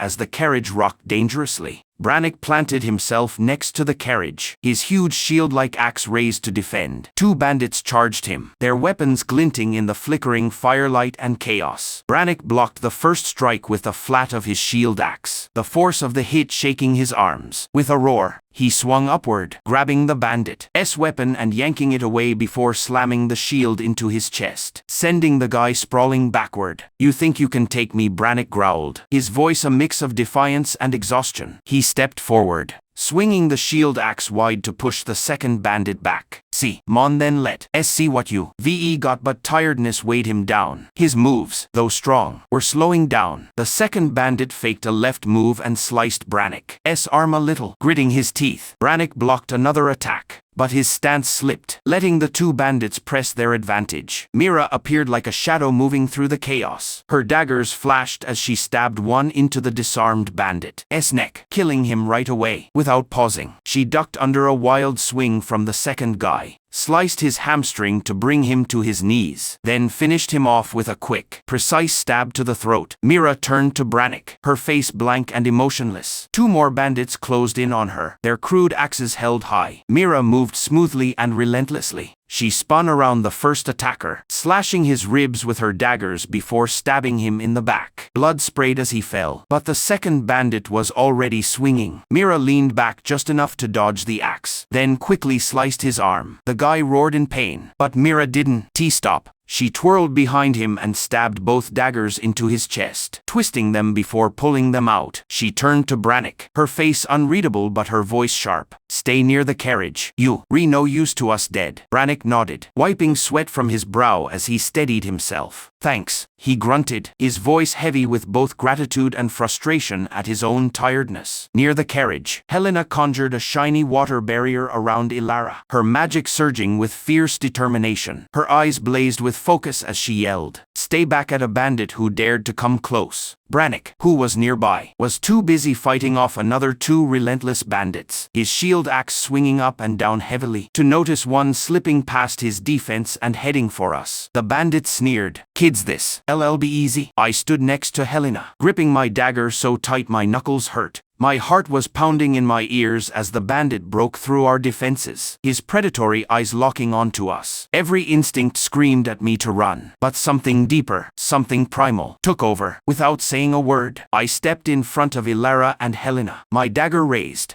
staring at the guy with a deadly intensity. The bandit hesitated, his sneer fading for a second as my bloodlust oozed out, an unspoken promise of violence. Memories of my past life flooded back, a world where hesitating meant death and killers ruled the shadows. That part of me woke up, cold and calculating. Behind me, Ilara's soft voice cut through the tension, her tone shaking but full of resolve. "Emrys, no," every word heavy with fear. "You and Helena, please, just stay back." Helena, standing right behind me, squeezed my hand tighter, her face fierce even with the fear flickering in her eyes. "It's okay, Mama," she said, her voice steady but sharp. Then she glanced at me and nodded firmly. Let's show him he picked the wrong family. You protect Mom." "Hell," I said, my voice low but steady as I locked eyes with the bandit. The weight of my past pressed down on me, and my stare got as sharp as the dagger in my hand. Every part of me wanted him to understand. This wasn't a fighty win. Their words didn't calm the burning anger inside me, they fed it. This wasn't just about surviving anymore. It was about protecting them, my family. The weight of my past and the need to make up for it surged through me, sharpening my focus and strengthening my resolve. He won. Touch them, not while I am here. The bandit tightened his grip on his weapon, but he didn't move forward right away. Like he could sense the danger standing in front of him. My need to protect my family was absolute, stronger than any fear or doubt. I couldn't run. I wouldn't run. If this guy wanted to hurt them, I'd kill him without thinking twice. He lunged, and my body moved before my brain could catch up. I swung my dagger wildly, my air magic kicking in without me even trying. A strong gust of wind hit him, making him stumble back, his smirk vanishing into pure shock. For a split second, he froze, his eyes wide as he tried to process what just happened. The speed of my magic, how precise the hit was. It was like he couldn't believe someone like me, a kid, had turned things around so fast. What the hell are you?" the bandit stammered, his voice shaking as he tightened his grip on his weapon. That brief pause was all I needed. My past life took over. The instinct to kill, the cold, unrelenting focus on survival. Years of hard experience in a world where life and death hung by a thread came flooding back. I knew exactly where to hit, the arteries, the weak spots that would make him bleed out in seconds. It wasn't just about brute strength, it was about precision, making every move count. My body moved with a certainty that felt almost detached, like the echoes of that life were guiding my hand with deadly clarity. The bloodlust inside me burned bright as I drove the dagger into his side with a desperate grunt. The blade sinking deep, his blood splattered my hands. But I didn't stop. With a quick move, I pulled the dagger out of his side. The sound of tearing flesh was sickening but satisfying, and stabbed it into his neck, cutting his jugular. The bandit gurgled, his eyes wide with disbelief as he crumpled to the ground in a growing pool of blood. Behind me, I heard gasps. Helena and Ilara were frozen, their eyes wide with shock at what they just seen. Helena's scream jolted me back to reality. Behind you, out of nowhere. A second bandit appeared from the chaos, his spear stabbing my shoulder with brutal precision. A hot, sharp pain that made me stumble. Emery's Ilara screamed, her voice breaking with fear. Helena's scream followed, her face twisting with panic. In her shock, the protective water barrier she made flickered and disappeared, leaving Ilara exposed. Acting on pure instinct, Helena snapped her fingers and shouted a spell, her voice shaking with urgency. Aqua celeries. Fair come 6 splash bolt. A jet of water shot from her outstretched hand, slamming into the second bandit hard enough to knock him off balance. He crashed into the rocky ground, his head hitting so hard he was dazed and groaning. Helena's magic bought me precious seconds to catch my breath and steady myself. Even though the pain in my shoulder still burned like fire, my vision blurred, but I gritted my teeth against the pain. I turned to Helena, my voice sharp but reassuring. I'll be fine, protect Mom. Always. Helena's eyes widened as my words sank in. She glanced at Ilara, then back at me, her face pale as she realized what was happening. The barrier, it fell, she whispered, her voice shaking. Without hesitation, she raised her hands, restoring the shiny water shield around Ilara. The barrier came back, but I could see the strain in her shaking fingers and the sweat beads on her forehead. "I am fine," she muttered to herself, like she was trying to convince both of us, though her wobbly stance said otherwise. As I caught my breath, something felt off. I looked around the battlefield, taking everything in. Everyone was slowing down, their moves getting heavier. Brannick, near the carriage, was barely holding his ground. Each swing of his shield axe was more labored than the last. Sweat poured down his face, and his knees shook with exhaustion. "Damn it," he growled through clenched teeth, his voice laced with frustration. "These assholes just keep coming. Raiden, I can't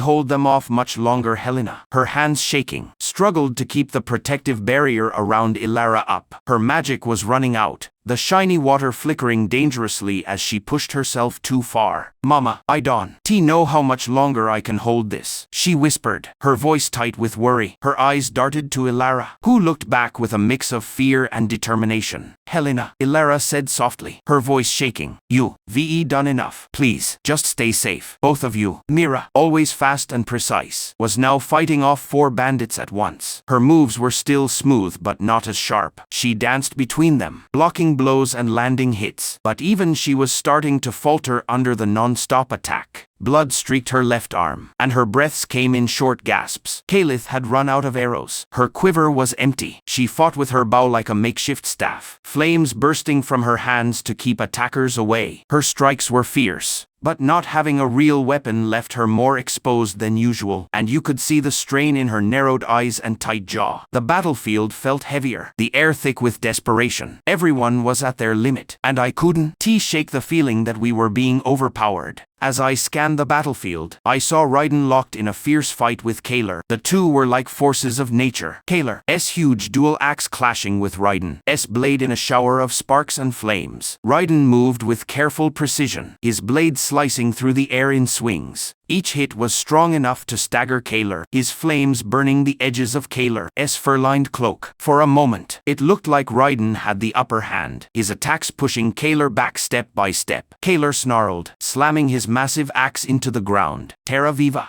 Ferrum Surget Earthrise, he shouted, and the ground erupted in sharp spikes under Raiden's feet. Raiden jumped back, barely avoiding the stone shards that shot up to impale him. Kaler took the chance, swinging his axe with destructive force. Raiden barely blocked the hit, the clank of metal ringing out like thunder. The two fighters circled each other, blood and sweat dripping onto the rocky ground. Raiden's blade flared as he swung upward, flames bursting from the edge and burning Kaler's left side. The fire licked Kaler's face, hitting his left eye. He roared in pain, clutching his face as smoke curled from his burnt skin. You'll pay for that, Kaler growled, his good eye blazing with anger. He swung his axe wide, hitting Raiden's right leg with the edge of the blade. The deep cut made Raiden stumble, his leg giving out under him. Raiden gritted his teeth and pressed his hand to the wound, but the deep cut was too much. His knee buckled, and he fell to one knee, unable to stand. His breathing was ragged, and blood kept seeping from the wound, pooling beneath him. His leg was completely weak, leaving him vulnerable as Kaler loomed over him, a triumphant sneer on his scarred face. Time to end this, Kaler growled, raising one axe high above his head. The blade caught the light, its sharp edge glinting menacingly as Raiden's eyes locked onto it. Despair flickered in Raiden's gaze as he stared up at the weapon, his breathing ragged and his body frozen. His mind screamed at him to move, to raise his blade, but Kaler's overwhelming presence held him in place, paralyzed by the certainty of what was coming. As Kaler lifted his massive axe, ready to bring it down on Raiden's neck, a desperate scream tore through the battlefield. Dad, I shouted, my voice raw and full of fear. Before I even realized it, I thought, move, I need to get there now. My body launched forward, air magic surging through me with a strength I hadn't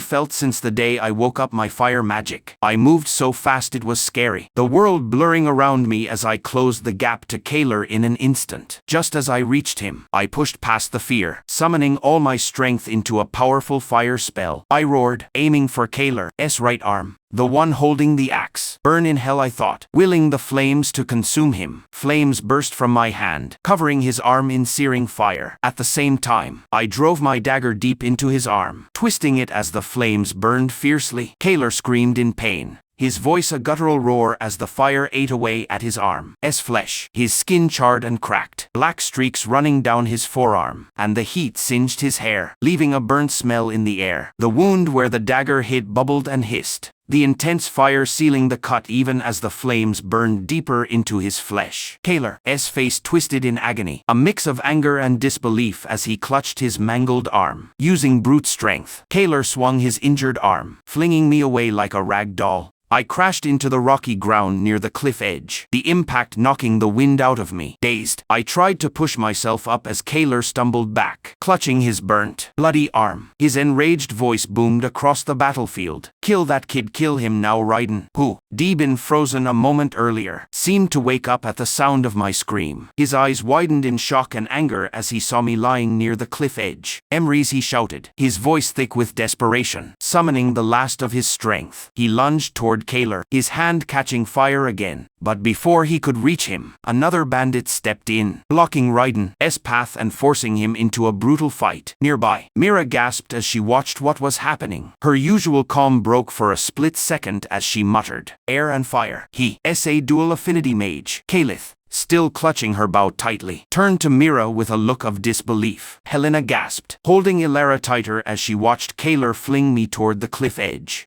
She screamed, her voice breaking as panic took over. Ilara's shaking hands reached out like she was trying to grab me from far away. "My son," she whispered, her voice trembling with fear. I lay dazed, my breaths ragged as I tried to push myself up. Blood dripped steadily from my shoulder, staining the rocky ground beneath me. Every shallow breath sent sharp pain through my chest, and I realized with growing dread that one of my ribs was probably broken from Kaler's swing. My magic heart throbbed painfully. The overuse of magic made it feel strained, like it might shatter any second. My magic was almost gone, leaving me weak and unsure of what I had left to give. "Protect them," I thought, clinging to the only thing keeping me on my feet. "I have to protect them." Two bandits, following Kaler's orders, approached me with grim determination. One glanced at the other, his voice low but firm. "Let's make this quick. We need to help the boss." Their words barely registered as I gripped my dagger tight, the last bits of strength and magic surging through me. The thought of my family's safety lit a fire inside me, pushing me past the limits of my broken body. Summoning air magic again, I launched myself forward, the speed and precision of my moves catching the bandits off guard. The first bandit's eyes widened as I appeared in front of him, my dagger stabbing his neck with perfect precision. Blood sprayed across my face, but I didn't stop. I spun to face the second bandit, my blade hitting his artery just as accurately. His gurgled cries faded as he collapsed next to his friend, the rocky ground pooling with their blood. My body gave out, and I fell to my knees, the dagger almost slipping from my shaking hand. Blood soaked my clothes, both mine and the men I just killed. My vision blurred as tiredness took over, and I barely noticed how close I was to the cliff edge. Suddenly, the ground under me shot up, a blunt stone spike slamming into my stomach with brutal force. Pain exploded through me, knocking me half unconscious, and I was thrown backward, my body lifting off the ground and flying over the edge. The sharp cliffside rushed past me, the strong wind roaring in my ears as I struggled to stay awake. For a split second, I saw Kaler's face twisted into a cruel smile, looking satisfied like he was glad to finally get rid of me. The sight filled me with despair before my eyes shifted to Raiden, bloody and screaming my name, and Helena's face twisted in terror as she reached out to me. Ilara's cries cut through the chaos, the sound like a dagger in the air. The world tilted, and for a brief moment, the battlefield above disappeared from view. Darkness crept into the edges of my vision as I fell, the wind roaring in my ears, as the world above got smaller and smaller till it was gone. The sharp, pointy edges of the cliff blurred as I fell straight down, feeling totally weightless. Wind roared past me, and the deep, dark hole swallowed me whole. Pain shot through every single nerve in my body, my wounds screaming louder than any thoughts I had. My shoulder throbbed where the bandit's spear had cut deep. My ribs ached from Kaler's brutal punch, and I tasted iron in my mouth, like blood. The world around me was just a mess of darkness and faint, muffled sounds. Am I dying?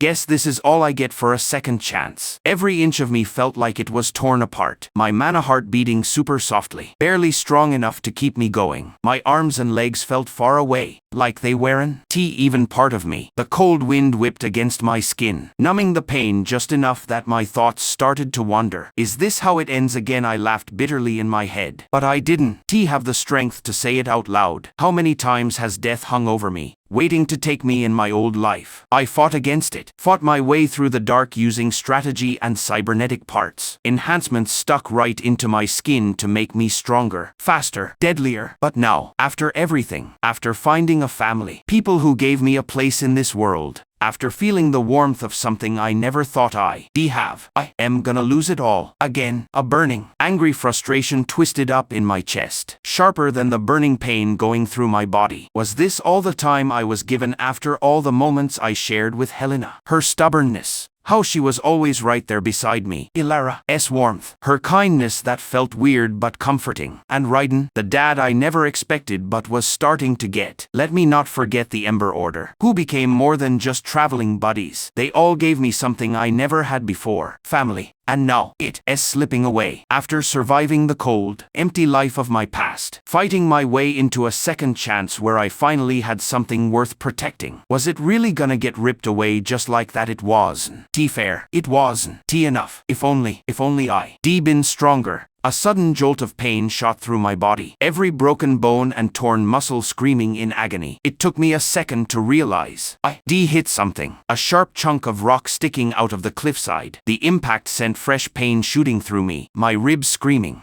My already beaten-up body barely able to feel the pain through the fog of being exhausted. My vision got blurry, the raw force of slamming into the rock pulling me closer to passing out. My arms and legs got heavier. My mind slowed down. This is it. The final blow. The last push before my body gives up completely. I could feel myself slipping, my grip on reality loosening like my very existence was fading into the deep hole. Right before that last little thread snapped, another jolt tore through me, violent, burning, exploding from my mana heart. It beat once, then again, each throb sending spikes of pain through every vein and nerve. Like my body itself was fighting against the death that was waiting to take me. The pain spread outward, raw and primal, like some instinct deep inside me was refusing to let me die. Was this my mana heart trying to keep me alive? Or screaming because it was scared of the end? But then, I woke up gasping, the heavy weight of suffocating dust pressing down on my chest. Did I survive the fall? The thought barely crossed my hazy mind before another hit me. Why is there so much dust? My vision swam. The dim, flickering emergency lights throwing creepy shadows across cracked concrete and bent steel. Am I back in my old body? The thought hit me like a knife, cold and unforgiving. This can't be real. But the ground under me felt too solid. The ache in my bones too real. My mind pulled away from the idea. But the echoes of my past life whispered their cruel truths. Was I really back? Confusion tangled up with the dull ache in my head. How did I get back here? My ears were ringing. But beyond that muffled noise, I could hear the faint, ragged laughter of a dying man. No, I mumbled, pushing myself up from the rubble, my fingers scraping against the cold stone. This place wasn't the bottom of the hole I fell into. It wasn't the new world I come to know. I was back. What the hell is going on? Where? The ground shook under me. The last bits of the underground vault crumbling around me. My lungs burned from the harsh taste of dust and smoke. My hands squeezed into fists as I forced myself to breathe, to figure out where I was. No, not again. The feeling of this place clawed at my mind. An alto familiar nightmare pulling me under. The walls felt too tight, the air too thin, and the weight of dust and debris pressed against my skin like chains. The realization sent a cold chill down my spine. I knew this place. I lived this before. The stale air smelled like dust and rot. A reminder of a past that wouldn't stay buried. My mind sharpened as I recognized it. I was here. The same cold walls, the dim flickering lights, the echoes of distant machines. It all matched. This was one of my hardest kills. The one that tested every bit of my strength and smarts. A mission where I thought, for the first time, that I might not make it out alive. My head snapped up as the laughter rang out, low, guttural, full of pain but still with that annoying arrogance. My stomach twisted, my heart pounding in my ears. Him. I turned quickly, and there he was. Marcus Veldrin, the man who refused to die, stuck under big chunks of fallen concrete, blood pooling under his cybernetic arms and legs. His eyes, getting dimmer but still full of defiance, locked onto mine. A former warlord who survived way too many assassinations. His body enhanced with cybernetic parts that made him a walking fortress. He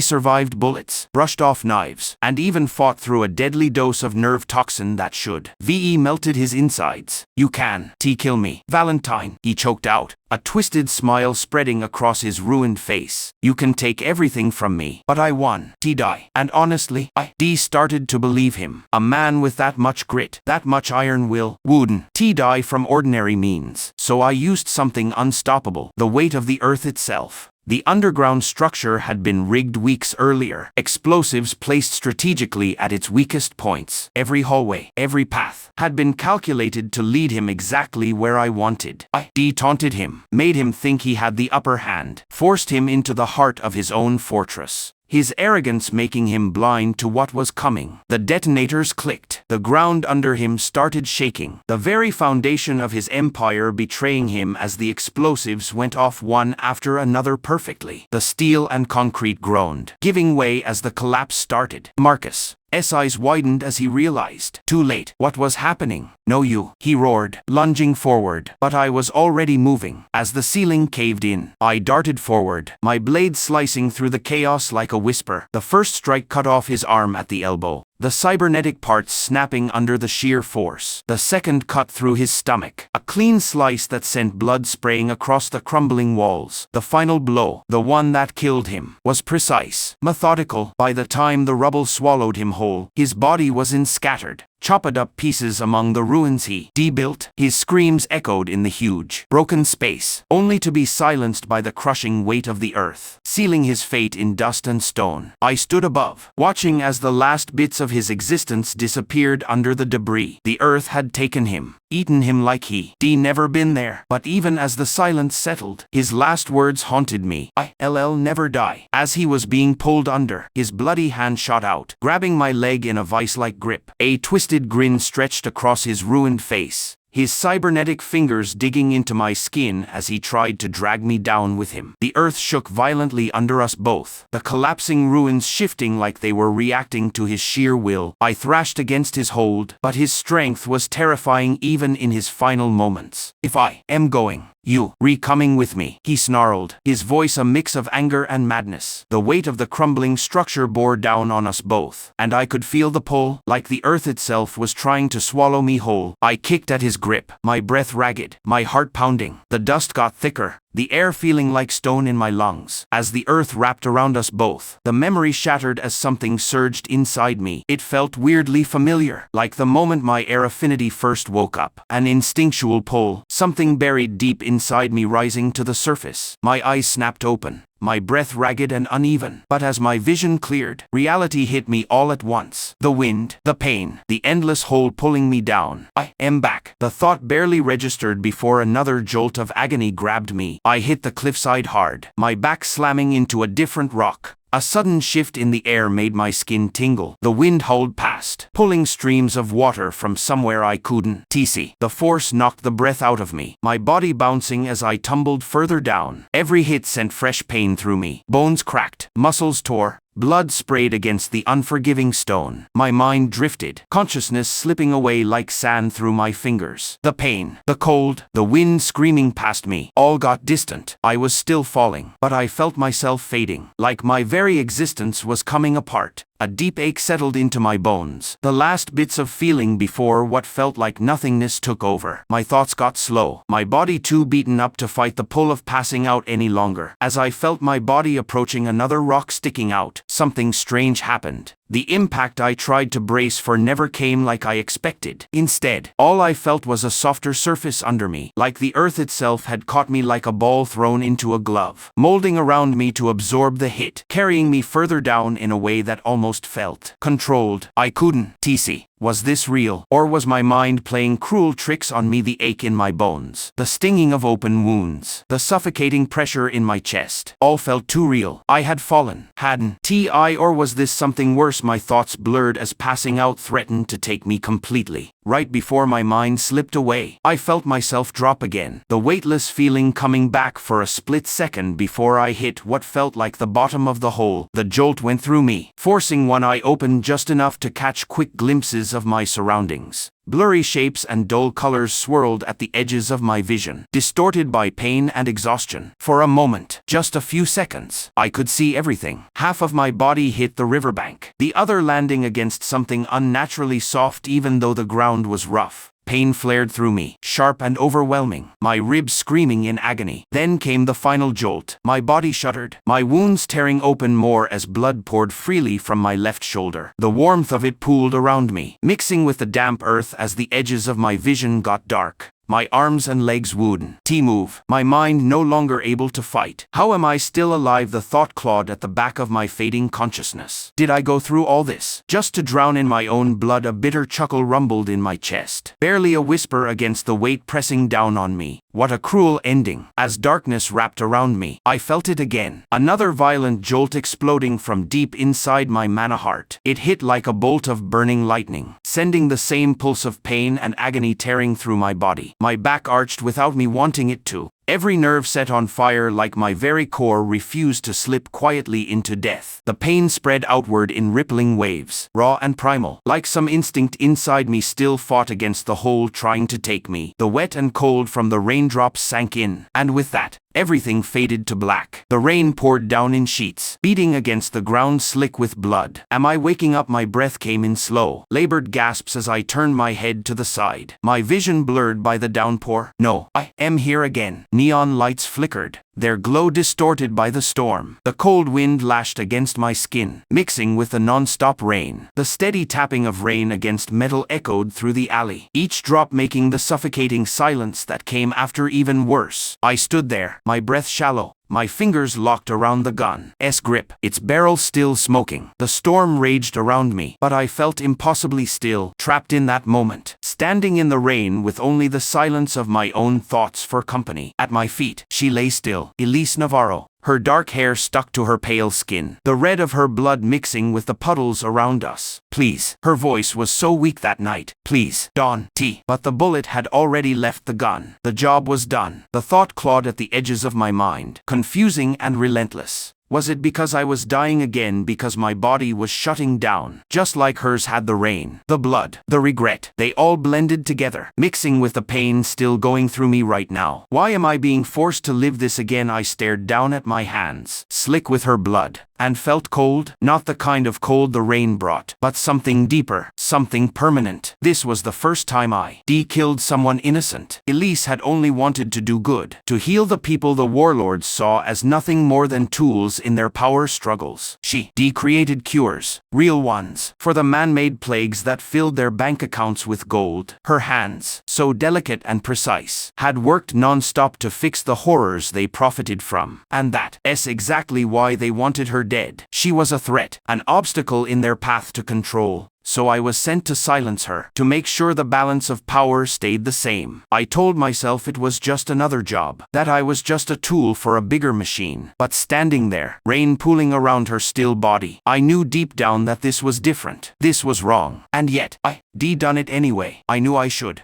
Felt something. Guilt, regret, sadness. But there was nothing. Just the quiet hum of the storm and the steady tapping of rain against the steel cybernetics on my hands. The metal, wet from the rain, cooled the heat of the moment, like a silent friend keeping me steady. Is this the reason to feel the companionship I first found in the rain? So I wouldn't be alone in my final moments. The thought grabbed me as the memory blurred, the rain washing away the blood, turning the scene into nothing but flickering lights and echoes of the past. Then, suddenly, a new feeling took over. Warmth. It was different, not the numbing cold I held on to that night. It was familiar, a stark contrast to the storm. The kind of warmth that came from Ilara's gentle touch, from Helena's unwavering presence. It pulled at something deep inside me, grounding me, reminding me that I wasn't there anymore, that I found something beyond the emptiness. Again, like a jolt, the feeling came, just like the night my air affinity woke up. Even while I was passed out, I could feel it. Warm, soft, gentle, like something was soothing me. Is someone there? Did someone find me? I couldn't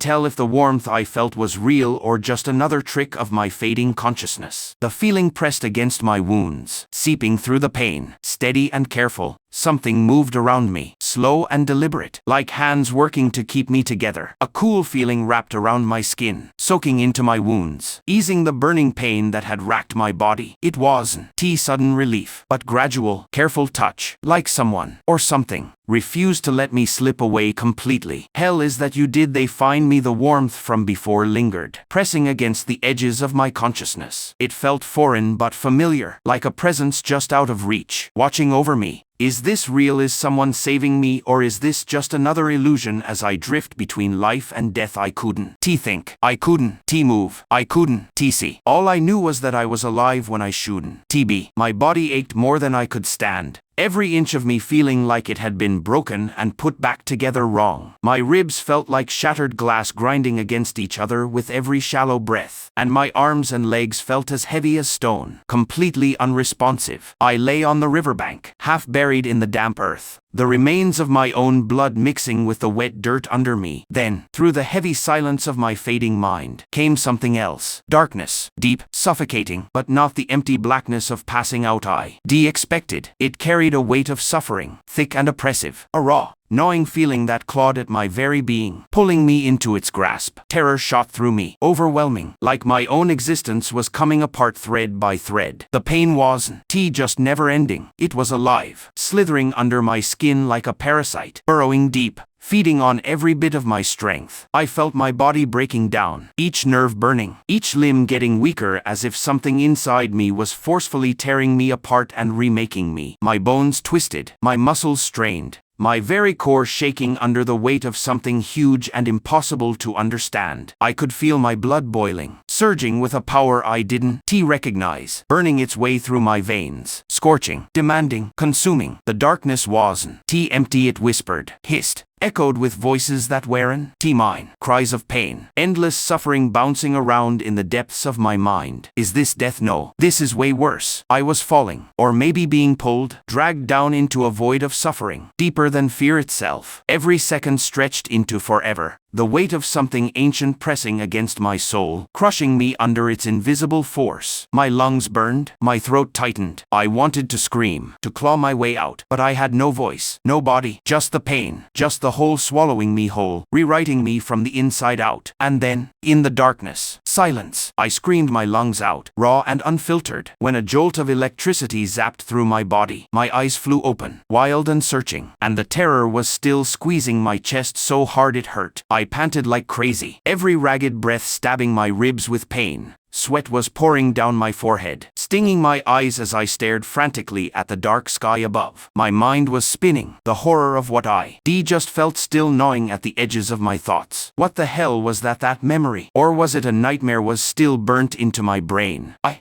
felt it. All of it, the agony, the darkness, the crushing weight of suffering. It wrapped around me like chains, yanking me deeper into a hole where pain and torment were the only things that mattered. And yet, I never lived through anything like that before. No memories of those moments. No hidden trauma from my old life. Was that me dying? That thought wormed its way into my head like a bug. Did I just come back from the dead? My heart was pounding so loud I could hear it in my ears as I forced myself to look down. My vision was blurry, colors blending together before slowly sharpening into things I could recognize. My thoughts were all jumbled, bits of Marcus and Elise flashing through my mind. Why was I reliving their stuff? None of it made sense. Shock hit me again. The huge cliffs of the divide loomed way above me, their jagged edges cutting into the sky like the fangs of some ancient monster. The sheer drop I fallen from hit me like a sledgehammer. How am I still alive? I remembered the fall, the weightlessness, the brutal hits that should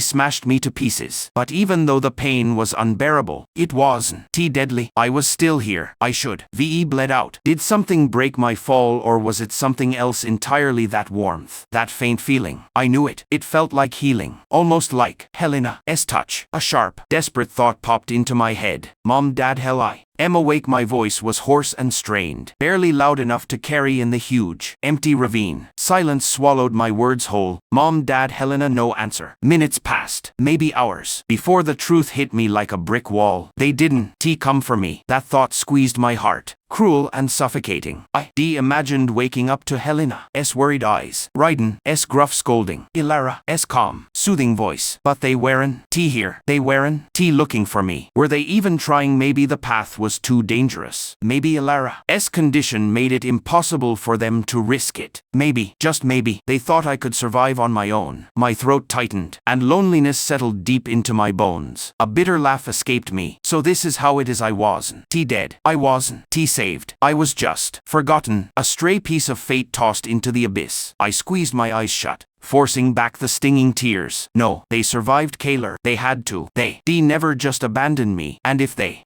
still alive, I'll find my way back to them. Determination settled in my chest, steady even though my limbs were shaking. I survived worse. I survived this. My body screamed in protest when I tried to move. My legs, nothing. My ribs, every breath sent a sharp pain through my chest. My left arm, nothing. But I could feel my fingers clamped around something tight. I moved my head just a little and saw the hilt of my dagger. Its blade stuck deep in my left thigh. A fresh wave of pain pulsed through me, and I realized it must jam there during the fall. Hitting the rocks drove it right in. My right arm, though, worked slowly, painfully. I lifted my hand toward the sky, fingers trembling as I spread them. A small smile tugged at my lips. I can still move. When the scene behind my hand came into focus, I gasped again. The divide loomed in front of me, its cliffs stretching on forever, an unbeatable giant of stone and shadow. I fell from there. Another, more painful thought hit me, settling heavy in my stomach. Maybe they moved on. Maybe they thought I couldn't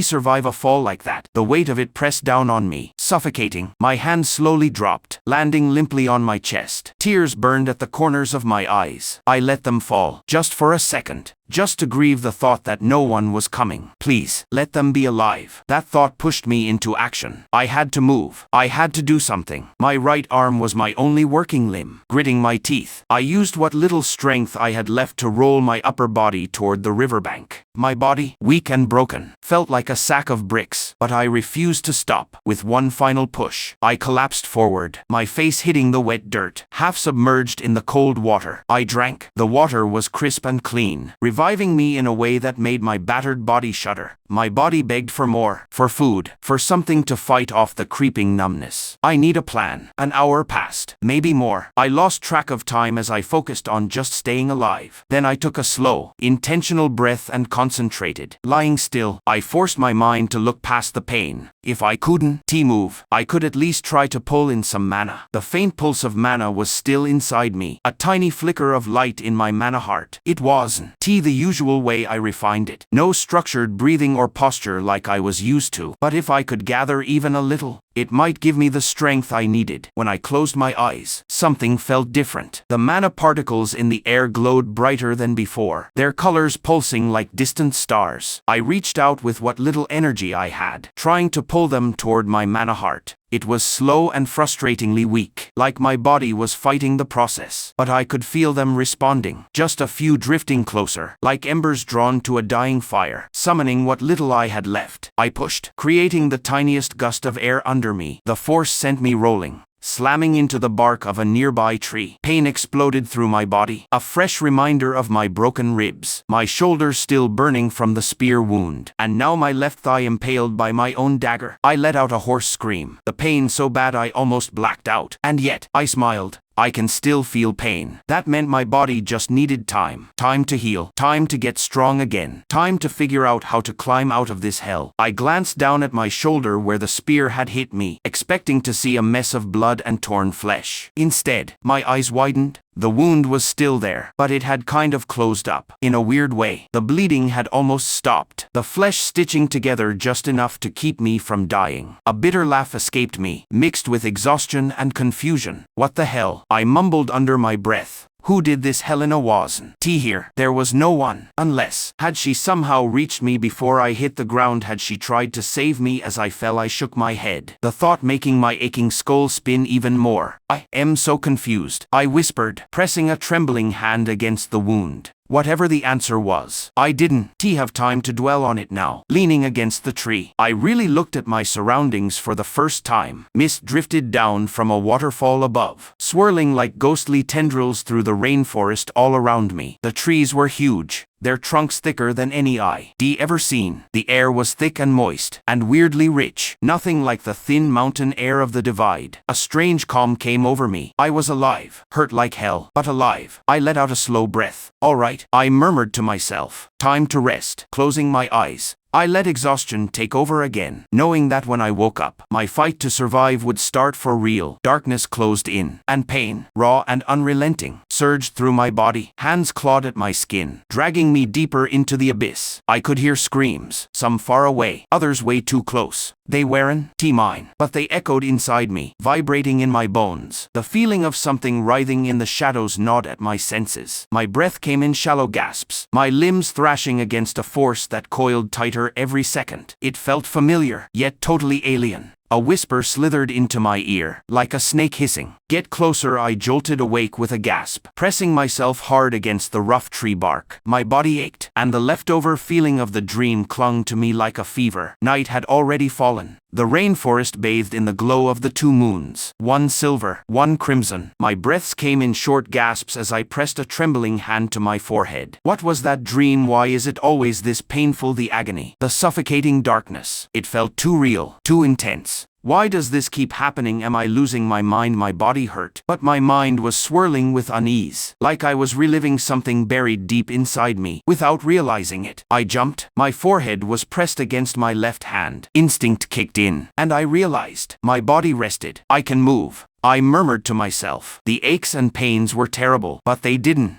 paralyze me. Slowly, I tested my legs, willing them to move. A dull, burning pain ran through them, but they moved, slow and heavy, but they worked. My attention turned to my left thigh, where the dagger was still stuck. Gritting my teeth, I reached for it with my right hand, fingers trembling as I grabbed the hilt. A sharp pain stabbed through me, and I sucked in a breath to steady myself. If I leave it in too long, it'll get infected. Bracing myself, I wrapped my left hand tight around the hilt too, sweat dripping down my forehead as I got ready for the pain. With a sharp yank, I pulled it out. A guttural grunt escaped me as the blade slid free, fresh blood oozing from the wound. My vision blurred for a second, black spots dancing at the edges, but I forced myself to stay awake. Without wasting a second, I tore a piece of cloth from my right sleeve. Hands trembling as I worked, I tied it tight around my leg just above the wound, securing the makeshift bandage to slow the bleeding. The pain was like a raging fire, but I clenched my jaw and pushed through it. The wound was wrapped up, but the throbbing ache stayed, pulsing with every beat of my heart. I glanced at my shoulder, noticing a slow trickle of blood escaping from the half-healed wound. It wasn't fatal, but the sight made my stomach twist. With a sigh,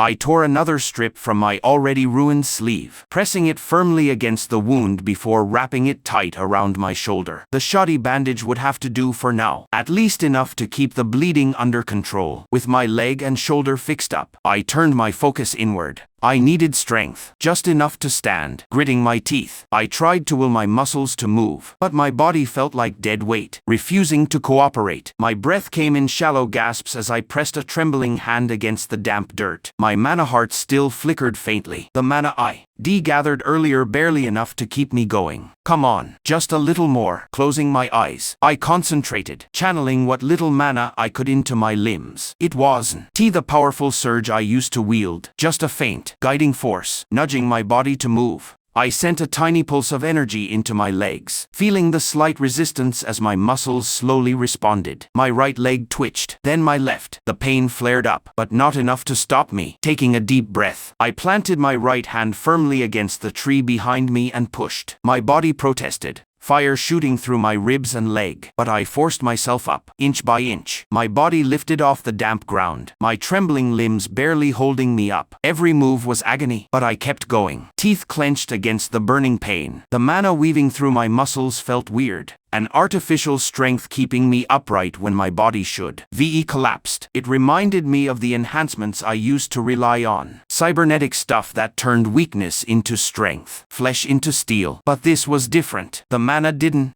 pulse with the cold efficiency of machines. It was forcing its way through something that felt both foreign and totally mine. Finally, I was kneeling, breath ragged, sweat dripping from my forehead. I wasn't standing yet, but it was a start. I let out a shaky breath, steeling myself for what came next. For the next few hours, I pushed my body, forcing it to respond, to work. Every move sent fresh waves of pain through me, but I gritted my teeth and endured. My limbs felt like they were filled with lead. Every attempt to move slow and agonizing. But I refused to stop. I had to get my body working again, no matter how much it hurt. As time passed, I noticed the sky had gotten darker, the air growing colder. A chill seeped into my skin, making every ache feel sharper. I needed to move, whether to find shelter or just stay warm. Lying here would only make things worse. I couldn't afford to be still. Drawing on what little mana I had left, I wove it into my limbs, urging them to move. It wasn't much, just enough to make basic movements possible, but it was better than nothing.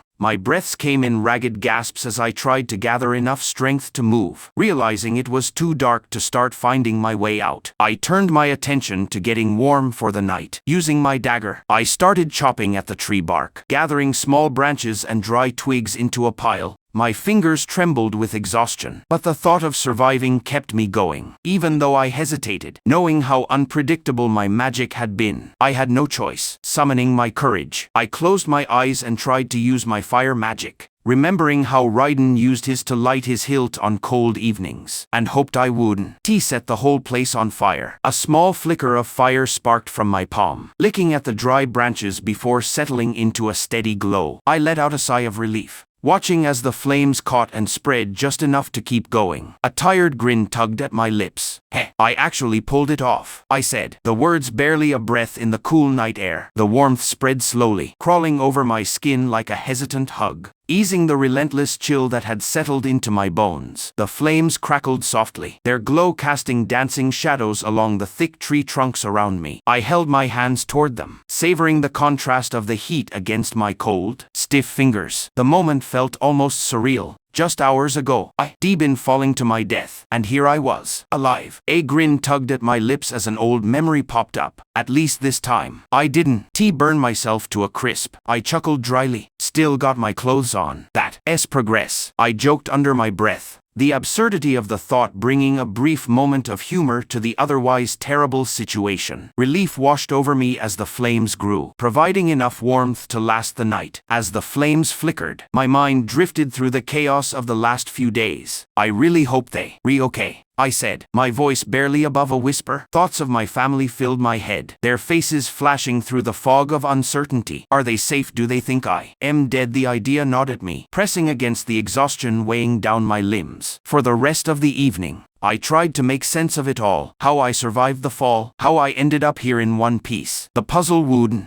come together. Every missing piece lost in the blur of pain and confusion. No matter how much I replayed the events, the answers eluded me, leaving only fragmented memories and lingering fear. Eventually, I let out a tired sigh, realizing most of the night had slipped away. There was no point in fighting sleep anymore. I needed rest. I needed to gather my strength. Tomorrow, I'd start fresh, find a way out of this abyss, and make it back to them. With that final thought, I closed my eyes, letting the warmth of the fire lull me into an uneasy sleep. Morning came, and the first thing that woke me up was the smell. Damp dirt, the leftover burn from my fire, and the fresh scent of the rainforest. The air was thick with moisture, sticking to my skin like a second layer. I took a deep breath, my senses slowly sharpening as the world around me came into focus. The distant chirping of animals echoed through the trees, their rhythmic calls mixing with the rustle of leaves blowing in the morning breeze. But louder than anything else was the sharp, empty pain in my stomach. Hunger had finally hit, a gnawing emptiness twisting in my gut like a coiled snake. I frowned, pressing a hand to my stomach. I hadn't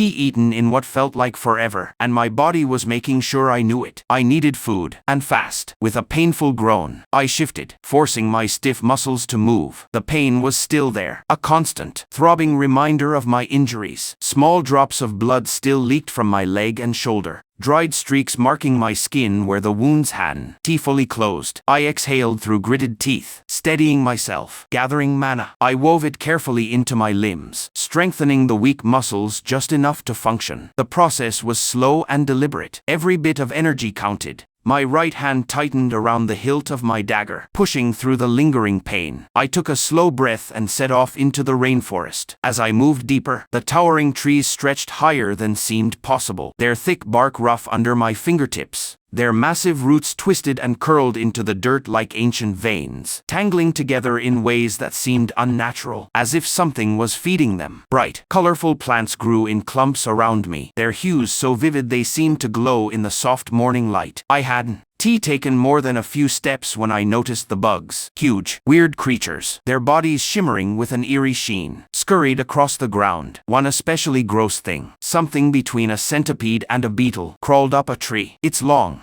segmented legs making a faint clicking sound that sent a shiver up my spine. Great, giant bugs, exactly what I needed, I said, pulling a face as I walked around it. If there was one thing I wasn't ready for, it was giant nightmare bugs lurking in the wilderness. As I kept going, a sharp cry rang out through the trees, something between a hurt animal and a deep, guttural growl. My body tensed up instantly, my grip tightening around my dagger. I moved carefully, stepping lightly through the thick plants as I followed the sound. The deeper I went, the more odd little details I noticed. The faint prints of weird footprints in the soft dirt. The deep scratches on the bark of nearby trees. They didn't look like anything I recognized. Too big for any small animal. Too weird for a wild cat or a bear. My stomach twisted. This world really doesn't cut me any slack. Even though I was wary, another, more primal thought pushed its way to the front of my mind. If it was an animal, that meant it could be food. My stomach growled again, almost as if agreeing. Well, whatever it is, I hope it tastes good, I sighed, pushing forward, my hunger overriding my fear as I followed the unknown tracks deeper into the jungle, pushing past thick branches and dense bushes. I saw something that made me freeze. A small trail of blood smudged on the ground. My grip tightened around my dagger as I followed it cautiously. Every muscle in my body tensed. The trail led deeper into the plants until I spotted the source. A small deer, barely hanging on to life, limping and whimpering in pain. My breath caught as I looked at it. Its back leg was gone, torn clean off like something huge had ripped it away. Blood pooled under its weak body, its breaths coming in soft, trembling gasps. My stomach twisted. What did this a part of me wanted to understand, to make sense of the brutal scene in front of me? But another part, deeper, more instinctual, knew the harsh truth. This animal was suffering, and I needed food. Swallowing down the feelings that threatened to bubble up, I stepped closer. The deer's dark eyes met mine, wide with fear but too weak to move. I knelt beside it, placing my dagger against its neck. "I am sorry," I whispered, then struck fast, the blade sinking into its throat, ending its suffering right away. I pulled my dagger out, wiping the blood on my tattered sleeve before looking at the remains of its leg. The wound wasn't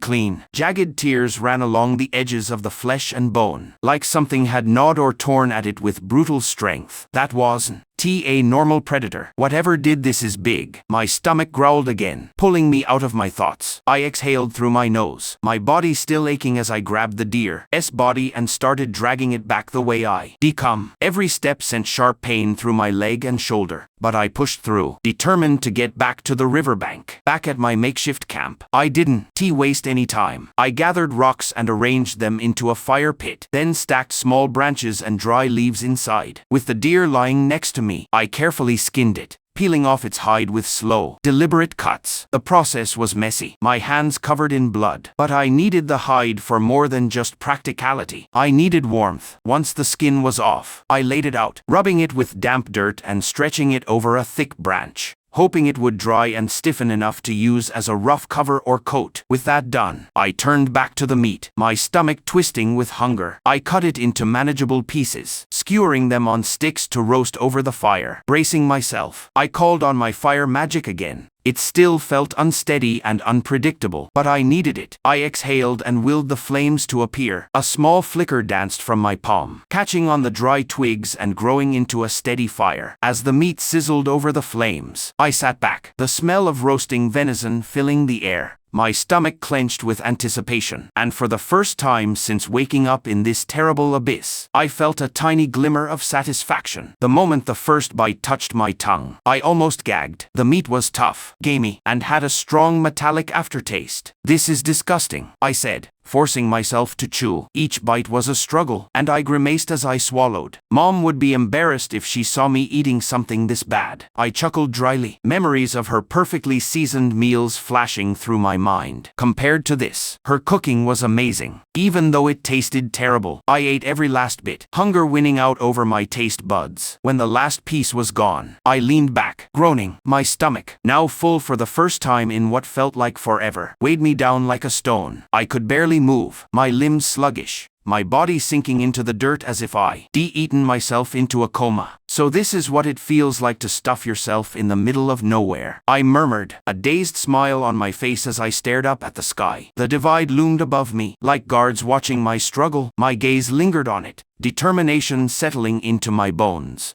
I'll make it back to them, I said, my voice barely loud enough to be heard over the crackling fire. No matter how long it took, no matter how much pain I endured, I'd find my way back. But right now, I couldn't even roll over, let alone stand. Yeah, I'll think about surviving after I sleep this off, I said. My eyelids grew heavy, my full stomach pulling me down into exhaustion. With one last deep breath, I let sleep take me, slipping into an afternoon nap. The warmth of the fire beside me, darkness surrounded me. I couldn't see anything. But the sounds, they were everywhere. A woman's scream cut through the emptiness, raw with agony and terror. My chest tightened as the air grew thick and suffocating. The screams got more desperate, mixed with a horrifying, wet slicing sound. Something unnatural, something tearing through flesh. Please no, the voice cried, filled with pain and despair. Then, silence. A deafening whisper rushed into my ears, piercing straight into my skull. Emery's. I sat up suddenly with a sharp gasp, my heart pounding against my ribs. Sweat soaked my forehead as I grabbed my dagger, my breath ragged and uneven. My mind spun in panic. Was that another dream, another one? More intense, more terrifying than the last. The screams still rang in my ears, lingering like ghostly echoes. I had no memory of those events, no connection to that voice. Who called me? The voice felt too direct, like whoever spoke knew me, not just casually, but intimately. Blinking fast, I looked around. Night had fallen again. The rainforest bathed in the glow of the two moons, silver and crimson. The fire beside me still crackled, casting long, flickering shadows against the trees. I exhaled slowly, forcing my trembling hands to steady. My body still ached, the weight of my wounds pressing down on me. But I had no time to focus on the pain. I checked myself again, testing my limbs. My strength was slowly coming back, but I knew I couldn't waste another night here. The jungle was unpredictable, and staying in one place too long was dangerous. For a brief moment, doubt gnawed at me. Am I really in any shape to move? What if I collapse out there? But the thought of staying put, vulnerable to whatever was lurking in the rainforest, was far worse. I clenched my fists, pushing past the hesitation. I had no choice. I had to keep going. Bracing myself against the tree, I grabbed the dried deerskin I stretched out earlier and draped it over my shoulders. The rough cover was stiff, but it would keep me warm through the night. As I pushed forward, taking a deep breath, I got ready, stepping into the darkness of the rainforest, determined to keep going through the night. The night air was thick and sticky, filled with the distant buzz of animals and insects. Every breath felt heavier, and the rainforest felt so alive it made my skin crawl. The two moons cast pale silver and dark red light over the thick plants, giving the jungle a spooky glow. Shadows stretched in weird ways, twisting the already strange landscape.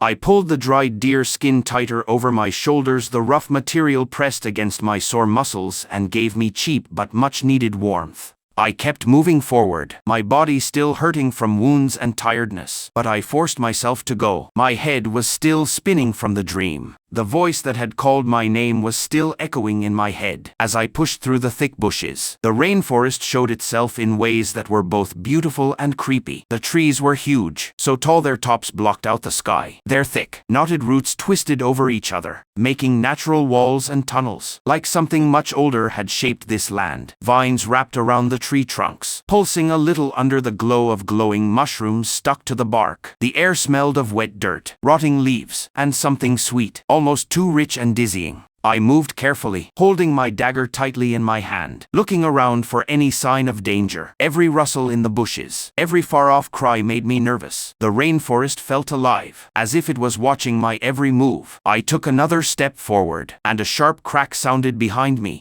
twigs breaking under something heavy. I held my breath, and my body tensed up. I turned around fast, dagger raised, ready to attack whatever was following me. Before I could do anything, a bunch of small creatures rushed out of the bushes. Frogs, dozens of them, jumped past me crazily, croaking loudly, their tiny bodies scrambling over roots and leaves. It looked like something had scared them badly. My heart was pounding hard. Then, a sharp pain hit my right leg. I hissed and looked down just in time to see something squirming on my calf. A slimy, mud-colored blob was stuck to me, its jelly-like body pulsing like it was drinking something from my skin. I felt sick to my stomach. What the hell is that? I growled, shaking my leg hard. The thing squirmed and let go with a gross squelching sound, crawling back into the bushes. I stared at the spot where it had been stuck to me, expecting blood, a wound, anything, but there was nothing. No cut, no bite mark, just a weird, empty feeling in my mana heart, like something had been sucked out of me. I frowned. Did that thing just steal some of my mana? I moved my leg carefully. My mind raced. Was it some strange new animal from this world, or could it be a monster? No, that couldn't be. Dad's stories said monsters didn't come this far, and yet my mana had been drained. I breathed out sharply, shaking my head. I didn't have time to sit and think about it now. Whatever that thing was, it was gone. But the fact that it existed at all meant I had to be even more careful from now on. I kept going, my senses getting sharper with every step. The deeper I went into the rainforest, the stranger it got. Leaves shimmered with shiny colors, switching between dark blue and bright red under the dim moonlight. Some plants had thick, waxy skins, while others looked almost see-through, their veins glowing a little. The roots under my feet twisted tightly around each other, like a complicated web instead of just normal plant growth. Something about this place felt wrong. Then, my instincts kicked in. A presence, a heavy, looming feeling that sent chills down my spine. I wasn't alone. I suddenly realized I'd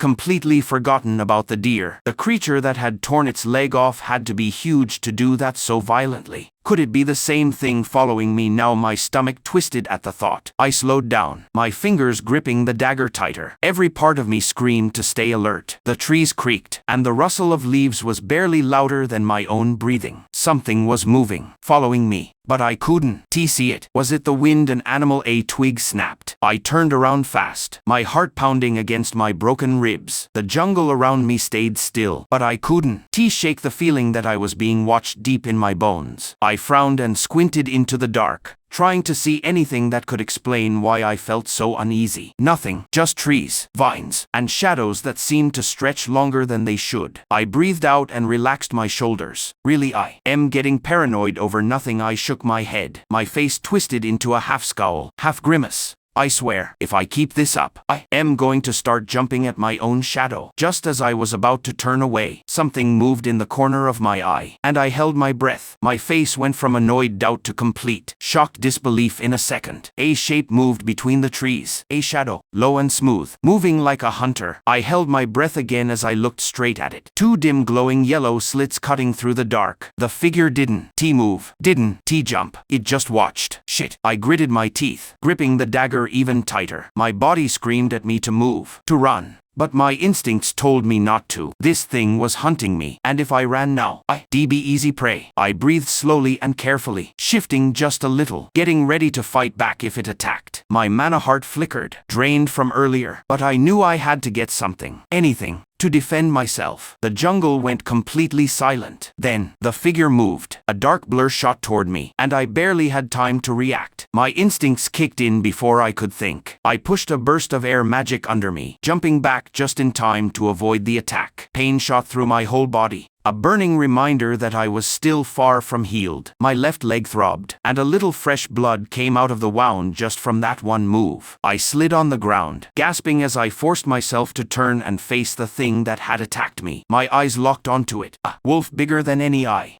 ever seen. Its body thin but strong, muscles tight under its jet black fur. Its eyes, glowing yellow like two torches in the night, stared at me with hungry hunter's eyes. Its mouth was open a little, showing long fangs dripping with saliva, breathing slowly, like it was enjoying the hunt. What am I even looking at? My fingers tightened around the dagger's handle. My heart pounded as the creature walked toward me, moving completely silently for something so big. I breathed in sharp gasps, my body screaming in pain. But there was no time to hesitate. It lunged again, I rolled to the side, barely dodging its huge claws, dirt and leaves flying everywhere from its attack. My ribs hurt badly, and I hissed, forcing my body to move even though it hurt. I slashed my dagger at its side, but the creature twisted in a weird way, dodging so fast it sent a new wave of fear through me. "Damn it," I growled, stepping back. "You, re-fast." The beast let out a deep, growling sound, its ears perking up like it understood me. It walked in a slow circle, never taking its eyes off me, judging me, waiting. I couldn't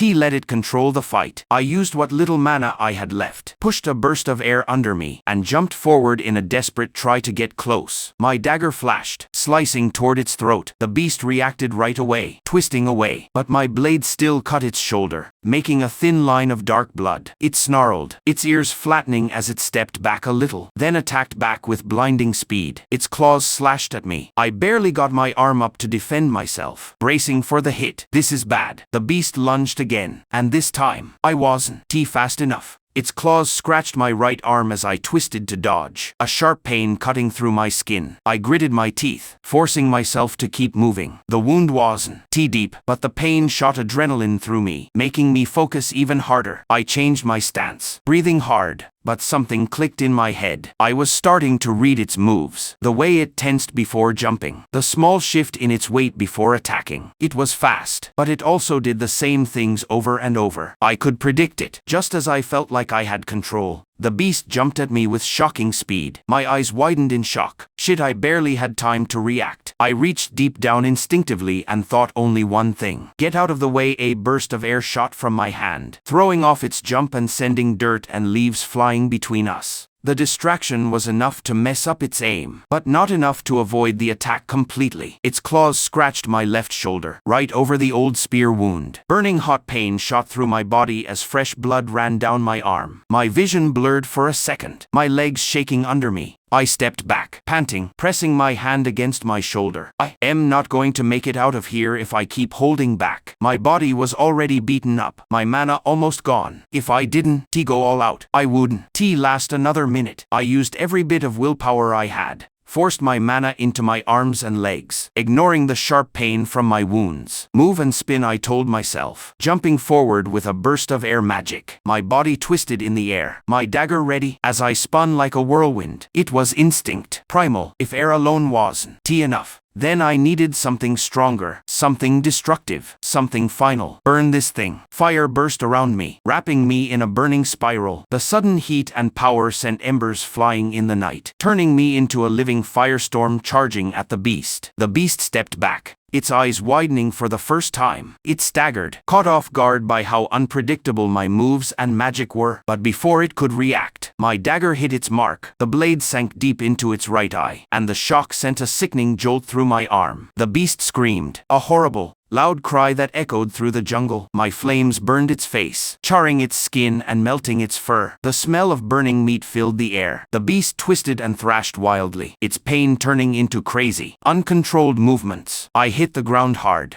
my legs barely holding me up as my vision went dark and I fell to my knees. My body screamed in pain, tiredness trying to pull me under. I held my ribs, forcing ragged breaths into my lungs, staring at the beast as it writhed in pain. Blood pooled at my feet. My wounds reopened from the reckless attack. My hands shook. Was that enough? The beast was still squirming in pain, its body twisting violently. Then, out of nowhere, it lunged forward, straight into the trunk of a nearby tree. A gross, loud thud echoed through the jungle as its skull crashed into the wood, like it was trying to knock itself back to its senses, trying to get rid of the burning pain on its face. I stared, my eyes wide in shock. I held my breath as the beast stumbled, then planted its claws in the ground. Its huge chest rose and fell in ragged breaths. Then suddenly, it let out a thunderous howl. The sound cut through the night, shaking the air around me, a show of dominance and pure rage. As the howl faded, the beast tensed its muscles, its legs coiling like springs. Then, its burned, ruined face turned toward me, and even with the charred skin, even with the dagger still stuck in its eye, it stared at me with an even angrier, more terrifying glare. I let out a breathless, almost crazy laugh, my lips curling into a half smile.